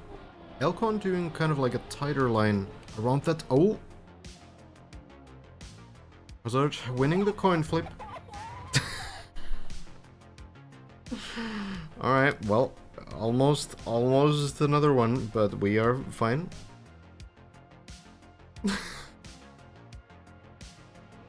No problem.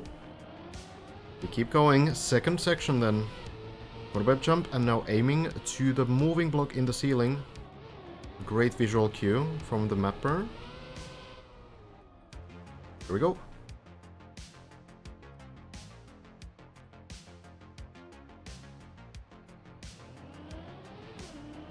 Now, no airtime right here. Looks to be clean. Good landing. Looking very good.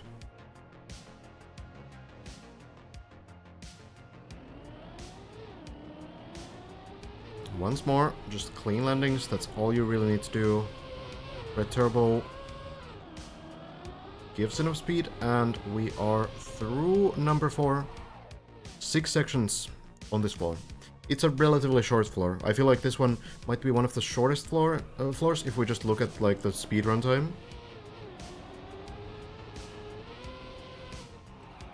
Is it even less than 1 minute, maybe? I'm not sure. But it's very fast. Final trick. Has turtled this before today. Needs to make sure to get the landing right. Looks to be clean, and the landing will work this time. We go back. Hazard most likely still doing the plastic bounce and everything. Thank you, anonymous gifter, for giving us up to 66 hours for Plex wall ride. Start the timer, I suppose. Wonder who it's gonna be. Here we go. Jumping. Now the bobsleigh loop. About 4 or 5 loops is enough here. Just gaining more and more speed. Is that even a username? I very much doubt it's someone's Twitch account. Would be oddly specific. Oh, Hazard. Now to the plastic. Line looks great. And here we are. Water always ensures the safe landing. We'll be able to flip the car back up. You might get some weird bounces though and everything else. Hazard is the most solid player till now. I think that would still go to Bren. Bren is just the most consistent at the moment. Even though the two are very close in terms of progress, I feel like Bren is just more consistent. Hazard back to the old shortcut, I imagine. So, not going to the window, we drop down instead.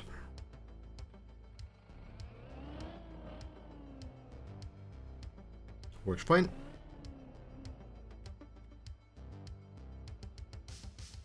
Can you not dead turtle in the water? I very much doubt it.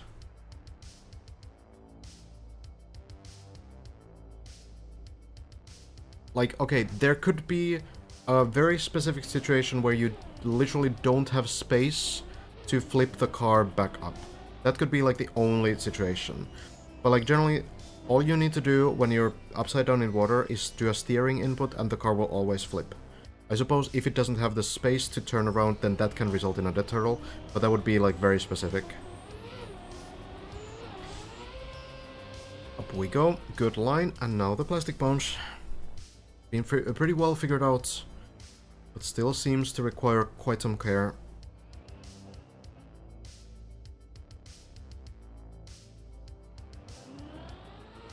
Air brake right there, and the bounce is great.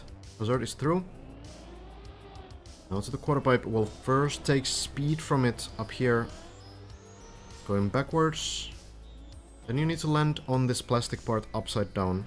The reason for that is that you need this final bounce to happen, and it can only happen if the car is upside down, so barely into the pool. Here we are. Who found this setup? For the plastic bounce, Hazard was the one doing the most, like, science. Most attempts with different, like, backward, forward, everything else. Eventually found something that seemed to be fairly consistent, and Lars made it work.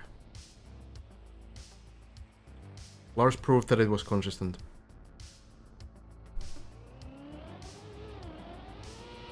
Hazard, landing into the wall. And lands here as well. Clean one. Pretty sure Hazard was the first one to get like 10 attempts into the plastic bounce. Figuring out the forwards drop with the air brake. And then Lars kind of went and did it like 4 times in a row, proving that it really worked. Well, final part here. Landing maybe a little unclean. I think Hazard might have gotten the wet wheels there. Yeah. Is the bounce gonna work? It will still work. Well done. Even with the wet wheels, there's a hidden pool there, so if you land too early. Even with the wet wheels, it can work.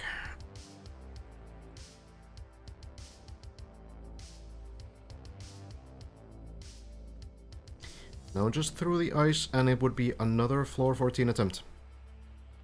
Everybody else on the server. About 13 floors below. Hazard, close down enough. There we go. Spider Sense. Spider Sense. Name of the floor. Here we go.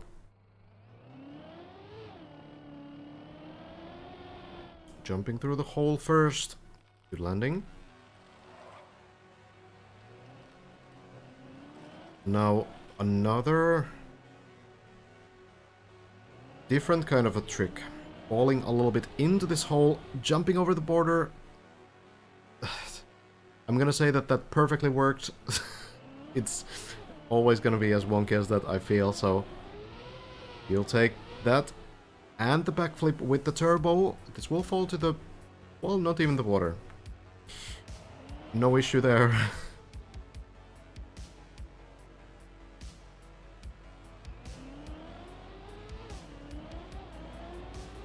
Some classic speed checks here. So the way these turbos work is they push you against the wall, and because the car will have nowhere else to go, it just kind of flips on it. It's really as simple as that. They don't do anything in the air, so if you're not touching the wall, they stop working, but they're enough to give you that backflip here. Right there. Very good. Then the quarter pipe. Speed check basically just means a section that requires, like, maxing out your speed. So here, for example, need a clean landing, clean jump on the ramp, right onto the beam. Something where you can't be too slow. Like, the challenge of the part is retaining speed. Oh, clean landing there. Now into the quarter pipe. And now yet another turbo ball, or turbo wall. Into the pool. No issue there. We keep going.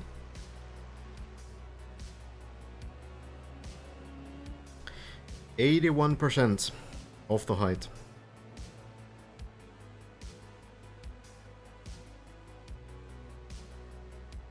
Then, forward lineup.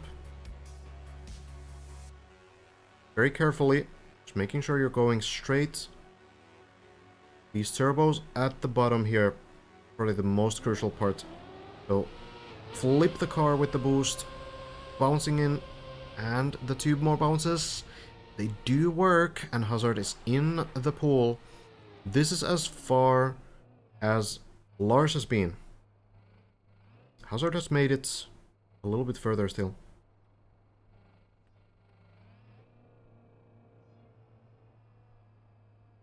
Just going on the dirt. Dirt removes the wet wheels a little bit faster. Don't need to wait for so long. Taking speed here, and now the quarter pipe jump up to the right. Tricky section.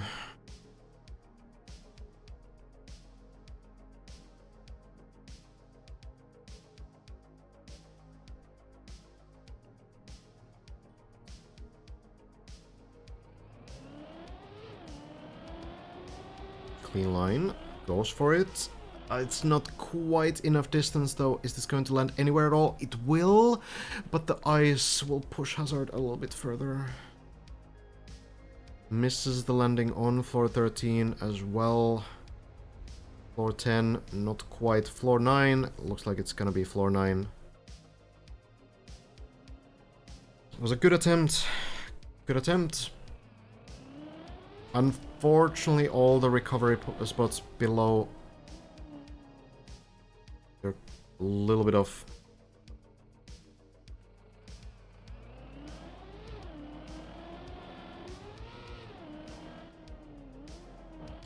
Well, floor 9 is not the worst. I mean, obviously you would prefer to stay on floor 14, but it's gonna be what it's gonna be. One of the hardest jumps off the floor for sure. I feel like this entire sequence of the next like 3 tricks or 4 tricks, that's the hardest part of the floor. Who knows how difficult the final jump is. Which floor is your favorite out of the top floors? 10 to 14. I like the design of floor 10 a lot. I feel like visually it's really cool, and I think the theme there is really nice as well. Floor 11 is really cool also, just in terms of like how few different elements there really are. Really just like these half pipes and these quarter pipes and everything. 12 is just really well built sort of trial stuff. Just like classic sort of stuff that I feel explores like a different area of this kind of like climbing challenge again, which is cool to have on this map.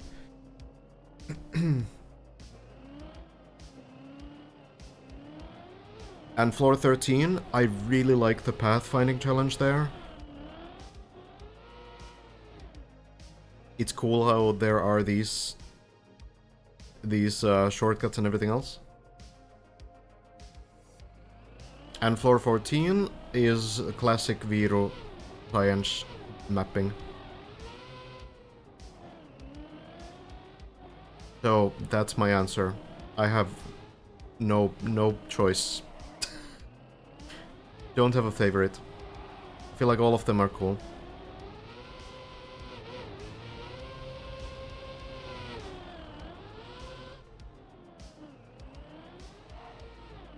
It's really nice that we have so many different types of floors. Yeah, Hazard seemed like a pretty big fall, and I mean it was, but still like all alone at the top.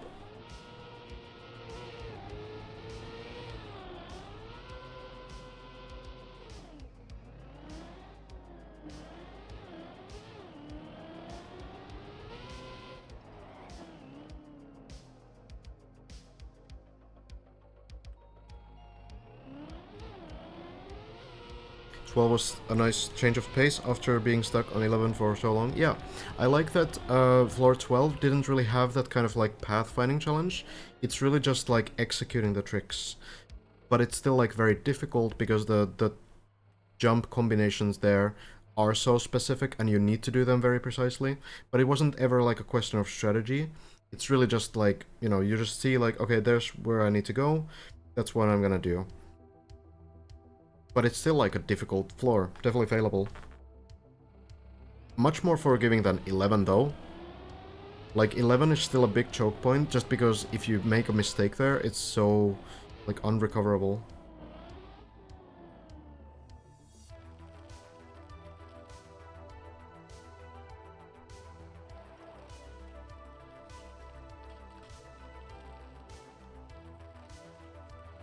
You got a favorite jump or section that we've seen so far? I feel like there's some like very memorable sections. I don't know if they're like better than others, but I feel like, for example, the ice spin has just become such like a sort of memorable part of the map that it kind of fits really well.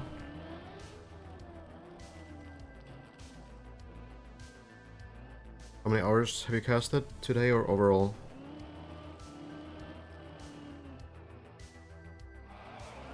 I don't know. I don't really keep track. Many hours.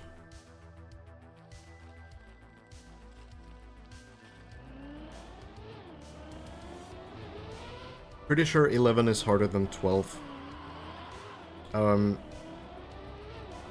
Just because it's less intuitive with these weird angles and everything.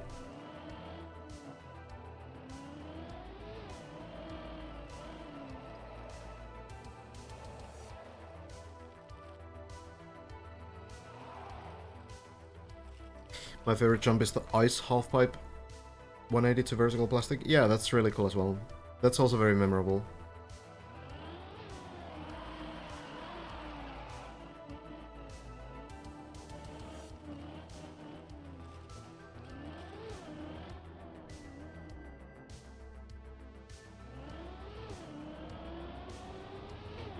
We pretty much know for sure that 13 was supposed to have shortcuts, yeah. At this point we know.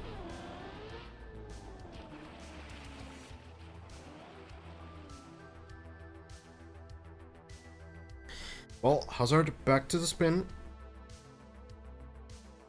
If you don't already have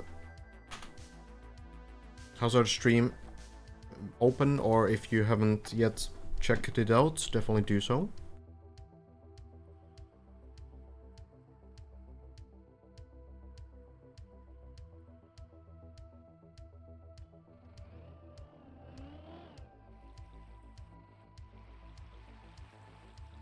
Yes, the like essentially 13 has intentional shortcuts. Or at the very least, it was not supposed to be a floor without shortcuts. Like, are we doing the right shortcuts? I don't know. But, like, it seems like it's supposed to have different routes, different tricks. Hazard, past the spin, has been very good now on floor 10.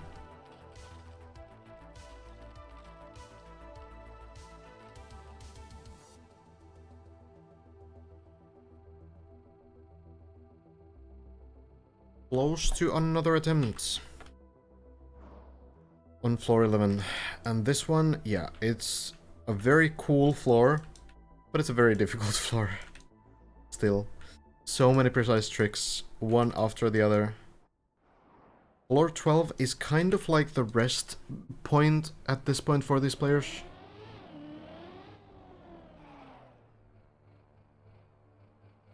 No, yeah, the floor 11 is still like the biggest choke point on this map. Floor 7 and floor 11 have been just like biggest choke points even after players have learned them.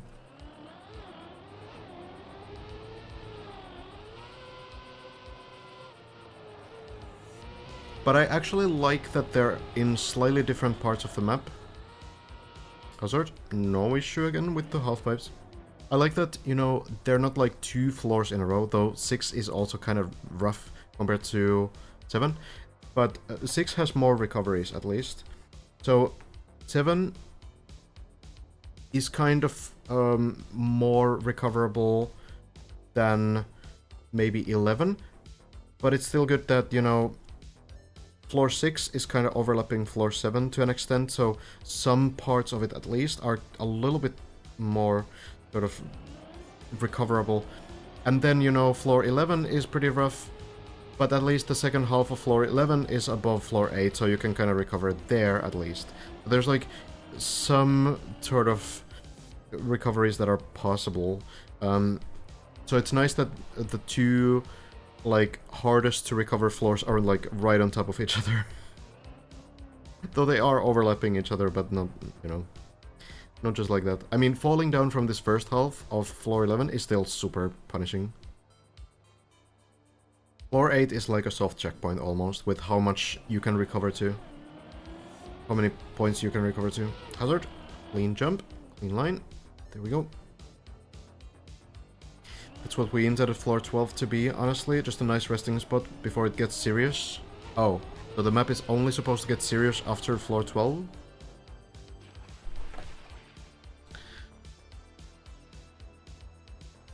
That's cool.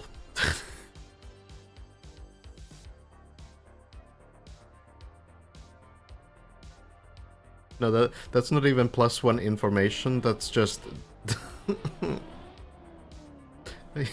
It took us like 3 weeks, or like, you know, how long?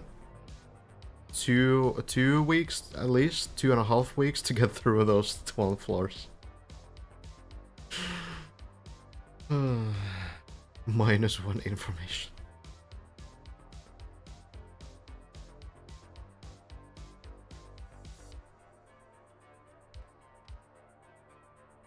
Here we go. Back to the setup. Everyone's using the same one pretty much. Though some are lining the front wheel next to the light. But this one was our perfect execution. Hits the wheel. Works nicely. Then into the plastic.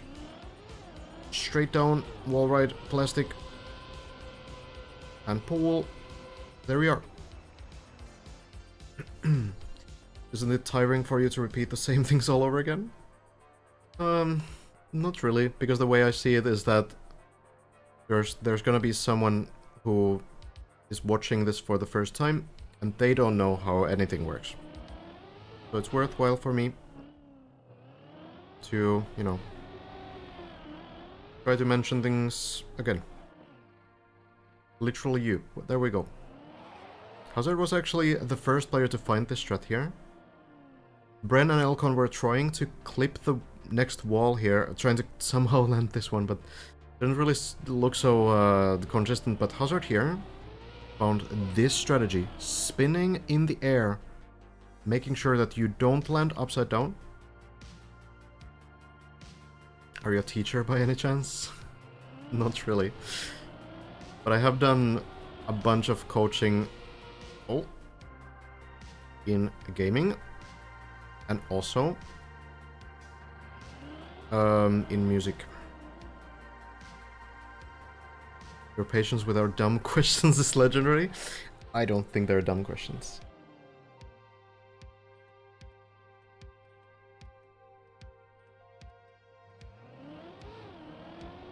Getting through, landing in, and now to the left, I mean right, some direction, yeah. We keep going. Final jump, floor 12 again. Good climb back. Here we are.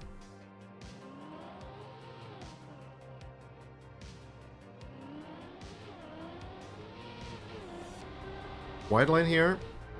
Landing is the ramp. Much cleaner than last time.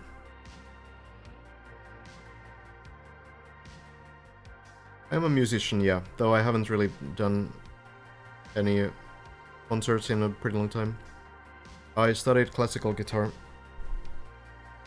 Also have electric guitar.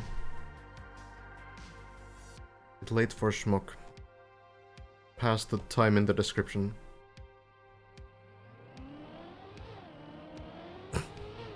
Hazard, second section now. Let's see him. Lining up again.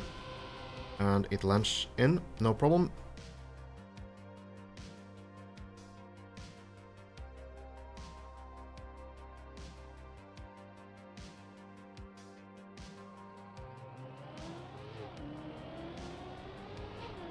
Clean landing and now avoiding airtime. Oh, a little bit of airtime. Hazard notices this well. Oh, the recovery though. Anywhere at all? Floor 8. Oh, that's so rough because you know that, like, I understand why he's doing what he's doing, and in hindsight it's so easy to say. It's like, you land a little bit too late, so you don't get the perfect landing here, you land like here. And then it's like, okay, that's not the line, but then, like, you start trying to slow down here, and you're just too late to do that. So then you hit these plastic blocks and you fall all the way down here. And in hindsight, like, you can say, like, okay, well, what you should do is you just drive here, crash this wall, and then drop down. But, like, it's so easy to say, right? Or you could say, like, okay, well, if you notice it early enough, then you can just go to the barrier and hit that. But, like, you know, it's so easy to say, like, he just does the one, like, reflex thing that doesn't end up working. And, like, you understand the reflex. Oh, painful.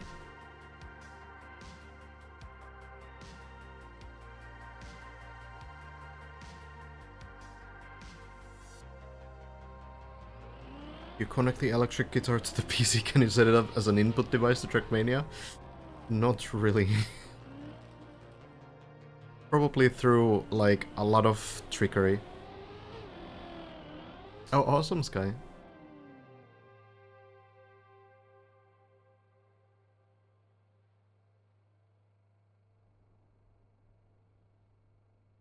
There's a guy who plays Super Smash Bros. With a Guitar Hero controller. There's a YouTuber called Rudism who plays with the weirdest controllers. Like, the guy has made, like, has made a controller out of, like, Doritos and Mountain Dew. Like, connecting some kind of wires to, like, Doritos chips and then somehow plays games with that. It's kind of insane. And also playing, like Overwatch, like Winston playing with bananas. And also playing Widowmaker with, like, a baguette. So you can, like, aim with the baguettes and you can shoot things. It's incredible.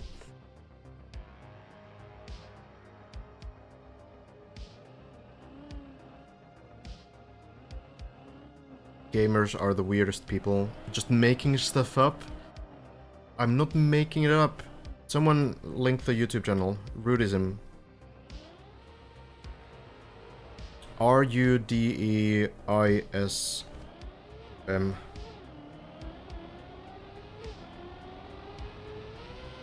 I'm pretty sure. E in there as well. You'll find it. You'll find it. Yeah, that's the one. Rudism. Should be. Symmetry with a microwave too? Checked and no such channel exists? No, come on. Okay, there we go. Thank you, dear hacker.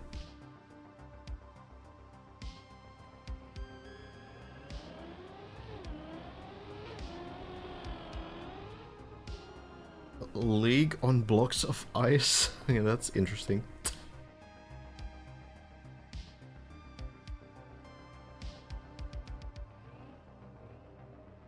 Watermelon as controller. Yeah, it's everything. Everything as a controller. Check it out. It's crazy. There's also been some people who played, like, you know, Turbo, for example, Lucker's Turbo, played Trackmania on a dance pad. There's, I think, been some others too.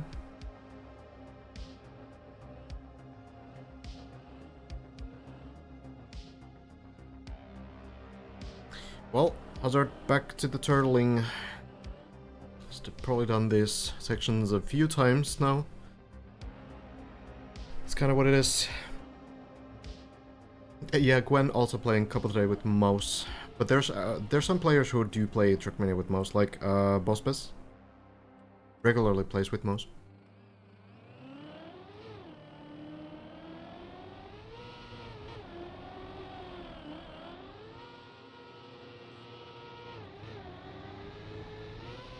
Yeah, Turbo also did with voice commands. Super cool. Has anyone failed at the long turtle beam? Yes. I would say most people have failed it at least once. But Hazard makes it through, and now floor 9 again.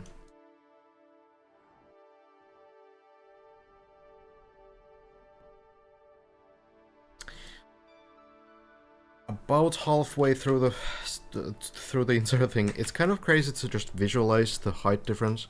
Like, you know, Hazard right there right now, and fell down from here, right? It's kind of crazy what the climb is actually when you look at the sheer size of the map.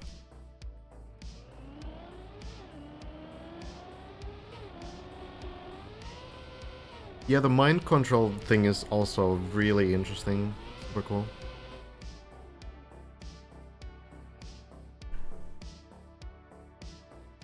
Oh, the Gwen was by pressing like left and right? Okay. Yeah, I don't remember much of it, actually.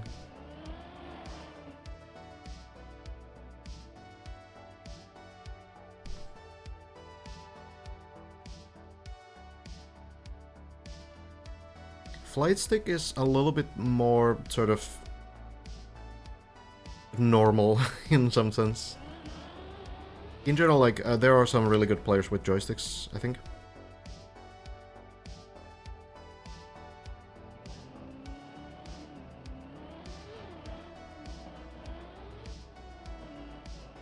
Yeah, it's certainly like more traditional than playing with Doritos and Mountain Dew.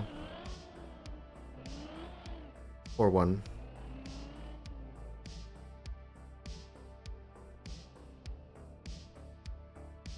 Oh yeah, Riolu did play also with the Donkey Kong bongos at one point. I remember that.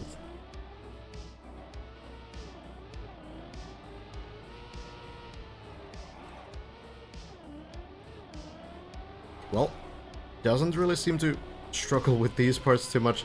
This turbo landing also very forgiving. You don't really need specific speed for it. You can land very early, or you can land kind of in the middle. You will get enough speed. And the high jump seems to be working for Hazard still as well.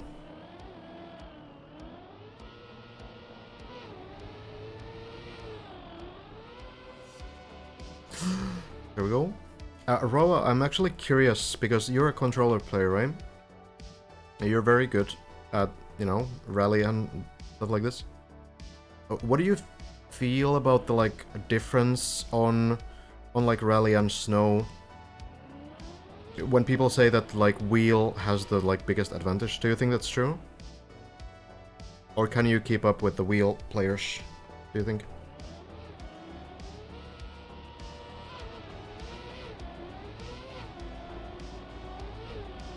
Hazard. Landing. Oh, it's a little on the edge, but land still. Nicely done.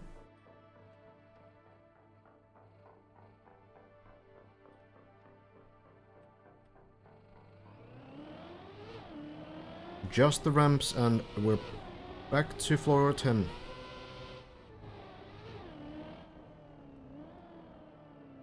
There we are. Maverick's floor.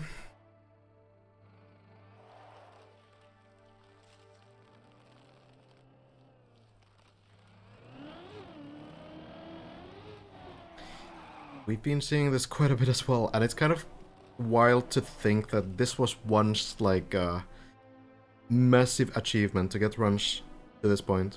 Maybe like a week ago still.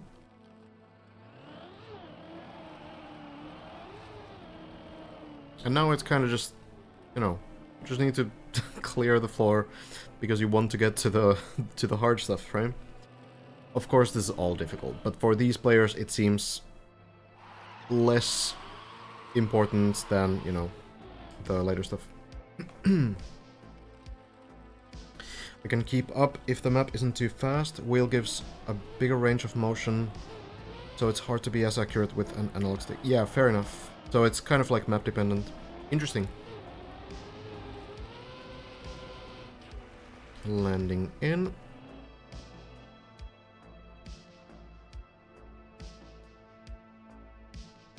Only deepest stream at the moment that actually talks.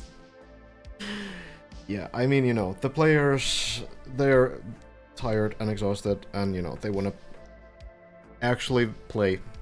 They want to try to just get those runs going.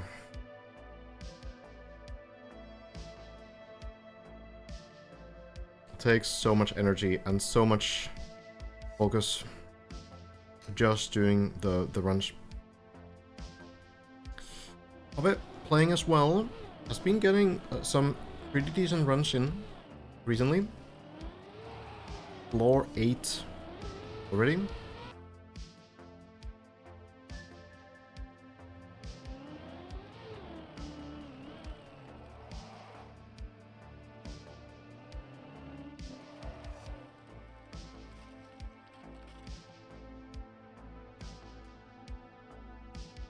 It's really not a huge issue, these sections for Hazard anymore.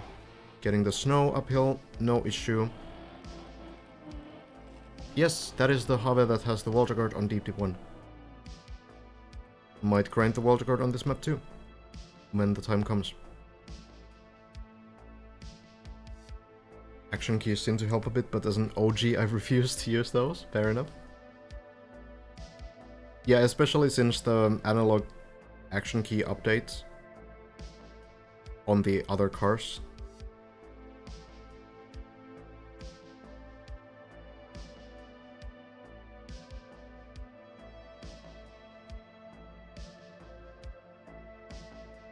I don't know if this has been asked, but have the mappers been paid to make the force for Deep Deep 2? So there is actually a fundraiser for the mappers. If you type !DD2 donate, there's a fundraiser that has currently gained quite a bit. I think it's somewhere like, it's over 20,000 Australian dollars, which is, I don't know how much, and it goes to 20 people who have been contributing to this map. So they are getting their share from the fundraiser, which is absolutely great.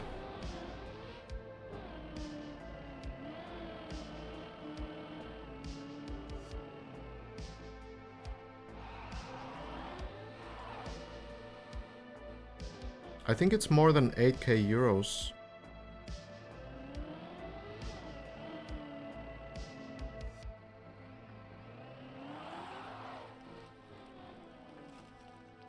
How much time did it take to make this map? Who knows overall, but it's probably 1,000+ hours. For sure. 14k euros? Yeah, something like this maybe, yeah. What were Hazard's main focus and achievements prior to this? Was he one of the favorites coming in? Definitely. No, it's fine. Don't be sorry. It's not a terrible question at all. How would that be terrible? You're fine.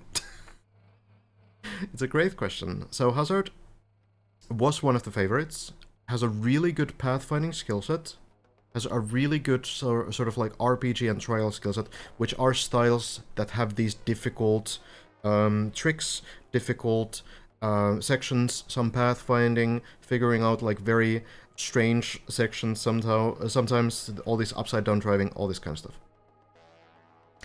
stuff. Yeah, Hazard also made a floor in Deep Deep 1, right? And was one of the map testers there, but this time wanted to compete as well. Hazard has done pretty well on some trial competitions that we've had in this game. A bit far. Let's see if Hazard can save it. Looks good. No problem, Joseph. So, yeah, absolutely one of the favorites. If you go to, like, any sort of, like, difficult trail map that has these kind of tricks that this map has, like, you know, these kinds of jumps and speed checks, if you go to any of those maps... Oh, this is a little bit off. Oh... That's a big fall. Floor 7 is the best hope, but I think it's gonna miss. Floor 6.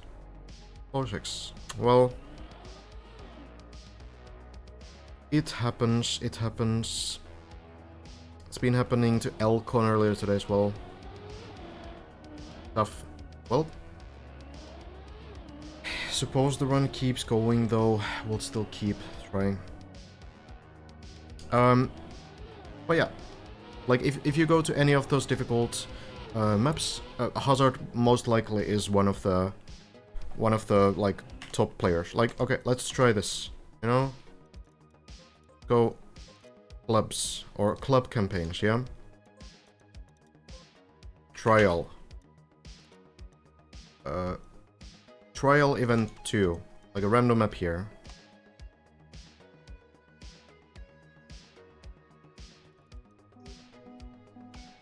Oh, don't see Hazard here. Why is this? This is a 30-second map. Okay, we do see Lars though. Let me find some longer map, yeah? Maps are so short. Okay, let's go. RPG and trial maps. Surely here. Oh, I finished one of these. Oh, the Bennett VOD map.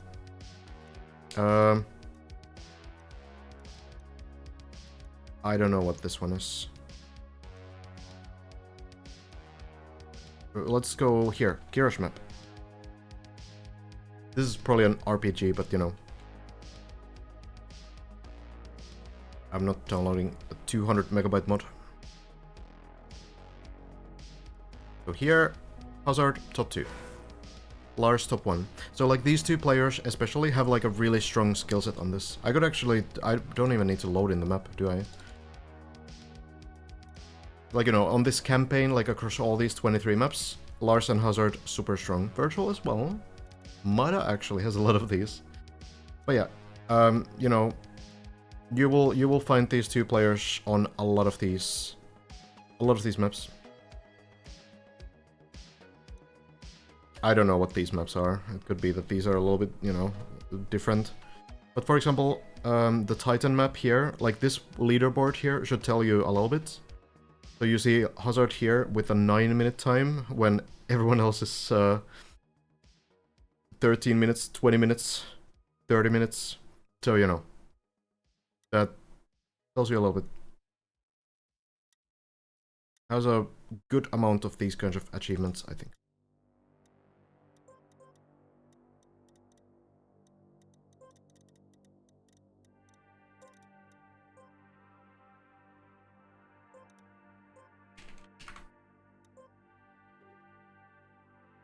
Is Mada struggling because it switched to wheel? I don't think so. I think Mada is just Mada just probably has less playtime than others. Honestly. And also wants to figure out a lot of the tricks, I think, on his own. Mada considered the best hunter? I don't know what it means. Depends on the style, I guess. Is Virtual still top 3 contender? Yes, absolutely.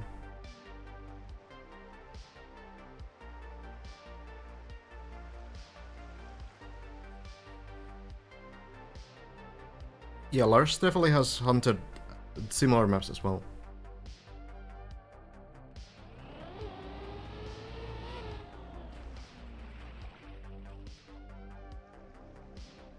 Like, Mada is obviously someone who can definitely, like, world record this map, for example. But, like, best hunter, I don't really know, because there's so many different people. Like, you know, for example, there's the campaign hunters in TMNF. Mada is not really that kind of a hunter, necessarily. Like, you have these people who are, like, hunting AO1 world record in Trackmania Nations forever for, like, 600 hours. Mada seems to enjoy like different types of maps. Like, you know, Deep Fear was a huge grind, of course. Huge achievement. And all the, like, one-post maps and everything. But there's, like, you know, different skill sets, different styles of playing and such, so... Race Hunts is, like, of course, like, one of the greatest, like, Nadio, like, official map hunters.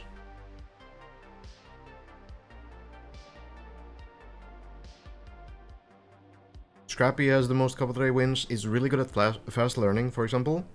Clearly, you can't really win that many couple of days without that fast learning skill. So, you know, there's like so many different skills, and I think that's one of the greatest things. Oh, Hazard, is it?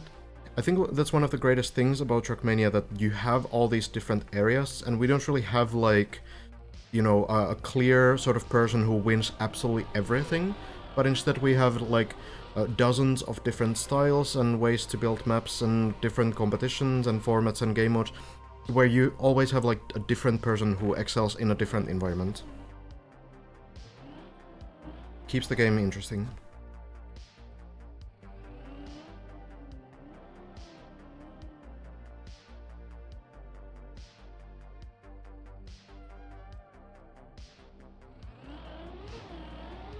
What is going on at the sideways boost part he just made? Maybe Ixon is... Oh, not quite there actually on the duck jump. But yeah, so what's going on is we have ice surface here. Then we have plastic beams that bounce you around.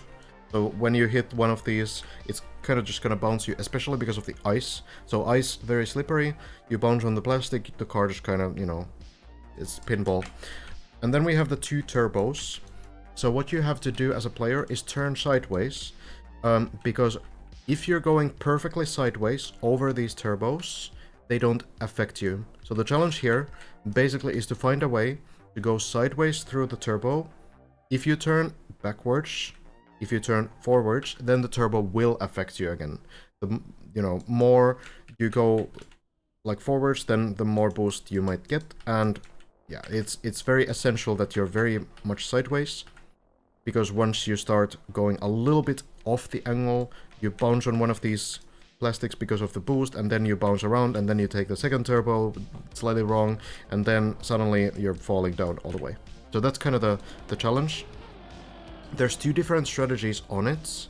One of the strategies is what Hazard is doing, which is lining up to the plastic beams on the side and starting an ice slide, just kind of making the car move sideways next to the plastic beams.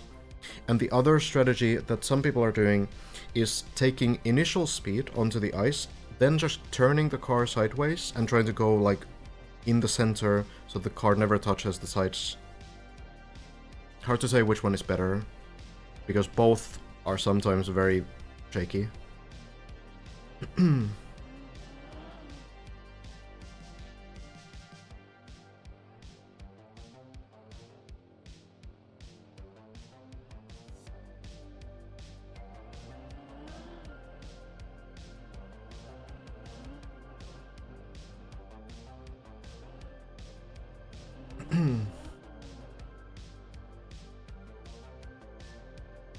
Back to the flip, timing the front wheel there to get the car onto the platform. That's why you need to go upside down there, because otherwise you will not be able to climb this platform.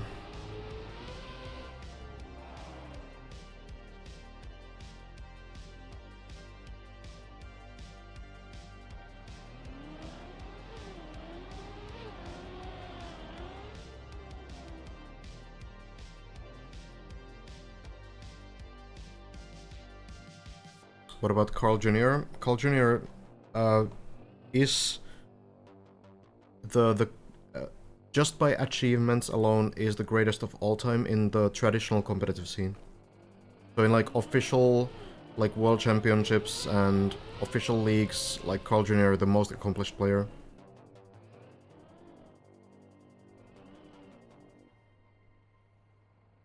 That's also like a very specific style. It's kind of changed, you know, the meta of the game has changed a lot. You know, Nadio, the developers, tried to spice things up by adding these impossible, like, goofy sections onto competitive maps, and it resulted in like a full circus at one point. They kind of toned down those identities, as they called them. Like, every map would have this ridiculous section that's like super overkill in terms of difficulty. And yeah, they kind of toned it down last year on the second stage. But then it kind of ended. They ended the Trackmania Grand League, so... Well, at the very least, we don't really have the identities anymore. I personally, and I think many players are happy that they are gone. Because it's... Oftentimes it just felt like a coin flip at the end of a map. Which was kind of like... It got a little bit tiring at some point. Like, you know, early mistakes just didn't matter that much because you know that there's a coin flip at the end of the map, right? It's a bit late for it. Arrow. Hendo as well.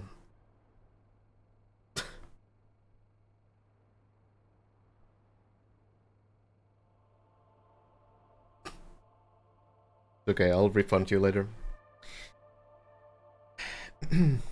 There's a description that has a time limit. I can't blast it in the middle of the night, fortunately.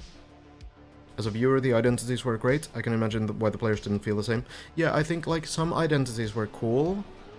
Like, yeah, the RNG identities are just too much, because, like, at some point, they affect the run so much and the outcome of the match so much that it just gets boring because nothing else matters.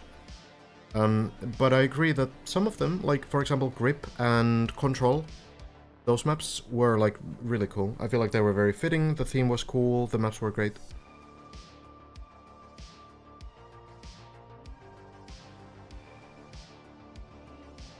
Gyroscope, the classic map that nobody wanted to play.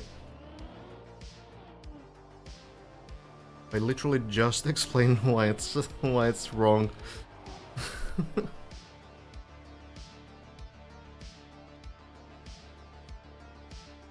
Like 20 seconds ago, I answered the question.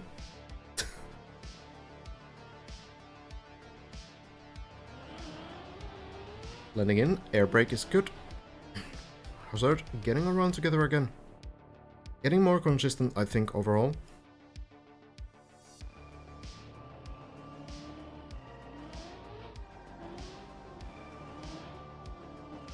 Elcon, yeah, I don't know if Elcon minded those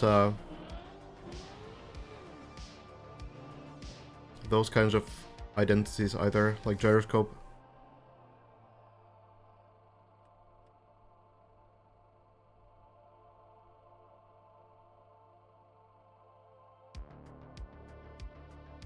Hello, Stephanie.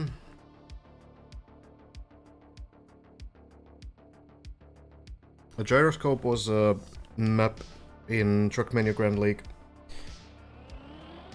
Some bobsleigh loops and some ice stuff. And, you know...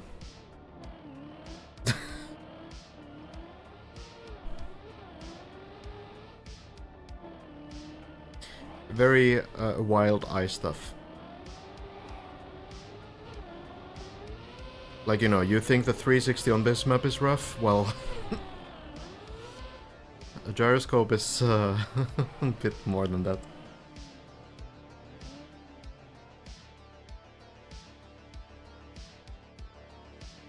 Well, Hazard, through floor 9 sections. Now just a high jump and then the final quarter pipe.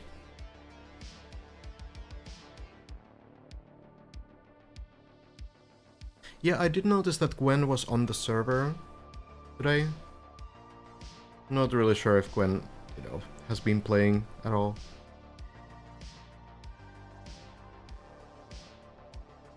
Hello, Kettle. Now, Hazard has had more than a few attempts today.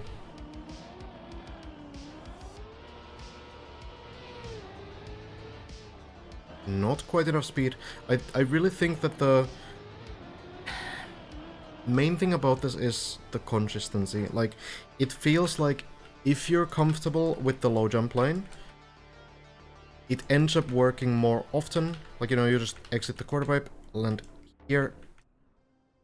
Ends up working more often than the high jump. Like, the high jump will at least work, and I think it's pretty hard to, like, completely fail it so that it doesn't even land into the quarter pipe.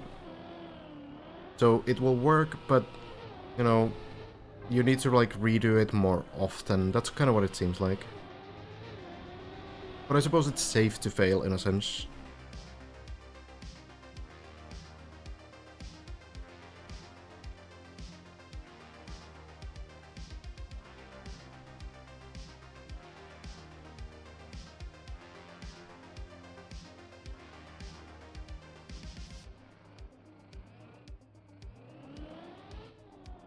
Well, we go back, and we keep going back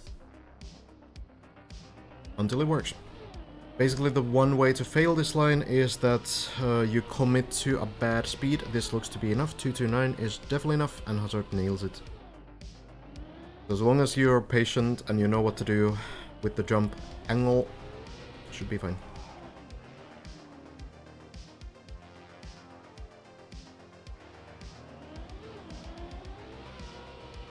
Landing in, to the left.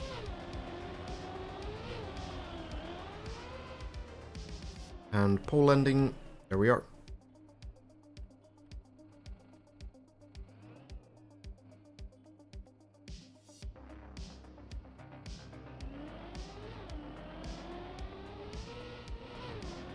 There we go. Floor 10 once more.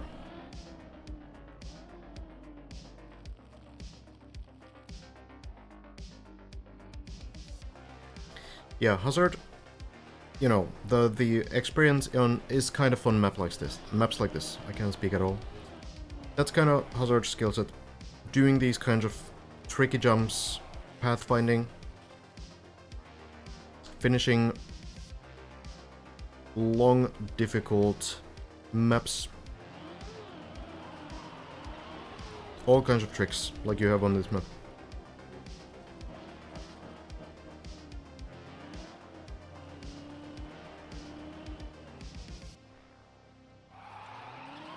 There are still, like, organizations and, like, pro players in Trackmania. But of course the changes in the official league, which means there's no official league anymore, apart from Ubisoft monthly cups and then, like, community tournaments. And the World Cup, I suppose, later in the year. That kind of changed the landscape, but there's still, like, at least players signed onto teams. As they're doing this turnaround, it's gonna be a little bit slower than going all the way back to the plastic, but going to work. What does RPG mean in Trackmania? Essentially, it's these kinds of sections. Like, a lot of pathfinding, figuring out where to go, some, like, non-traditional tricks. I guess if you haven't seen, like, traditional Trackmania, the difference is hard to make out, but, like, usually, like, traditional maps have, like, pretty stable speed. Your focus is more in, like, traditional racing lines with, you know, loops and jumps and stuff mixed in. But, you know, it's much less this and much more just, like, more more sort of, you know, something that links a bit more to, like, normal driving. So RPG kind of does these tricks and pipes and jumps and quarter pipes and everything else.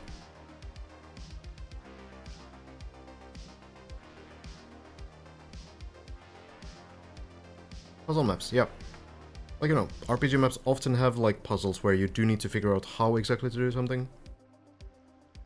Usually you have checkpoints also.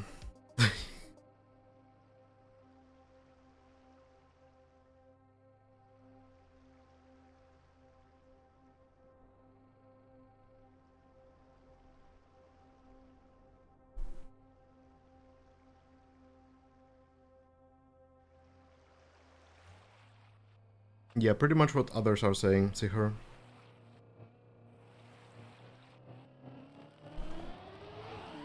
Well, the ice spin in timing looks good enough. There we go. Passwords in this game, not super secure. But I truly do not believe that we have any danger of, like, anyone having cheated.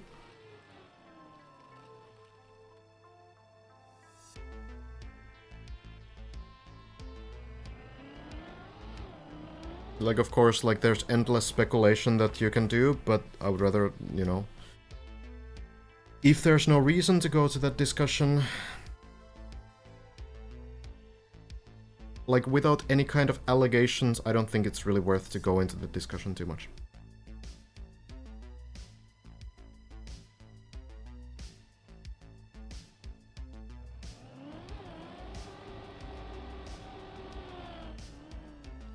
And if someone has any allegations, then you can take that up with the admins of the tournament, right?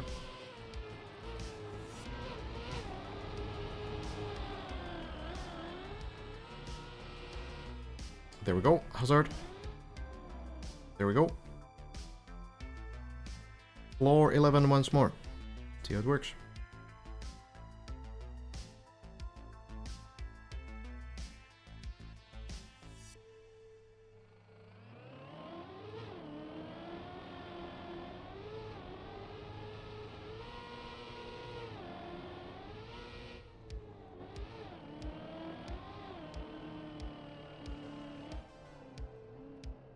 No issue with the early jumps this time. We keep going back. Has been getting so many times into floor 11.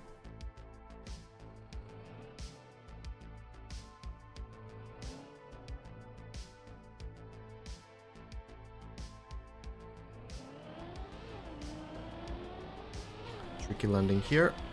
Works out, and Hazard is through at least one of the tricky sections here. Like, look, I think it's valuable to, you know, consider what we can do to ensure, like, fair play and such. But if there's literally no allegations, and there's, like, just nothing that points towards anyone not playing fairly, then it just really feels like drama farming.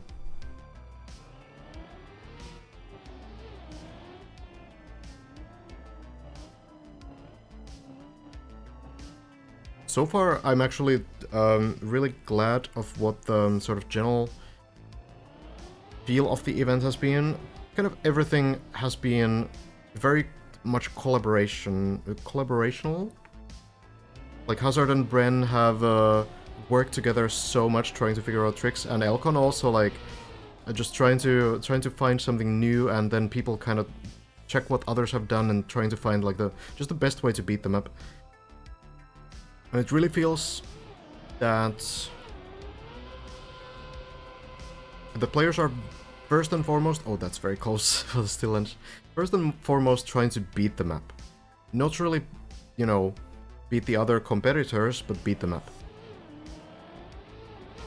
Got a web jump. Hello, Jan. We saw a new Elcon strategy on floor 13 that actually worked. A new shortcut. Hazard has been getting towards the higher floors as well. Looking pretty good so far.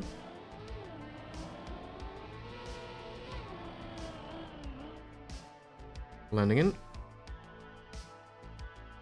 There we are. For sure, pinbooks.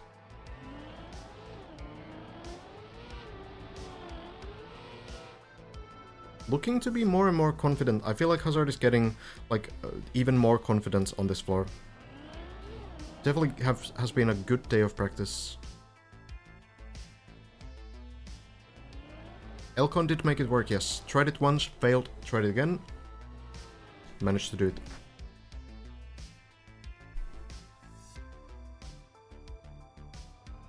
Again. 155 speed or so. That looks great. Very clean. Good setup.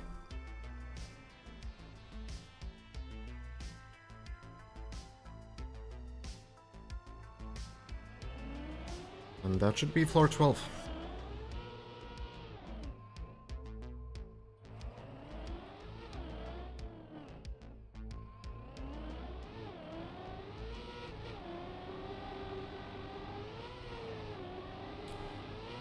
Makes the first section work as well.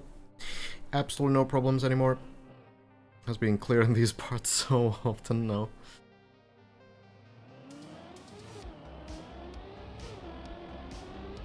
Well, down to the quarter pipe and then into the third section should be enough speed for sure. Great line as well.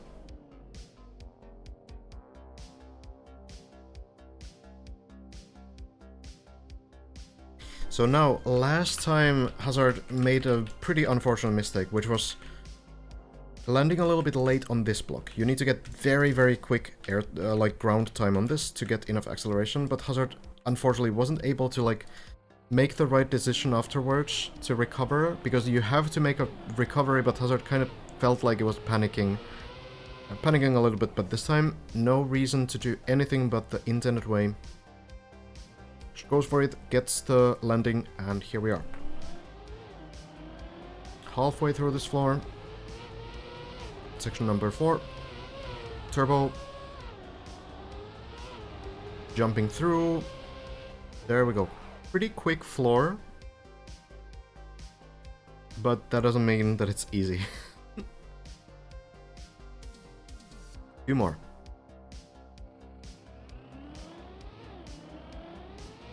Good landing. Now, heavy jump to the left. Oh, it's very much on the edge. So going a little bit too left on the entry to the second ramp.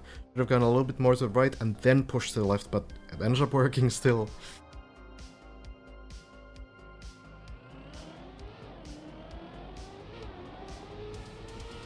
Landing on the turbo, and now careful landing. Looks clean. Will not turtle. Here we go.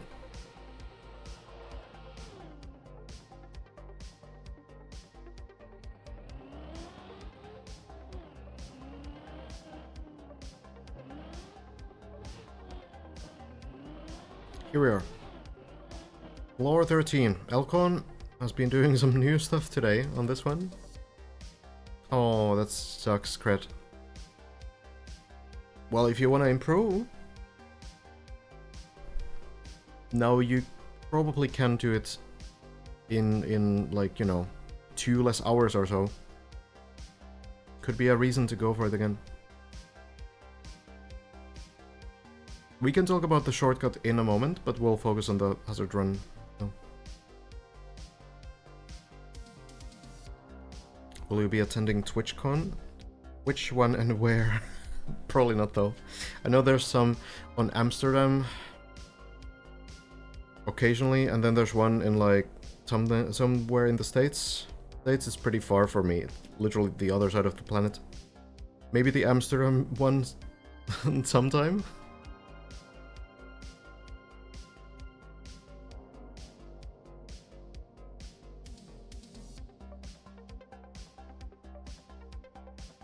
Well, I know there's those 2. I don't know if there's any more.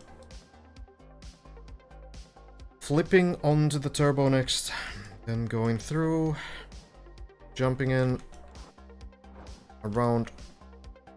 There's a bunch of shortcut ideas. We only have 2 that work. First one is by going... Where is it? Here. On this highest position of the floor until the very end. You just drop down here and go here. And you can see this quarter pipe in the distance there. You're supposed to reach this lowest platform and then continue the map, jumping all the way up here. So the way the quarter pipe is supposed to work is you go into this window, then you go into this window, onto the beam, here, and then you do a plastic wall hug that turns into a wall ride. Then you bounce on the plastic below, and then with the ice wall, you slide up and land into this quarter pipe. And then you go back down here. So we skip this entire wall thing.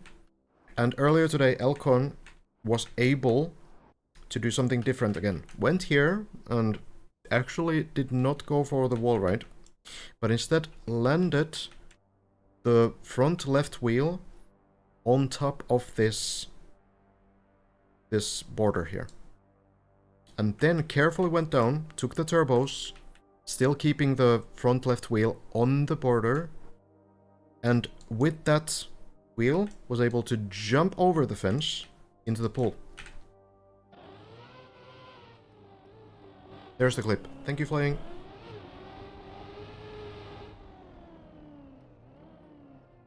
We can check the clip soon as well. No one has ever gone for the intended way. But we have now essentially some level of confirmation that shortcuts on this floor are intentional. We're supposed to do shortcuts.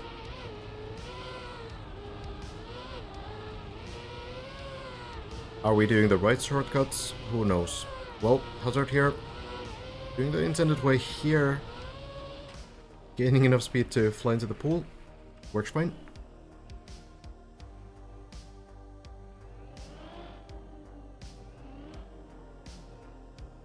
What confirmation? From the mappers.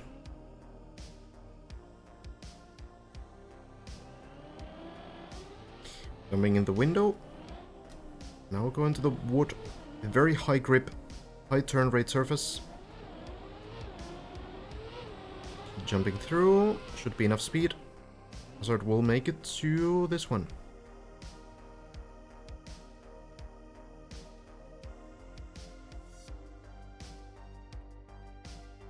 I mean, at the very least, we know that the mappers knew there would be shortcuts. Essentially, that has been confirmed.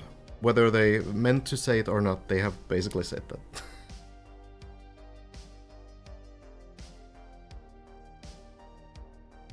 But I mean, it's kind of maybe obvious as well. And I'm sure we haven't found everything on this floor.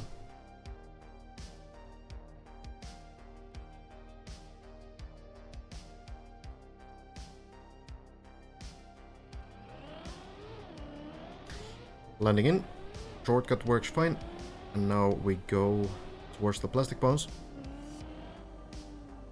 Each mapper did only one floor, with the exception of Sparkling W. Sparkling made floor 1 route, floor 4, and the final jump after floor 16. Jump up.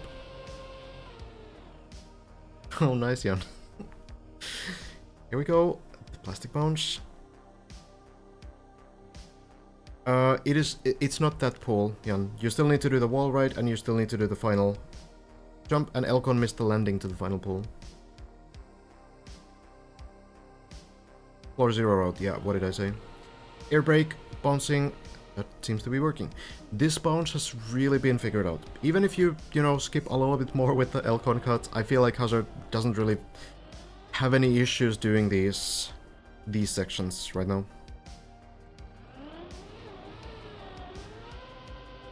Simo has actually made it past the 360 today. Into the pool. There we are. So you land into this pool with the new Elcon cut.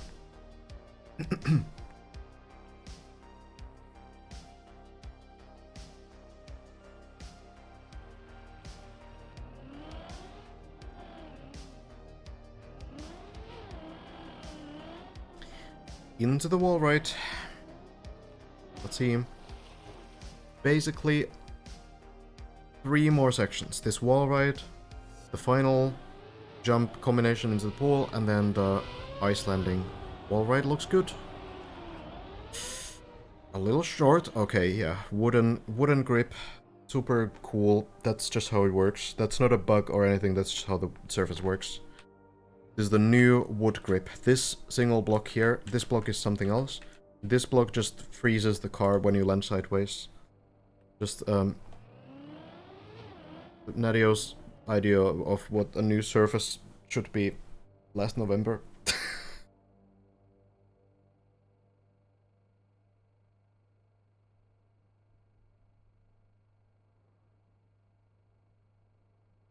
It's essentially like 100% grip surface. No one's on floor 15 just yet. They're still at the end parts of floor 15. Hazard, clean landing, should be skipping the hidden pool there and lands in. Now just to the pool. That looks very good. Great line. then just the ice, and we're back to floor 14.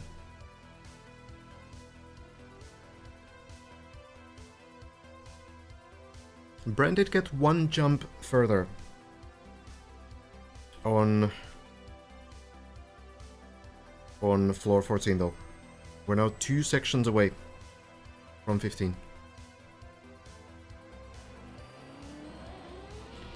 Jumping to the ice, saves it nicely. Very good. And we go again. Spider Sense by Viro. Floor 14 has been here before today.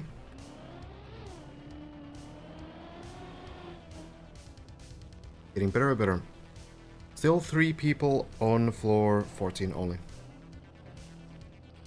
There are 3 people currently on floor 13. Elcon, Virtual, and Scrappy. Hazard doesn't quite get the whole bounce here, but we're fine. You can retry this, just don't fall into the hole and you're fine. So you need to kind of fall into the hole and clip the edge of the hole. Jump up just like that. It's very scary, but once it's done, it's done. You can focus on probably the easier stuff right now. At least it looks easier.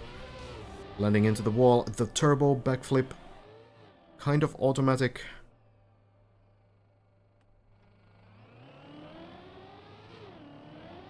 Landing in, jumps up. Well done.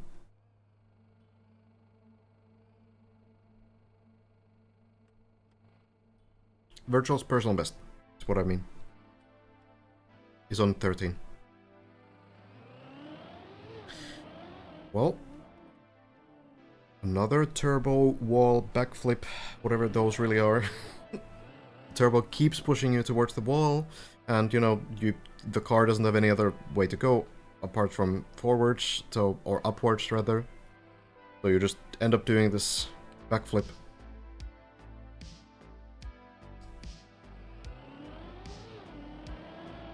Quarter web jump. Will land. Speed. A little low, but Hazard makes it work. Nice air brake there.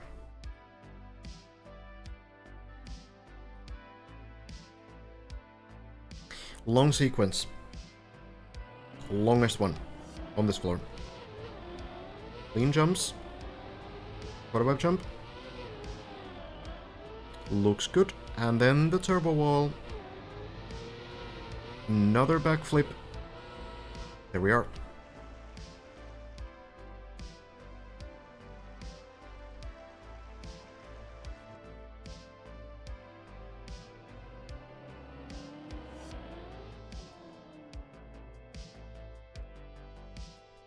Then the press forward. More or less. Line up against this fence, or next to it. And then just very, very clean, straight line. Front wheels onto the turbos, the car will flip again. And then the plastic bounces, looks good so far. Bouncing, bouncing, and the pool should be there. And this next part is what Hazard last failed.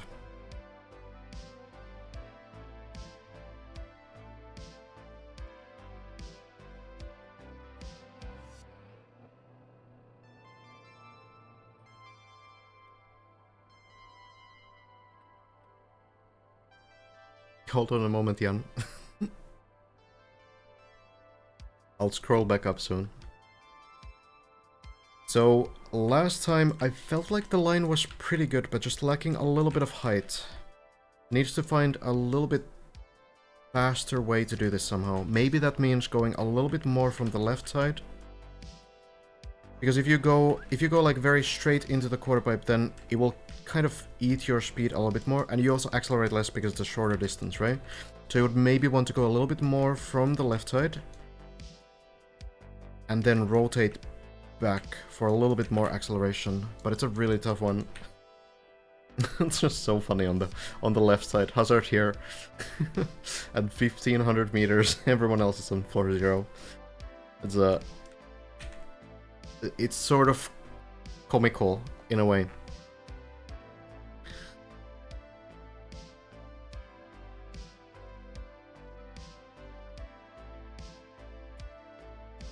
Lars has reached this part, but failed this very jump. Bren has made it through. Hazard has made it through.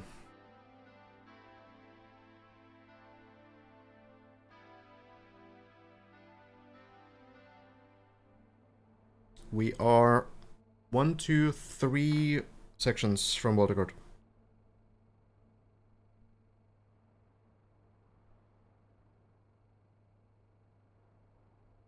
So, you jump here, then you take speed from here, front wheels land first, the car, like, flips in like a wheelie position, or bounces, and then the underside of the car hits this beam, and you fly here.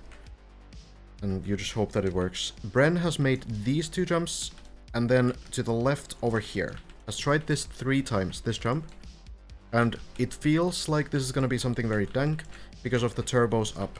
Turbos only affect you when you're touching a wall or ground, or anything. When your wheels are touching something, and I think there's some strategy that has to make use of that there. Some weird line, but... few sections we need to clear. Before that, Hazard jumping in. Oh, that's gonna miss. Is it gonna land? Maybe on the ice. Oh, barely not. Flipping. So at the very least, we are back to floor 13. That could be worse, So the recovery can be that you jump over here, and then you, from here, go back to the shortcut. It's been done before. And then you can relax a little bit. Lands in. Lands in, and now you just go down.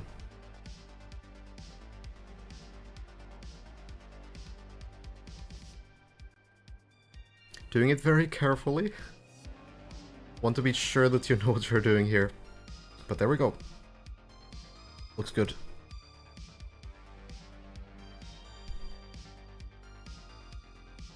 Jenna, thank you so much for the 5 gift subs. Very much appreciate that. Very generous. Lars, yeah, didn't get too much going on today.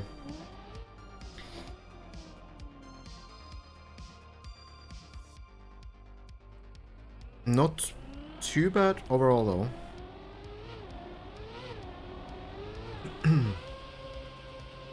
Landing in. Into the plastic punch. Has been fairly clean before. Let's see how it goes.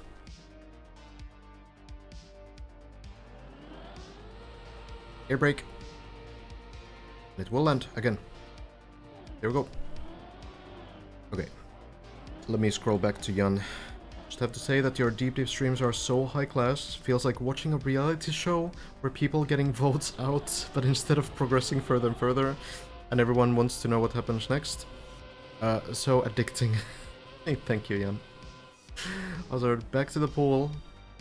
Even though I have above average knowledge in Trackmania, it's just so chill here. Keep it up. Thank you. Appreciate you. I try.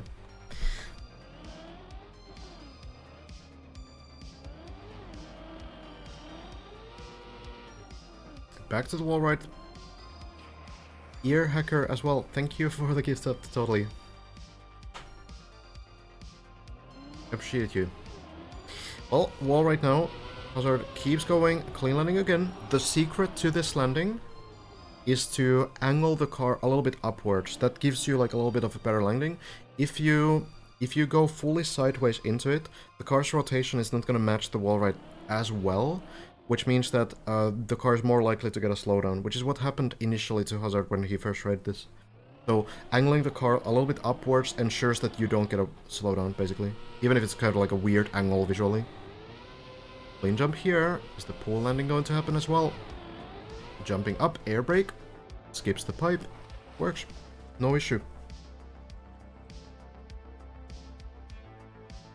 Yo, guys. Uli, thank you for the Prime, and Jan, thank you for the 10 gifted. Very generous, thank you so much.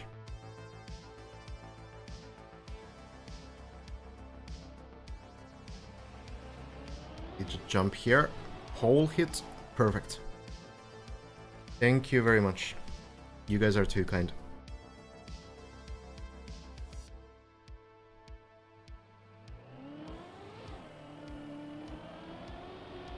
Jumping through. There we are. Make sure also to check out Hazard. I can do the shout out in just a moment.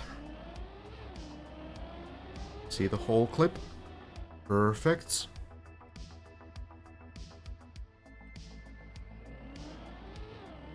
Going straight into the next one. Air braking, so the car's angle is good for the wall. Nicely done.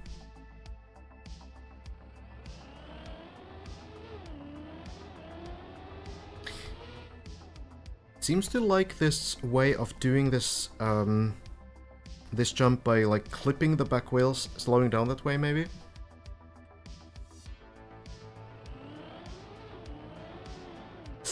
Shaky landing there, but works fine. There is a clip of Alcon cut, yes, somewhere.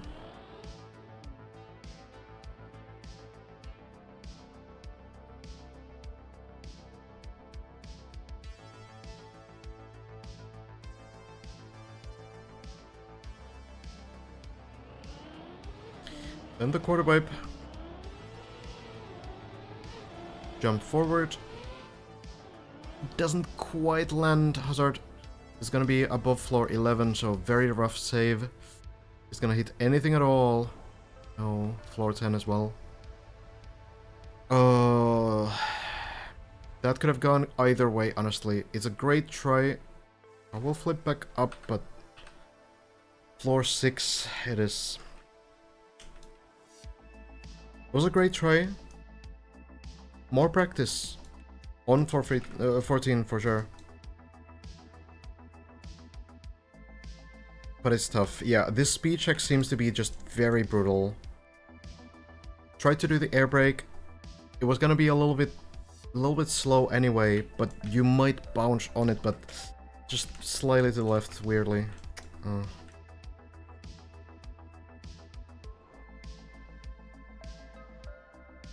But it was a good run overall. Getting more practice never hurts.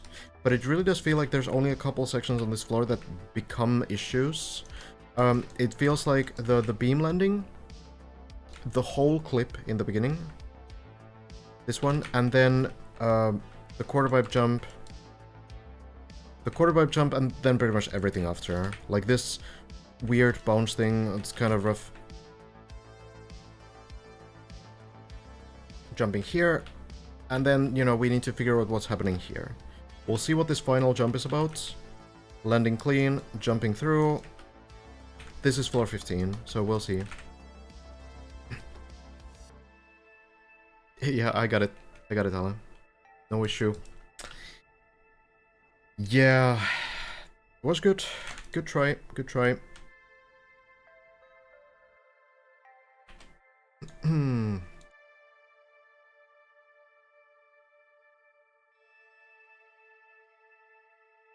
Clean.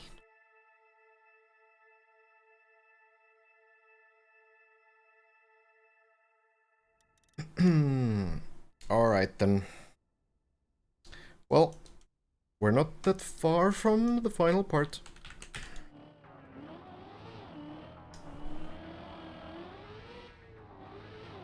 Only Bren seems to be making progress the last days. Yeah, and even Bren kind of like slowing down again.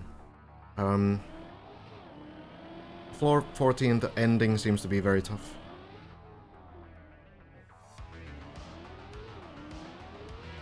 Honest question, how do the other players feel about you just commentating over other people's accomplishments? Don't mean that negatively because I like to watch your stream, just curious. So I've actually reached out to the players. I've asked them what they think. And I've said that if they feel like it's bad, then I don't mind it I don't mind like stopping the streams, you know? That's completely fine for me. So I asked them, and almost all of the people who, you know, I've asked about feel like my contribution is valuable, and I try to do a lot more than just commentate on runs. I try to explain the tricks, explain mechanics, and try to get people that otherwise would find the event confusing to watch because they are new to Trackmania. Try to like give them like a sort of like a understanding where they can sort of get this sort of at least entry-level knowledge of how these tricks work, what's difficult, why the players are failing certain things that might look a lot easier than they actually are, and things like this.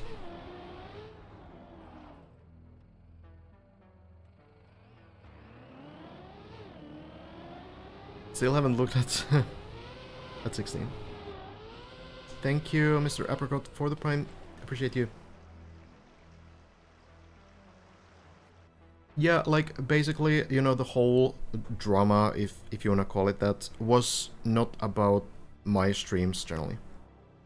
But was about, like, essentially players just watching, like, you know, using this as, like, background noise. I do my very best to not only shout out the players, which I should do right now, actually, for Hazard, because I didn't find the time to do it before.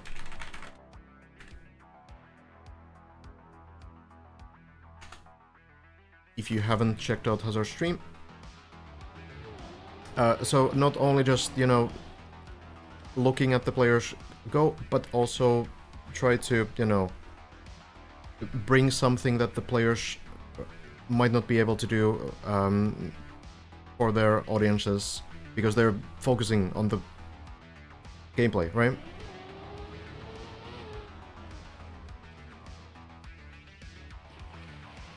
I like to think that I'm not really like taking viewers, though of course there's like overlap, but I don't think like I'm hurting the viewership at this point of anyone else. It's more like a lot of viewers wouldn't be there anymore if it wasn't for like a more informational sort of explanations of why this is such a big achievement and why this works and everything else. I'm tired, I can't really explain my stance, but you know.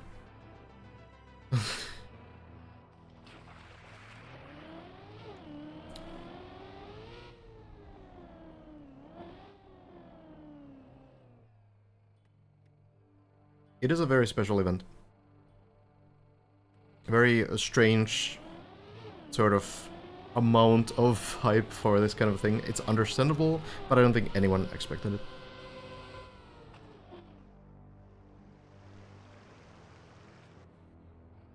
You offer so much value to the event, in my opinion, plus you bring attention to the drivers. I try as much as possible, yeah. Especially after talking with the players, like, I figured that, yeah, these shoutouts are something that I should absolutely do, and I kind of wish I did them from the beginning.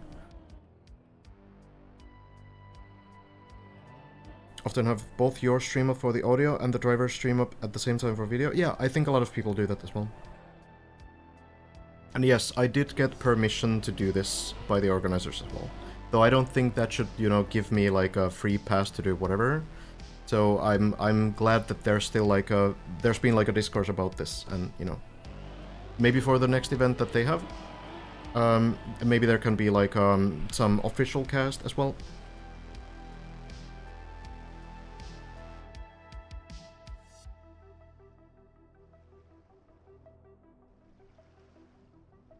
Also, there's a great playlist, that's true.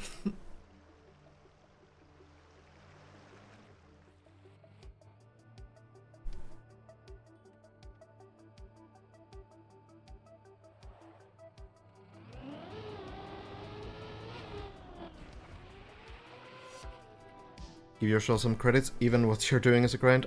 To an extent, yeah. But I'm not gonna pretend like the players have it, like, easier. It's way harder, and I know this because I've been a speedrunner for many years, and I've done, like, 100-hour, like multi-100-hour grinds, right? My longest grind for like a specific time that I wanted on a Shootmania map was like 700 hours roughly on one 10-minute map.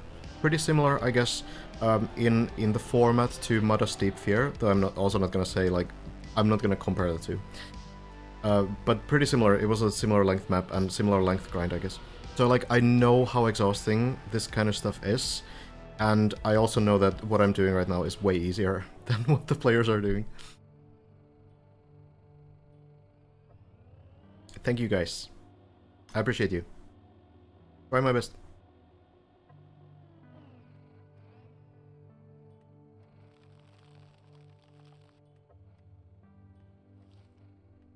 You guys are too kind. Thank you very much.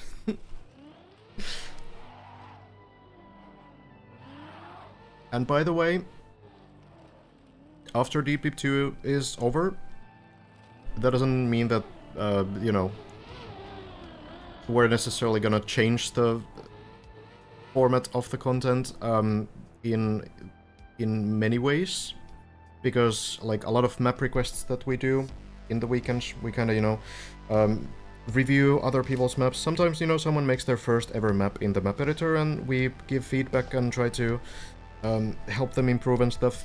And I try also to, like, try my best always to answer any questions and in general try to provide some sort of information about the game. So if you want to get into Trackmania after this event or during the event, or if you want to, you know, get into some more traditional Trackmania maybe, then yeah, stick to the stream. I'm not playing the Kakiest Kaki season, Jan. I don't have TMNF installed even. Are you sure what you do is easier? How many times have you seen streamers get tilted by chat? No, but the reason why they get tilted is because they're already kind of like very tense because of the gameplay, right? No, what I do is definitely easier, 100%.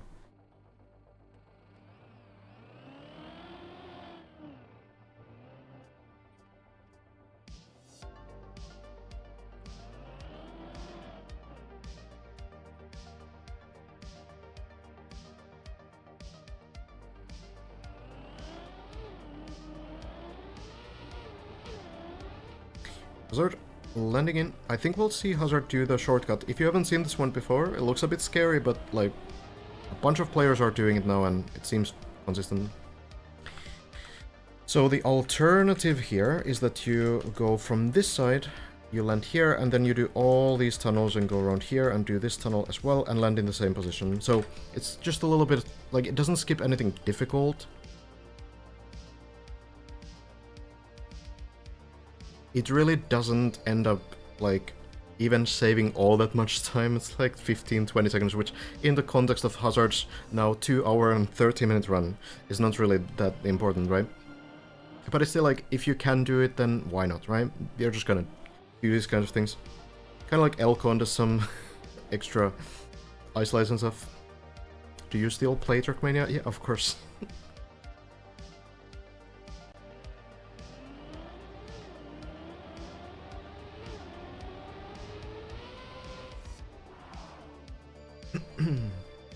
Who has the longest run? I don't know. Hazard's top 5 runs probably add up to like 20 hours total.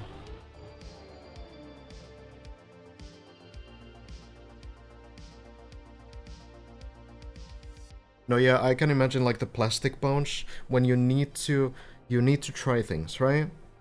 Because no one else has. You need to try things. Then, like, obviously it's gonna be, like, frustrating when people tell you, like, oh, that's not gonna work, and you're so dumb for doing this thing and this thing.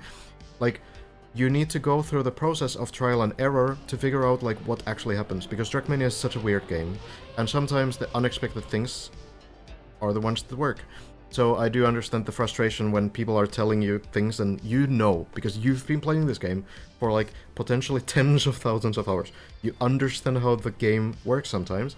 Sometimes it's just that you need to go through the trial and error There's no other way, really. So, you know,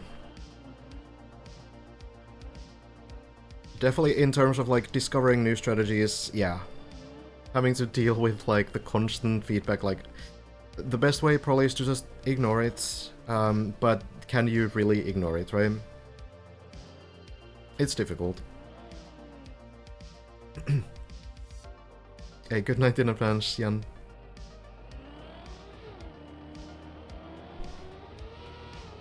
Could you show where current water card is and what the players are struggling with right now? Sure. Yeah, actually we didn't get to that point, so maybe now is a good time. See Hazard. Jump through, land in. Go into floor 9. Should be fine for a line. So, we just saw Hazard fail floor 14 here. The quarter pipe jump, yeah. I still can't find it. Here. So you go over the dirt, you jump with the quarter pipe, have to land up here. Very difficult, right?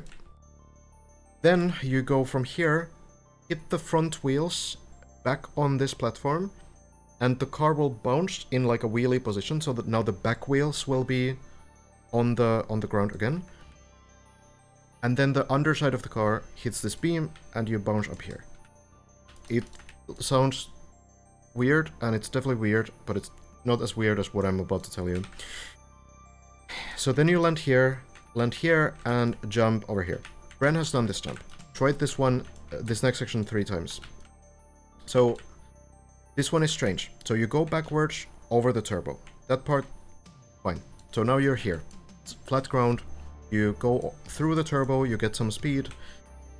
And then it seems like we need to go to the pool. So how does that work? Well, Bren trying just to jump there, but you will clip the car onto this edge if you try to steer to the left. So it's like kind of rough. So when you try to just steer to the left, the car will essentially get stuck onto this edge and it will just fall down. It will not get to the turbos, or at the very least, it will not grip this wall as it's taking the turbos, because the way turbos work in this game is that they don't actually do anything. They don't boost you at all if none of the wheels of the car are touching ground or a wall or whatever. So the wheels have to be in contact with something for turbos to do anything. So let's say that you jump over here and go to this, the turbos will not do anything. Why don't you go full speed, then reverse down, go into left? Because the left turn, when you start turning to the left, only the left side of the car will be able to fit on this ledge. It's just too thin. The car will take essentially this amount of space. From here, the wall, to here. So when you start turning to the left, the car will rotate so that it's actually going to be underside against this edge, and it's gonna just go along the edge, and then it will not reach high enough, and then it will not make the jump, probably drop down below. That's the problem. So here's the theory. Here's my idea that I thought about. So you would instead just go forward. Because Bren had some interesting things happening in the ceiling, where, you know, the turbos are on the ceiling as well. They are across this entire thing, and they do push you always upwards, in this case. So Bren got a little bit of a boost on the ceiling. So here's the idea. You go forward, and when this happens, your left wheels will be on this wall, which will make it so that as you drive forward, the car will slowly flip onto this side. And now you're touching this wood here, and there's turbos. So then, when you have turbos here, now you get boosted upwards towards the ceiling. And you turn to the left as you're doing this, and the car will go into the ceiling. And now you're gripping the ceiling, and the ceiling, when it's boosting you up the turbos, it has only one way to push you to. It's probably no coincidence that this ceiling is shaped like this. So this one would push you towards the pool and go here. So going here, flipping on this side, getting the boost into the ceiling, and then the ceiling pushes you into the pool. Sounds super crazy, but I wouldn't put it past Vero building something like this. I guess it could also be that you somehow, like, just flip directly into the ceiling. It hasn't been done and hasn't been tried. Bren is the only one to try this 3 times, and didn't really work. It could be that you need to somehow, like, I just don't see, like, if you jump directly from here to the ceiling, I don't know if you have the height at all. Like, that's the problem. You need to actually touch the ceiling here. And I don't think this one yellow turbo is enough to give you the speed to actually touch the ceiling. So I think you need to go up here, take these turbos on the wall first, then into the ceiling, then into the pool. So then you go to the dirts, and presumably you just land here, build speed, land on the right. This is floor 15. I'm not supposed to give any insight to the players directly. Of course I can, you know, theory craft on my stream and stuff, but I'm not supposed to participate in, like, the server chat.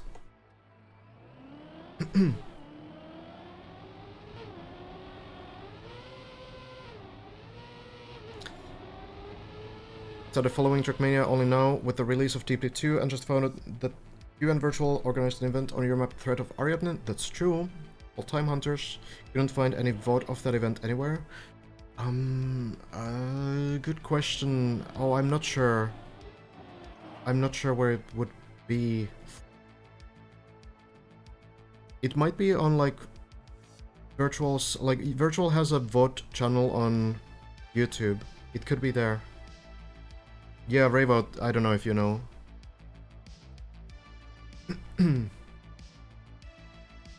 They don't need to do 180 on the ceiling, J-Farbs. The turbos will push you backwards into the pool.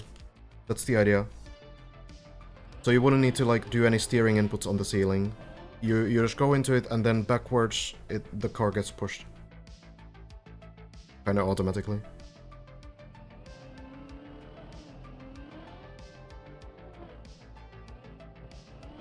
I haven't tried this map at all.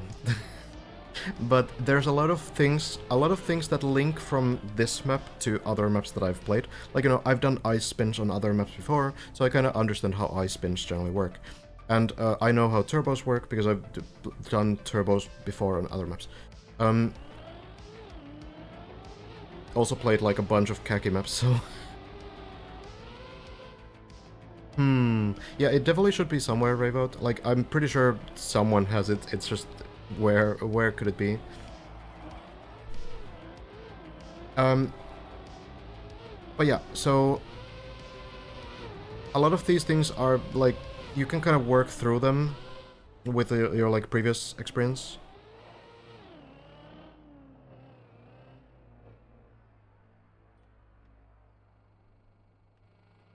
And I've also been, like, wrong a bunch of times, by the way, so, you know, I could be completely wrong with this one as well. It's just, like, some things just make sense.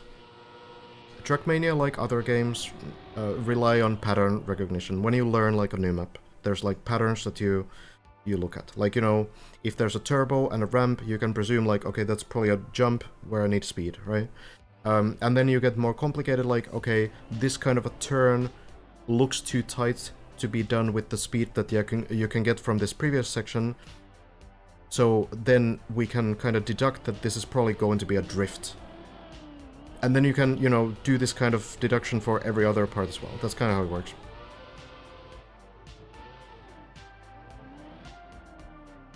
It seems kind of khaki, and it's not surprising because Vero mainly builds khaki maps, so... But, it can look khaki, and it can still be consistent. It can be very flashy, but then it can still work. Wait, did we get +1 information?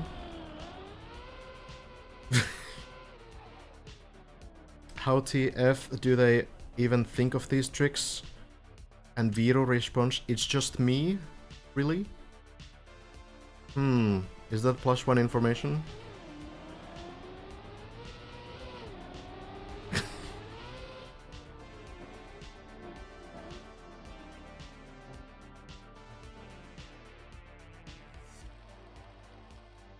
I'm not really sure. Like, it could still be directly into the ceiling. I'm pretty sure you need to get to the ceiling, though. I don't think there's, like, a direct way to get to the pool.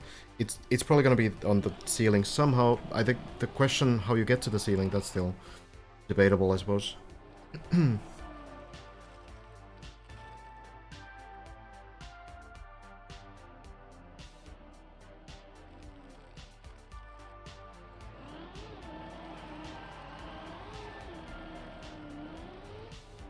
Thank you, Dragon. We'll see.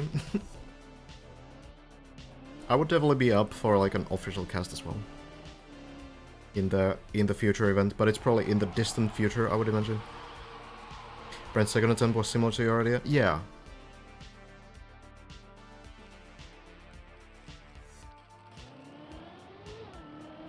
I don't think you steer on the ceiling. I don't think you steer anywhere on the ceiling. I think you just go there, you face backwards on the ceiling, and then the turbos just push you. You can't be sideways, importantly. Like, in regards to the turbos, you have to face backwards, but it's gonna work that way as well.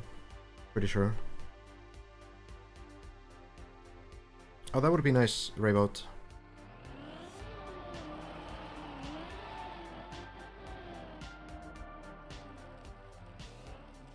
Yeah, everything's done by the community. The plugin, the servers, the map, all the voice lines, everything else. Of course, we need to also thank Nedio, the developers, for giving us the tools to create things like this. Wouldn't be possible without them. But yeah, the community really stepping up.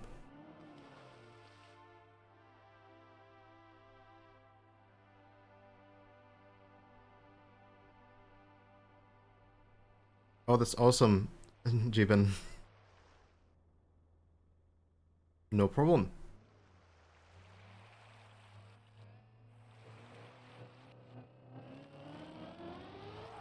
Second gear, ice spin, good timing, should make it.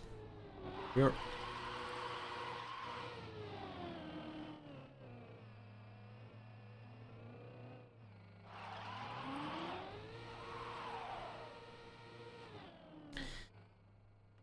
Yeah, Hazard again. When we joined the server, Hazard was on a 3-hour run already. Now we have another one. Yeah, Simo has gotten past the ice spin. One time. Failed the next part, the plastic part. But it is a big win for Simo. Yeah, did someone have the clip of Elcon shortcut? We could check it real quick. I should have shown it earlier, but we were talking about the new part.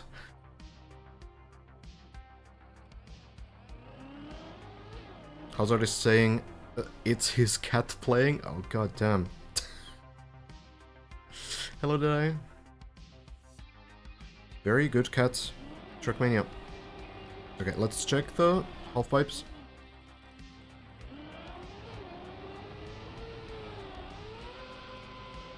Looks clean.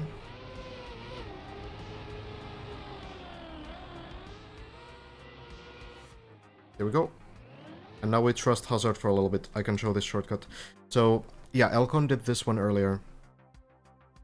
So Elcon, instead of doing the normal floor 13 shortcut, actually went towards the wall section. And Elcon's strategy here failed this one time, but now landed the left front wheel onto the ledge. And then Elcon is able to get the turbos and do this. This skips the plastic bounce as well as the half-pipe section of this floor. It's not only faster, but it is skipping a couple other very tricky sections. So we'll see if someone else will also adapt to that.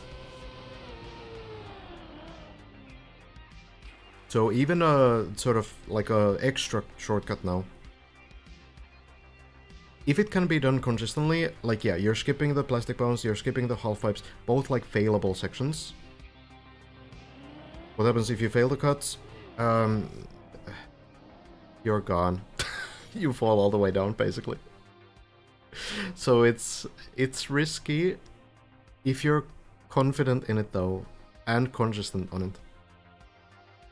Maybe there's value to it. Well, the bounce is actually consistent now as well. No one's really struggling with the bounce. Oh, Hazard. Very close.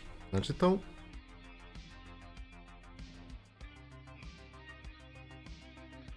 Yeah, a lot of the shortcut ideas have been thought about, but the players are still not ready to throw away runs for like a potential shortcut that might or might not work, you know?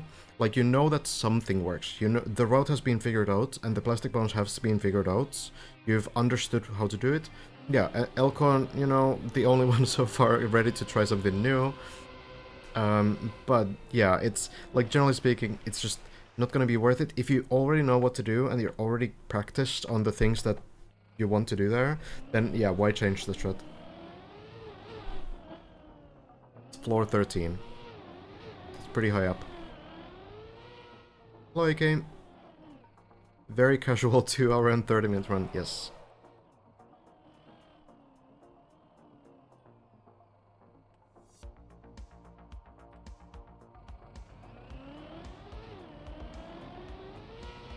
Land again.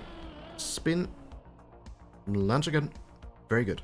Hazard found the strat and is very good at it too.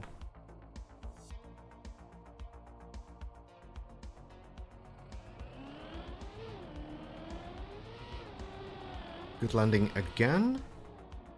And there we are.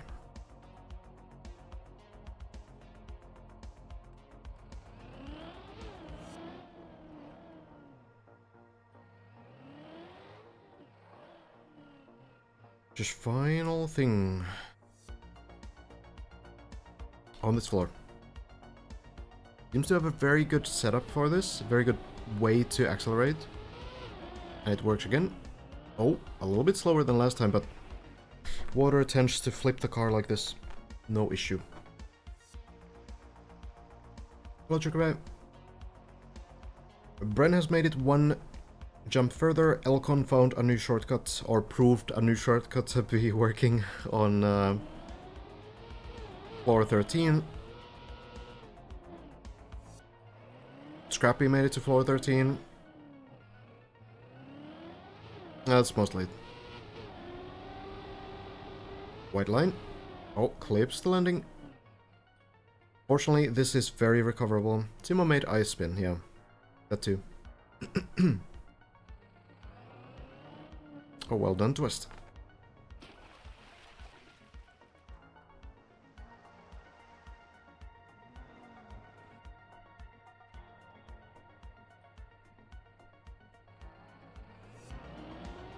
Back we go.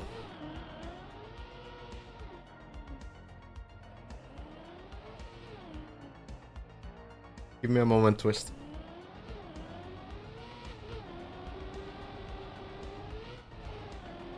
Really the best part of this floor, oh, okay, scary, is that it's very recoverable.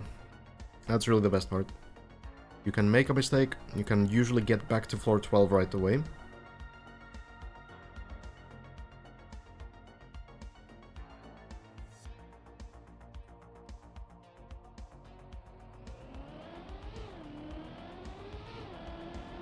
Landing in.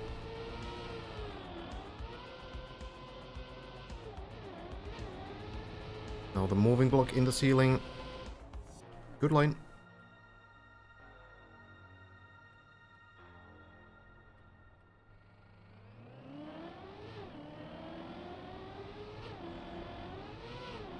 Round time, great. Getting better and better at this. Made a couple mistakes earlier today on these floor 13 sections, the floor 12 I mean. But this previous one especially has been improving a lot, getting really clean lines now. Red turbo, here we go.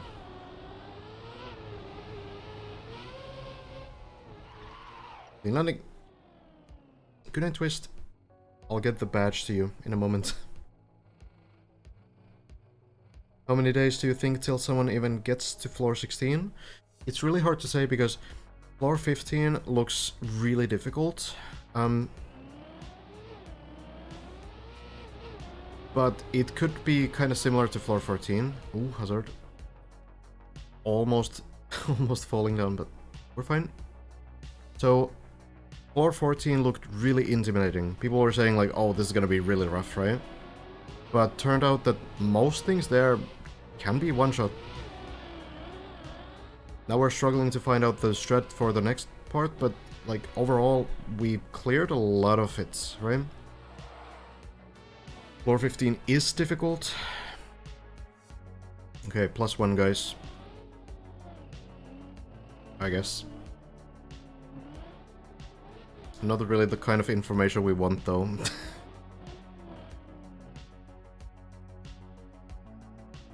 You show me doing the ice loop from the outside. Sure. Sure, we can change the camera perspective. Into the turbo first, though. I'm chaining this part. Good landing.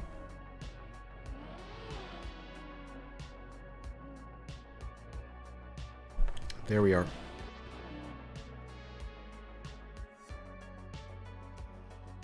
I don't really have like a good camera angle here. So needs to do a couple loops here. And then into the plastic. No. There we go.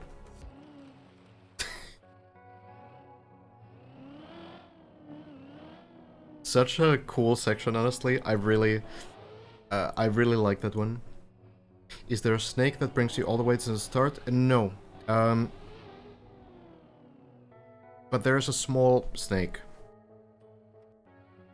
Okay, well, hazard is probably going, so hard to show.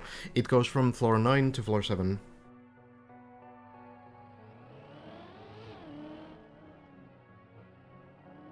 So not all the way down. But yeah, there is hole in the middle of the map, which is basically the snake. Just fall down here, and then the run is over. Happens sometimes. Well, here. Shortcut time again. Landing.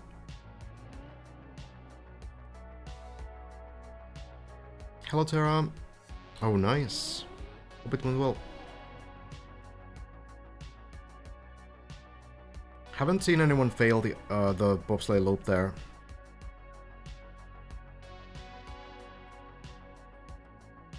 Cam 7 cast. A bit much. A bit hard to follow. It's hard to notice what the player's actually doing there.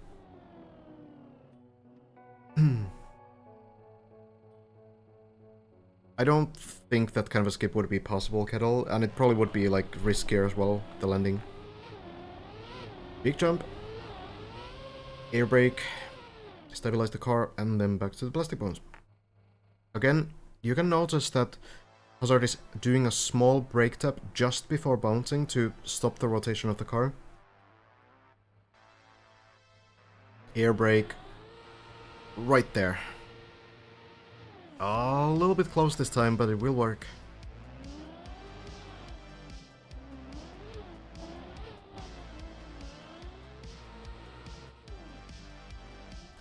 Doing this speed strut here. And then into the plastic. Seems to work. Bouncing up. There we are.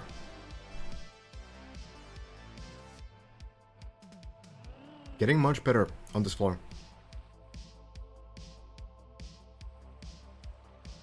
It would be cool to have some faster floors as well.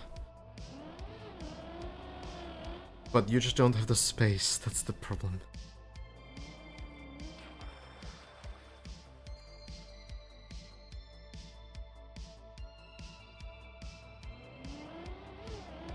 Then into the wall right, and we'll see again the front wheels first into the wall. Best way to get the clean landing.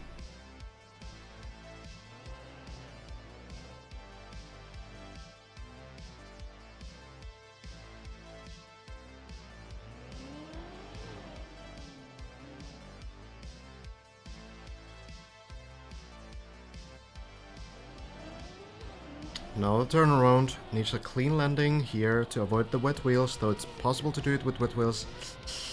Looks to be far enough, I don't think... No, it's definitely the water, but the landing works still. Nicely done. At least it looked like wet wheels, but... Yeah, there's like a hidden pool there. If you get enough speed, then you can avoid it, but...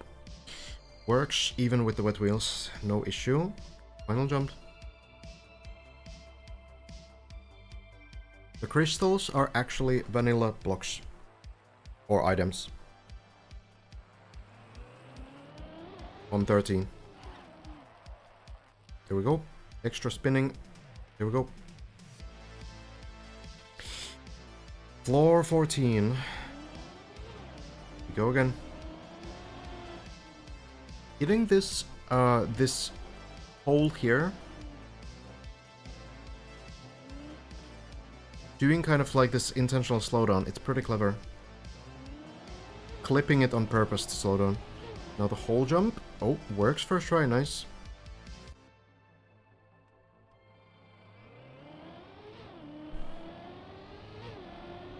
Jumping through.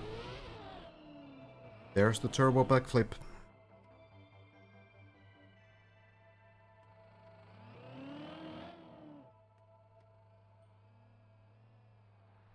Holy moly, why did you not name that? Why did you not give the floor that name? Would have been great. Spider Sense. It's a good name as well. Spider Sense, I suppose, refers to the spider trick, which essentially is when you like hit a wall and then you do weird things on a wall. I don't know, Vito can explain it. I don't really think we do any spider tricks on this floor though. But you do a bunch of wall things, so I guess that's kind of similar. This time the beam landing works. It's a good floor name. It just means wall grip generally. Haha, I tricked you into telling that you need to hit walls on this floor. We definitely didn't know that before. Anyway, quarter pipe jump. And now once more we go into the wall, turning the car sideways. The turbos push you as soon as you grip the wall, and there we are.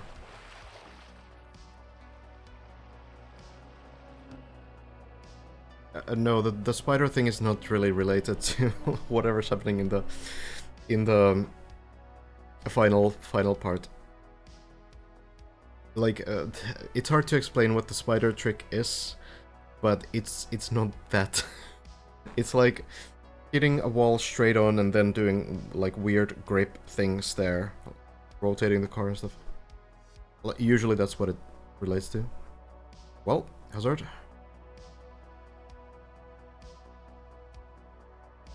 Forwards line. We hope for the upside down flip. And there it is, plastic bones. Number 1, number 2, 3, and the pool will be landed. We're back again.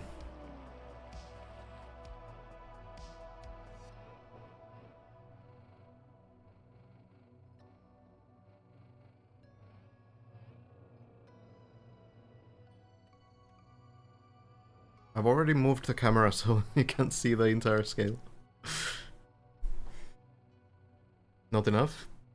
Well, here we go again. Let's see now.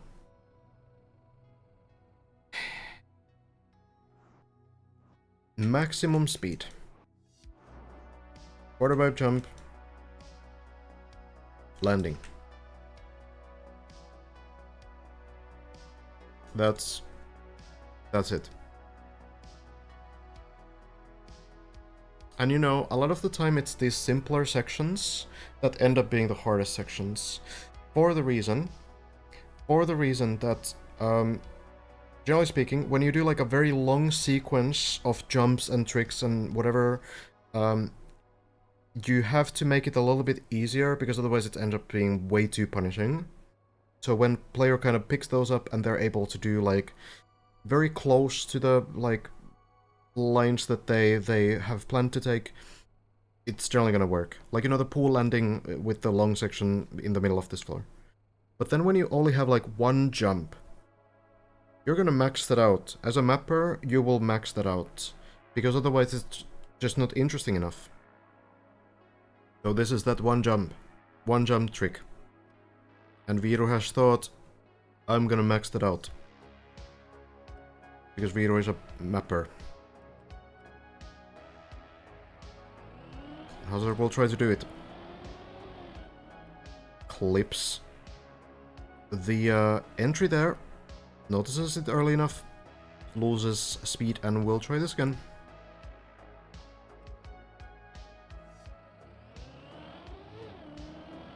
Second try. That looks better. And it will land. Really nice control of the car in the air as well. Not landing upside down. Kind of keeping the same kind of rotation that we see on like floor 8, the quarter pipe jump. It's very similar, but a much harder angle. This is like a buffed version of the floor 8 quarter pipe, really. And then we have the weird thing here. Front wheels onto the platform.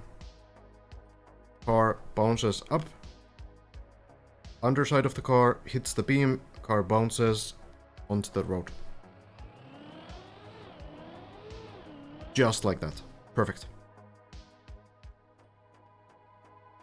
And here we are then. Personal best. Hide. Bren has made these jumps. Bren has made it to this ledge. Hazard hasn't.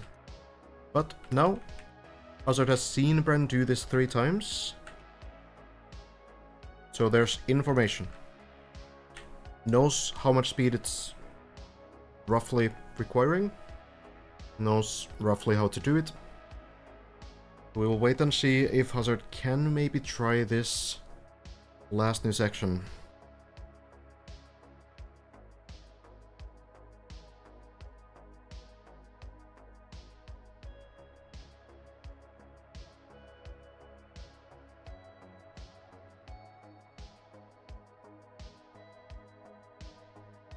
Lars trying to clear the previous quarter pipe still. That's Lars's personal best.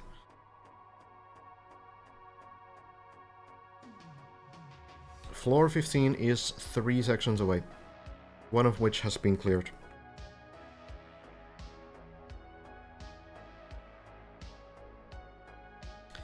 Two hours, 47 minutes on this run.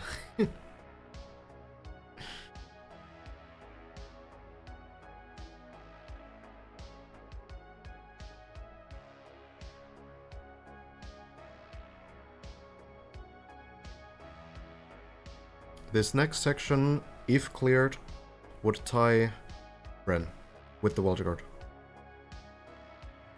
So, Hazard has studied, knows the struts.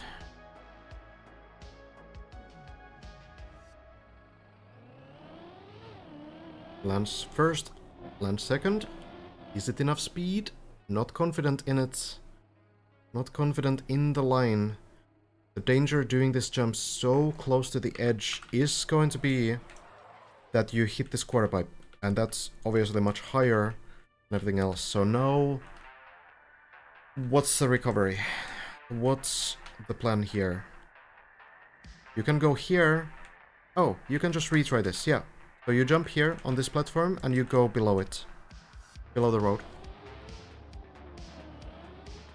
There we are. Very generous, Viru. Speed might have been good, but the line was dangerously close to the quarter pipe. Well, we try again. First landing again. Very close to this one. Doesn't want to commit to it. It's still too close to the quarter pipe, too close to the edge.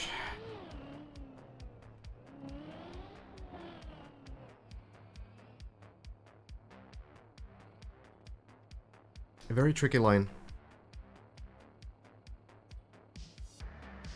Third try.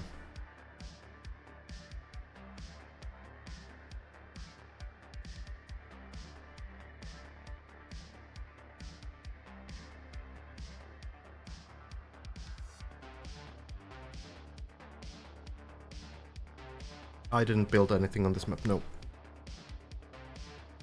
Always been an advocate of well-designed recoveries. Good. The players thank you. Hazard now lands clean, commits, gets the line enough to the side, and that is a very good landing. So now tied with the Water Guard.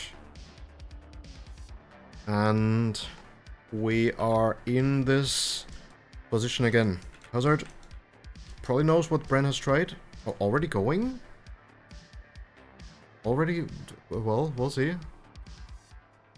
We'll see. Maybe just correcting the line a little bit. Maybe already has an idea of what to do. Bren has failed this 3 times. Landing into the pool on the left side. It's gonna be Water Guard.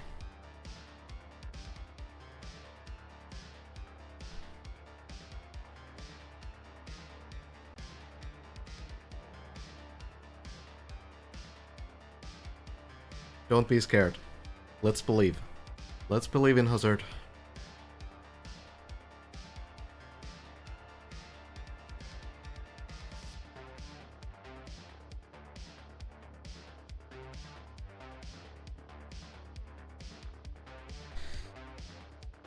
%82.3% of the tower cleared. And it all comes down to these small tricks to make a little bit more progress. Hazard. Ready to try. Goes in. Into the ceiling and is in the pool. Just like that. Happens in a blink of an eye, but Hazard is in the pool. And we are through that section, and now it's only 1 jump. There's a lot to talk about there. But it's only 1 jump now. Remaining on this floor. So, we were on the right track, thinking about this strategy. In some sense, I suppose you don't really rotate into that wooden wall, but you do get pushed backwards into the pool. So, the turbos doing turbo things. Well, this next one, I suppose, you just go in, you just jump through. This jump looks really long to me, but I don't really see anything else there. I feel like you just do the jump.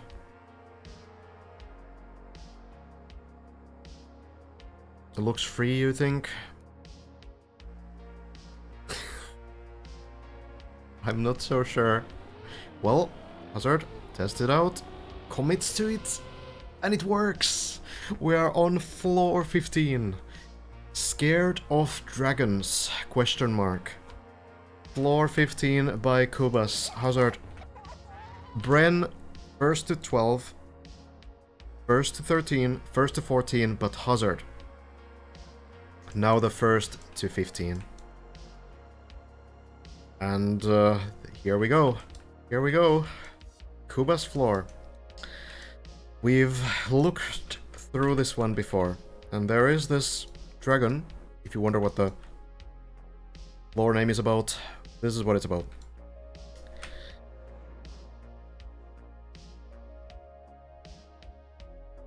I'm a bit more scared of the dance floor, honestly, down there, than I am of the dragon. But maybe there's good reason to be scared of both. Seems like the beginning is already a pretty hard trick.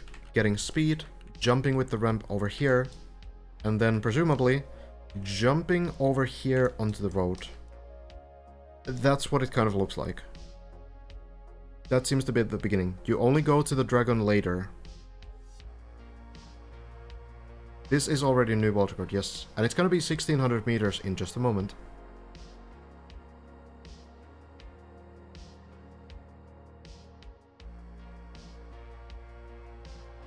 I think Hazard has the same idea. At the very least, you do need to go towards the dragon. You need to do this jump here.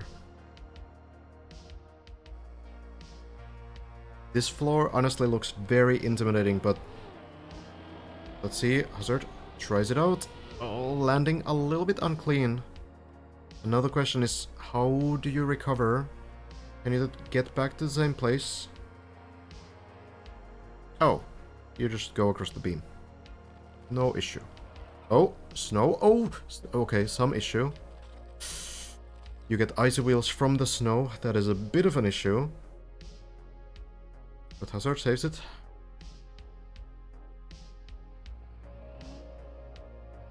Onto the ramp. Back to the platform. So you can farm this a little bit. You can farm this a little bit. Now we know. So a little bit sharper jump to the left, maybe.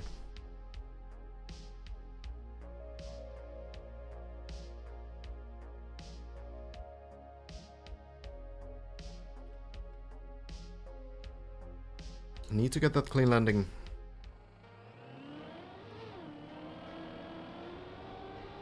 That's better. And now the jump.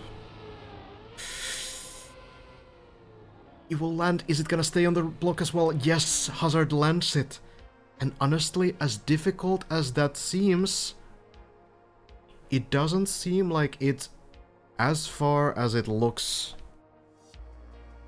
Maybe this floor, again, has these sections that look a little bit tougher than what they will be for our top tier players.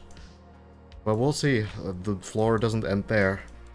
Getting speed here, landing on the ramp. Jumping here, landing on this ramp, and now flipping the car upside down.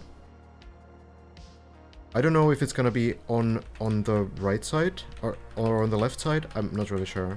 But you flip the car upside down because you bounce on this plastic over here. This text here, by the way, says Bren Have, with like old-timey phone typing thing. A nod to Bren for winning Deep Dip 1, and Have for getting the wall guard on Deep Dip 1, so just fun fact. Some lore. Not any hint on the floor itself, but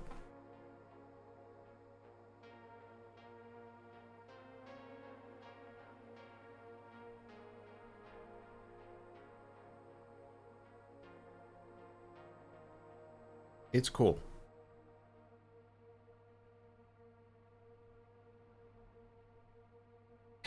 $1,600 meters. 1,627. Almost 85%.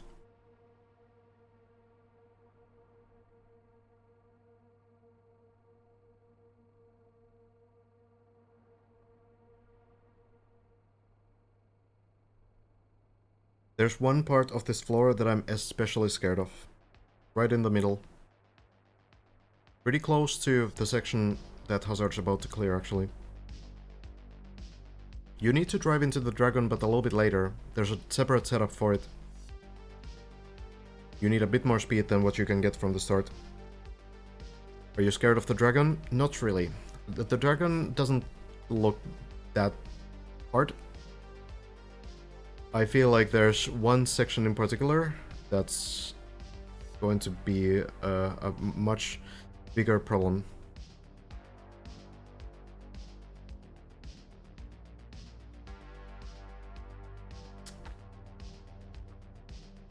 Bren and Hazard brainstorming again. It's great. They're still working together, even as we're so close to the crown, just over there. They're still working together. Just want to beat the map. So, jumping here, turbos, and then you go upside down on this rail. I don't know how big of a problem this will be. This will probably be fairly automatic as long as your line is like clean. Just making sure that you're going straight. This beam here will probably bounce you the right way up, so you go here. But this section, this next one, this looks tough. Getting the turbo on the grass, and I feel like you need to hit this wall here and bounce through. This is a very like classic RPG trick, hitting wall with this kind of a setup and then bouncing up. But what is this landing? Like, what kind of a landing is this? How are you gonna do this? This scares me. I don't know if I'm like missing something, but like, come on.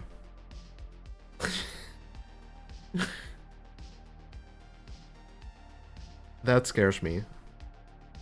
floor gang landing, yeah.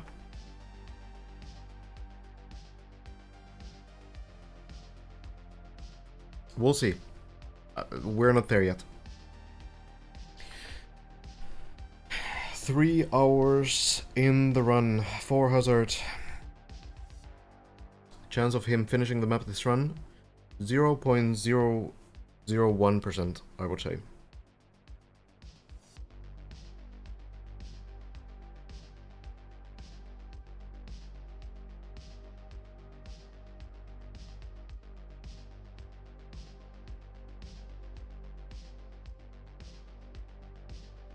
So you're saying there's a chance? Yeah, in theory.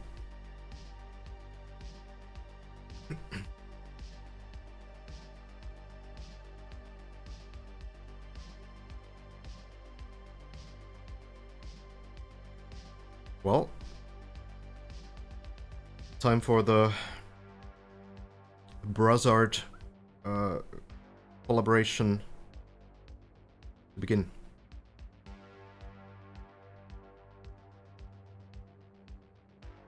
Yeah, so Hazard wondering the same thing that I was wondering about. Is it flip right or left? Because, like, the thing is that, like, when you build something like this, it looks like you should flip on the left side. This seems like a thing that a mapper would intend, yeah? You flip on the left side, but I don't think it's gonna be enough distance. I feel like it's gonna be right side. Like, the building of this from a mapper perspective makes sense, but I think that it's still gonna be the right side because it gives more distance.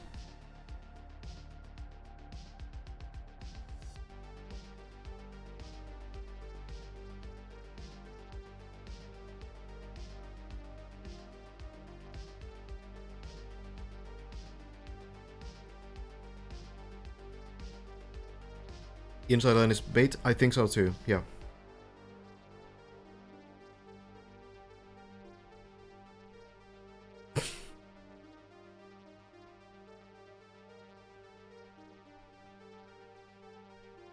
Good luck. Well, testing the line.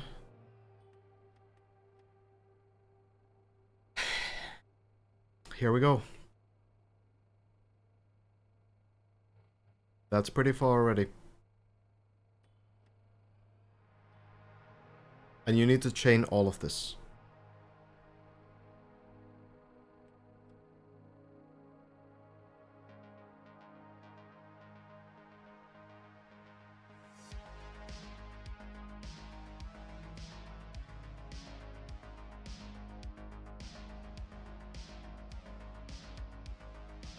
This seems...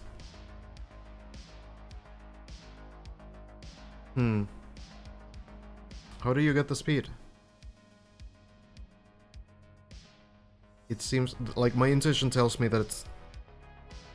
If it's gonna work, then it's gonna work very barely by, like, maxing out this line.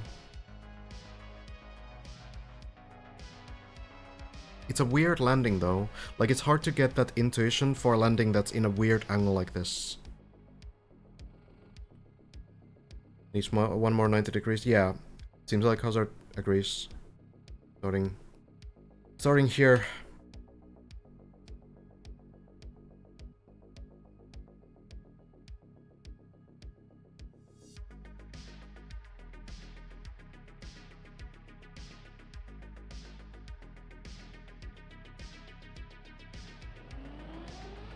Testing the line. Not committing yet, just making sure it doesn't go too wide. Probably still just testing. Different approach.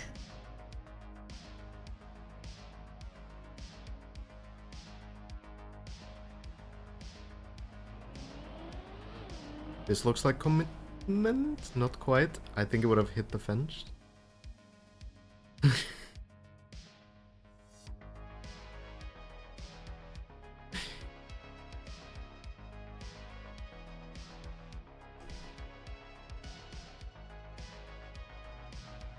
Needs to figure out how to accelerate this. Yeah, that's still gonna hit the fence. I think he needs to start a little bit further forward. just slightly further. This one? Not quite, yeah. Well, not going too far. I think back wheels on the line, maybe. Back wheels on this line. Hazard has the same idea. Now we go. Lands. Jumps. Seems to land. What about the flip? The bounce? And we're in the pool. Hazard manages to do it. And again, all of the jumps just make sense when you see them. Just one time.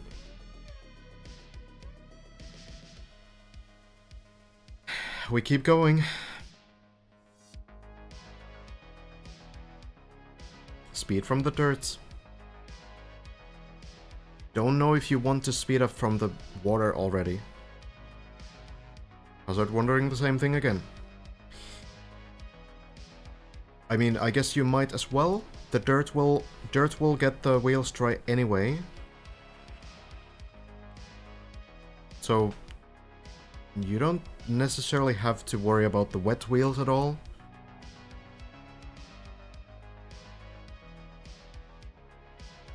The goal landing here. Here you can stop. For sure. So you might as well take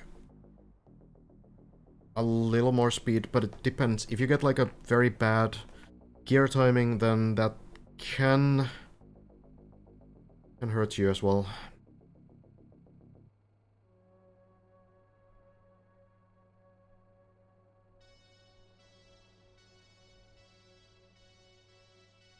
At these speeds, you don't really need to worry about like a dirt drift messing you up.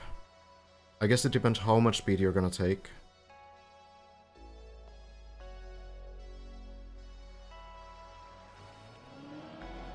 Getting the speed.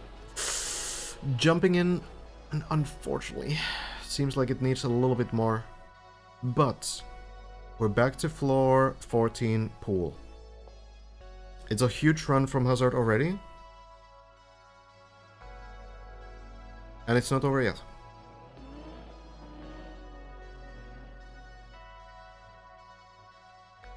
So, good recovery. Thank you, mappers.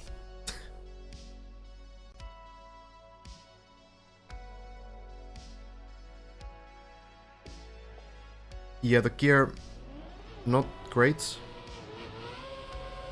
See the bouncers now, there's a little bit to the side, maybe not the best centered line, but, oh, it hits the wall at the end, bounces around into this quarter pipe, oh no. Well, manages to turtle a little bit, but it's a very rough one.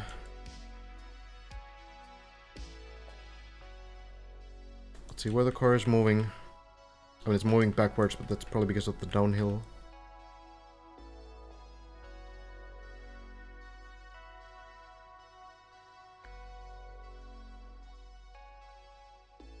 I mean, this is not the worst place to fall.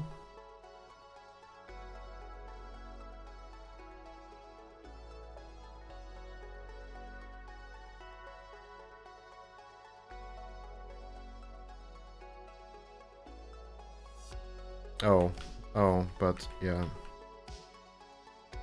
Plaxity! Plaxity! What are you doing?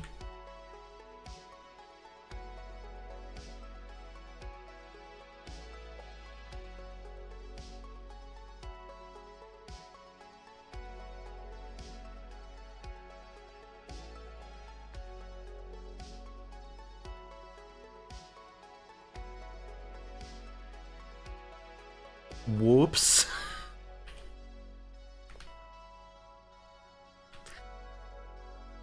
Oh well. Oh well.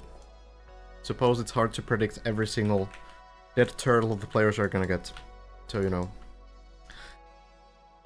It happens. But let's focus on the progress that has been made. We figured out...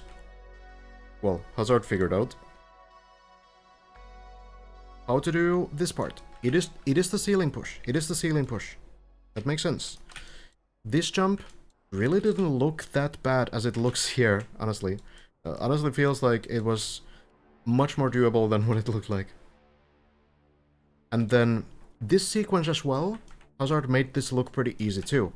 Didn't really feel like this is like a huge speed check at all. Was a great line. Worked really nicely. This one, definitely tough. Definitely tough section.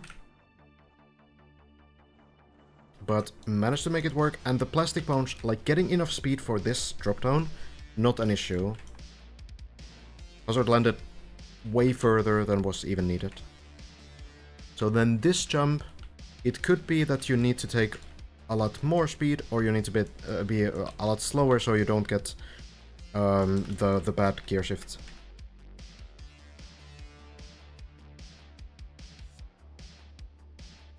So it could be that you need like full acceleration, get the second gear at a good time, and then just jump heavily to the left.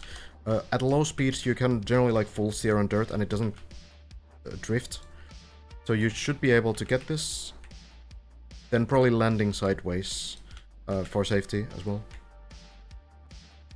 So then the turbo, and like I said before, I think this section will probably be fairly automatic as long as you have like a straight line. I don't think it's like a lucky part. The car will go upside down along the ledge and then bounce from this one and land up here. I think this is not a problem. That's probably not going to be a problem. But whatever this thing is, yeah, I don't know. This one scares me because of the absolute horrific landing area. I don't know how this is gonna look. So then, onto the turbo, and then you land again here, and now you go into the dragon. You plastic bounce on the ceiling, go here, go over here, and this floor basically never ends. This is still floor 15. All of this climb, that's still the same floor. Landing here. Then, there's this ice part. Clean line. It's probably not an ice slide. You probably just angle the car. Get the speed. Land over here. Go here. Jump. Land on the dirt. And then there's this whatever thing this is. This is the final part. This is the final part of floor 15. Then 16.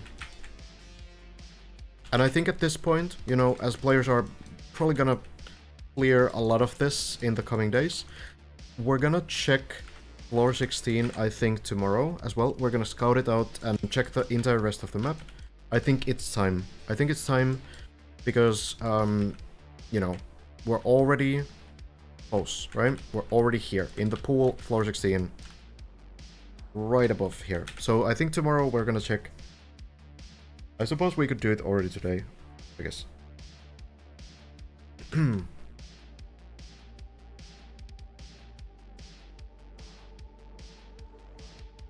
One jump where you need to get speed around the hole. Wouldn't the black beam be better?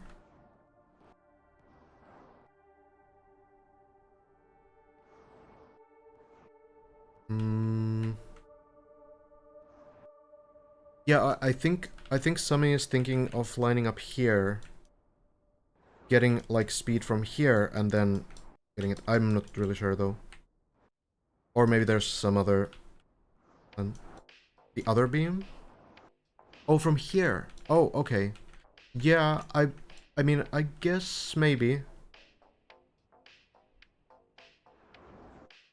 You could do it. Is it enough speed?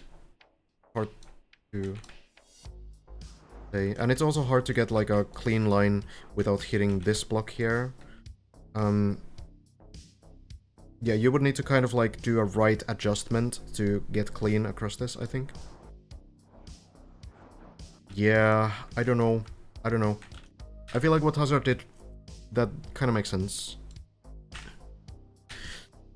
Okay, alright. Floor 15 has been reached. So, Hazard, huge work. Huge work. Probably done, and I think we are done for the day as well, but maybe it is time. Maybe it's time to get a little bit of an idea of this final floor, yeah? We're getting close. 2/3 of a floor away, so maybe we're gonna check this out before we go. let's do it. Let's do it. If you wanna not get spoiled, then I wish you good night. I will end after this, but we're gonna scout through this. I feel like now is the time to figure out what's happening. All right. Starting on an ice block, I suppose. Of course, there's a hole as well, just so you can fail this jump into this. Yeah, good going. Thanks, guys. Okay, and I'm already confused. It looks like we have turbos.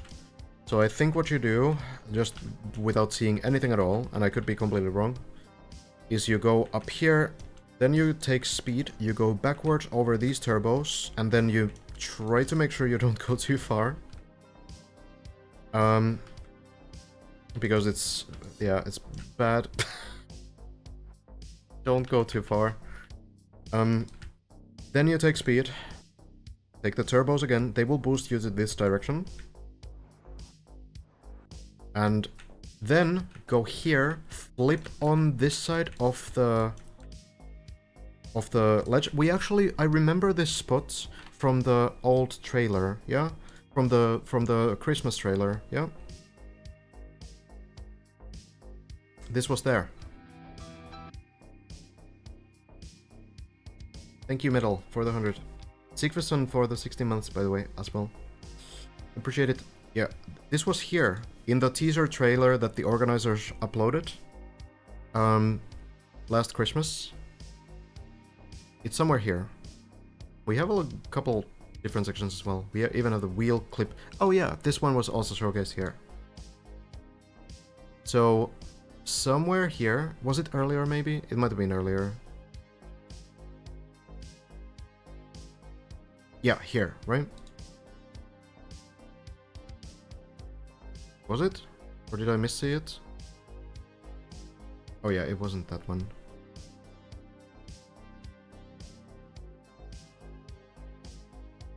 Was it not on this one? Was it in the other trailer after all? Oh no, here it is. Okay.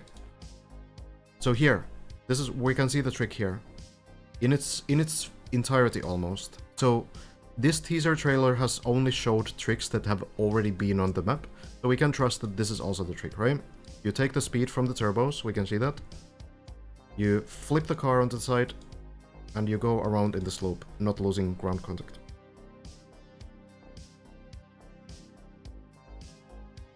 So we can rely on that being the trick. Go through here. Then jump to the left. Of course, there's another hole.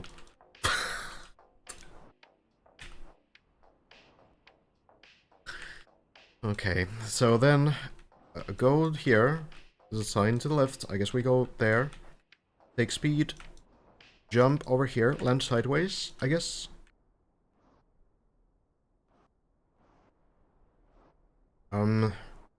Maybe accelerate on plastic here. Plastic gives you a little bit higher acceleration. So maybe getting the speed and then wheel clip? You go to this direction? No, probably not, right? You go here. Okay, maybe you actually want to accelerate from here. I don't really know which one is better. Oh, it's a practice section. Oh, yeah. Okay, fair. Yeah. So you can actually practice it. The wheel hook thing, and then this will stop you. You will fall into the pool, and, you know, you can practice it. Okay. So this is probably the hardest trick on the map, which is probably why it has this small practice section. So go here, and presumably right side wheels onto the wall, right? You fall down, it's back to floor 15. So you wheel clip this one, and then the plastic here pushes you to land here. Hopefully you can't get any weird plastic bounces here. Jumper. Hopefully. Jumper made sure that you can't get any weird plastic bounces here. Yeah. What do you do then? I suppose...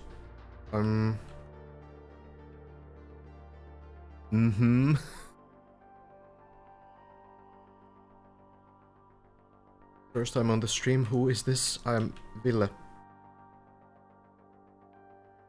Hazard just got a massive run though.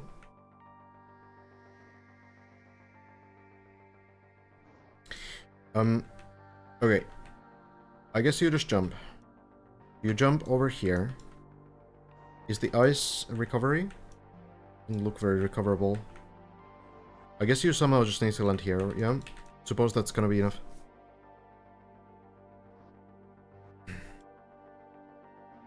Well, jumping then with speed, like you accelerate from here, clean turn, jump probably here, chain this, jump over here, go over here, maybe? God.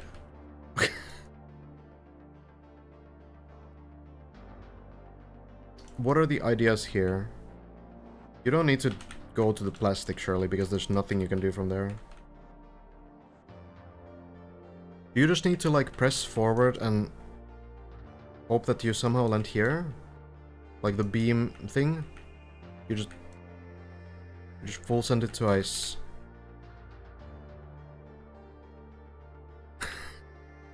Jumper? I think this kind of an angle to land here, that looks pretty rough. Maybe it reaches. But yeah, if you just need to like bounce on these beams and hope that something happens, that looks pretty bad. I feel like if I was the mapper, I would probably just like calculate this jump to be possible. But what do I know? It kind of seems like it's mainly just to make the angle very difficult. Like very difficult line here. Then you need to immediately turn the car to the other side so that you kind of save yourself on ice. Okay, well then here, another dirt wall trick. We've seen this before. Do you need to actually zoom somewhere? Or do you land into the pool? You probably don't land into the pool.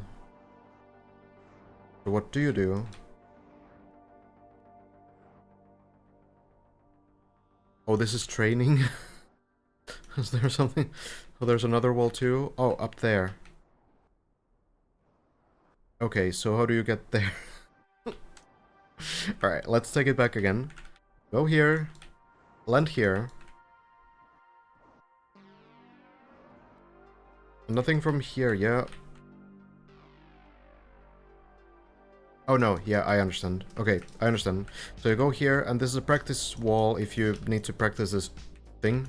So the main way, I guess, is going around, going here, jumping with this plastic, landing on this plastic, landing here. And then you go around, jump on the ice, immediate ice slide to not fall, onto the dirt. What is jumper?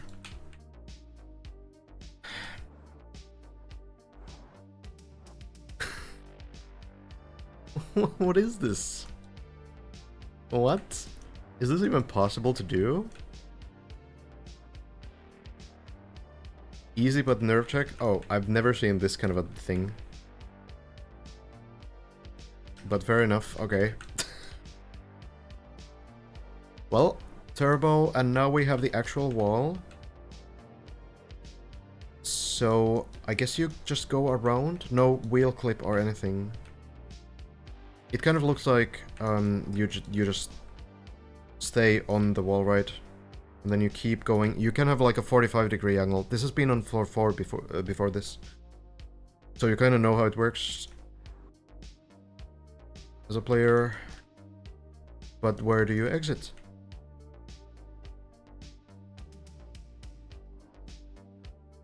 Oh, here? Is that the exit? Somehow? What even is happening? Bounce on the end and go back? Oh. So you need to bounce on this plastic and then go back all the way?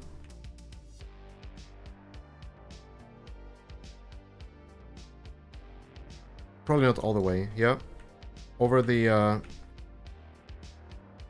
over here, I guess. there's a plastic block here. So you go here. This is not a very generous landing. And then all the way on the quarter pipe? Really? All the way here. Oh, there's a sign here. Okay.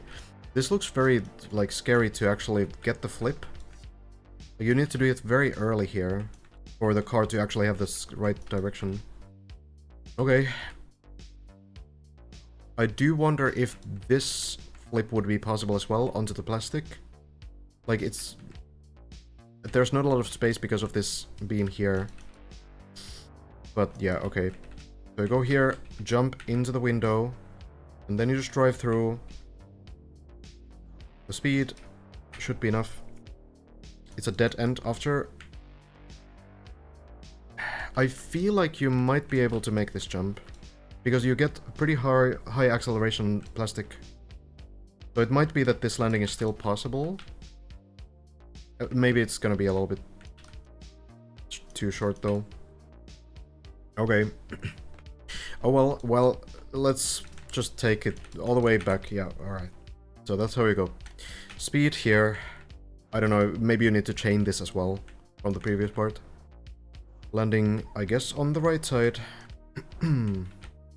Watch out for the plastic. Slow down in time. Then onto the ice ledge. This seems like a nerve check again. Going around, jumping through. What? What are we doing? So onto the ledge again. Over here. Checkpoint. Nice. Not actually a checkpoint, by the way. Then take speed onto the plastic. Now you're on the rings. You go over here. Speed onto this ledge. Climb up. Go here. On the pipe. On the beam. And now you're here. So then you drop down. And there it is. That's that.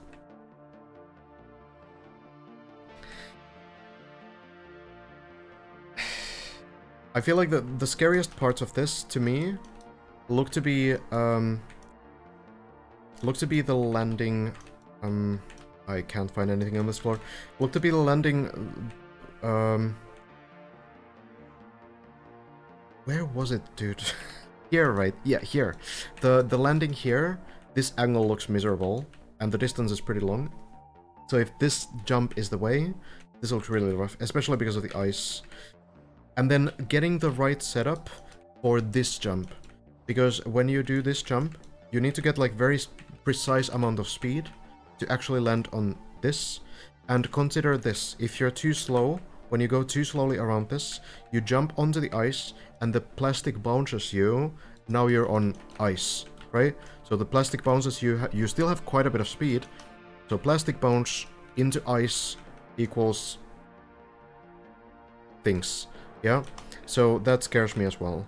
And then there's the dirt wall, yeah? This also scares me. This zoop up, that looks scary. I guess, like, the good side is that if you do it too late, you will probably fall back down into this quarter pipe, so you can retry this more than some other parts. But yeah, that seems to be it. Looks scary. Looks scary. And then obviously, you know, you need to find some way of like gaining speed. And then you jump through here. And that's the finish line. We can see the finish gates here.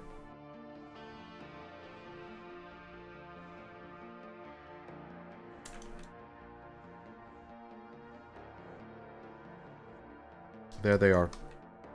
So you need to reach this red line. You don't need to go like all the way through the crown. Red line is enough.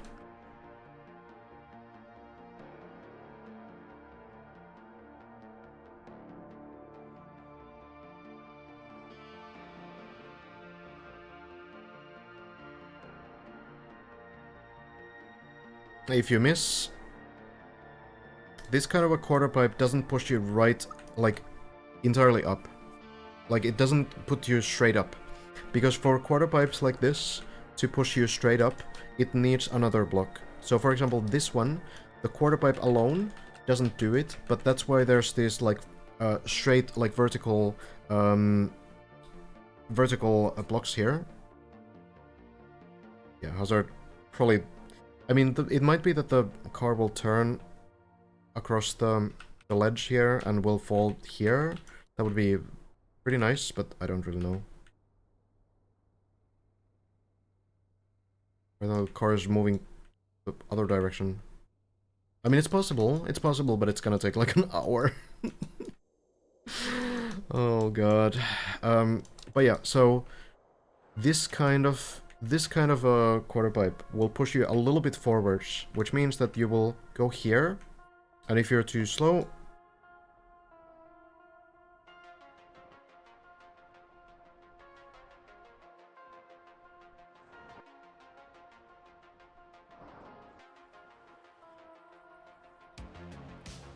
so you better make sure you have enough speed. We're gonna see whoever gets here first. It's not gonna be a fast ending. They will do like 10 minutes of testing. 10 minutes of testing. How do I maximize the speed here? They've already probably thought about it, honestly. Already thought about, like, okay, what is the best way to gain speed here? You probably need quite close to the maximum amount. So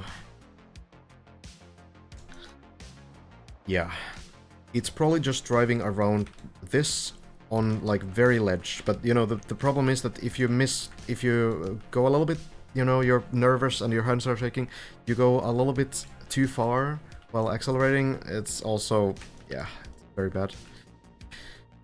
So you need to just be careful.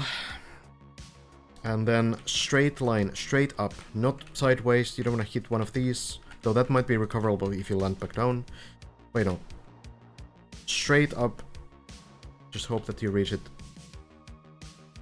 But we're so close. In some way, Hazard made it here, right?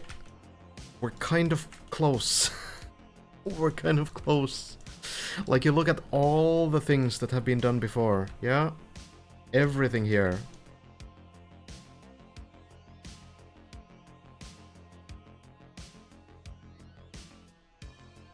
It's crazy.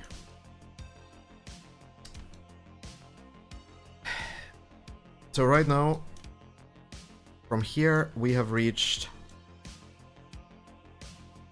this point. Roughly this point. We can see the small plastic ramp there.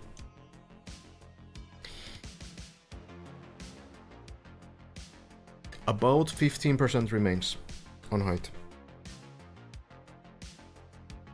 ETA on completion? Hard to say. But I do think it's possible that someone gets a god run during this weekend, and we clear floor 15.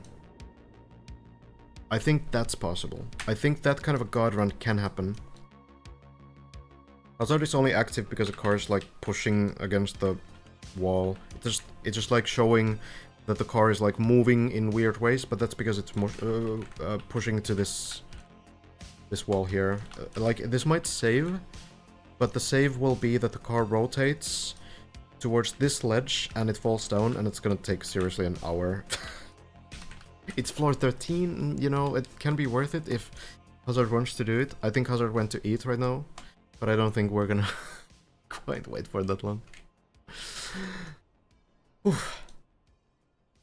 It's crazy to think that after 22 days, we are close enough to kind of start thinking about actually finishing the map. Someone actually reaching the finish line. I think floor 15 can be cleared one shot next try for Hazard or Brent. I think that's possible as well, yeah. I think it's actually possible. But the ice parts can be a little bit wild as well. We'll see. We'll see, we'll see. Okay. Anyway. think we're done for the day. Epic journey so far, yeah. Hello, Queen. Hazard's run might save, but it's gonna take so long that, yeah. Like, you know, you can probably set a timer for 30 minutes and it's still not gonna be it.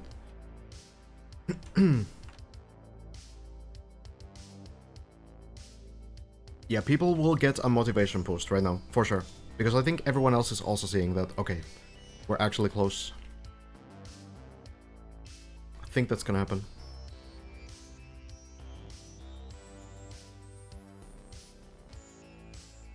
Okay, let me scout Twitch.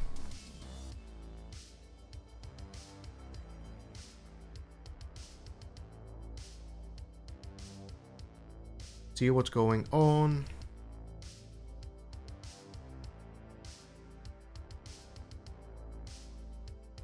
Hazard's run, like, yeah, that's probably the biggest boost to this grind that we could have hoped for. Okay,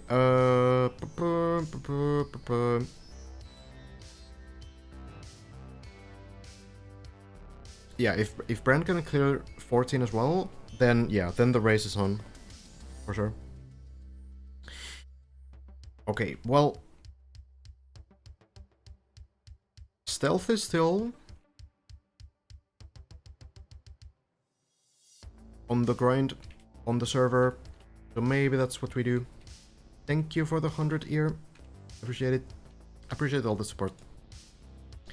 We're getting closer to the end. It's kind of wild. To an extent, you know, I felt like this is never gonna be finished. Like, you know, you kind of get so used to this everyday grind that it's kind of wild actually thinking that, oh, this is actually gonna end someday. That's gonna happen. Well, very much appreciate all of you. Hope you enjoyed the session here. We're gonna continue tomorrow again. Hopefully I'll start a little bit earlier so I can catch Bren's session as well. Could be good. And yeah, other than that, we will keep going and see what the weekend brings.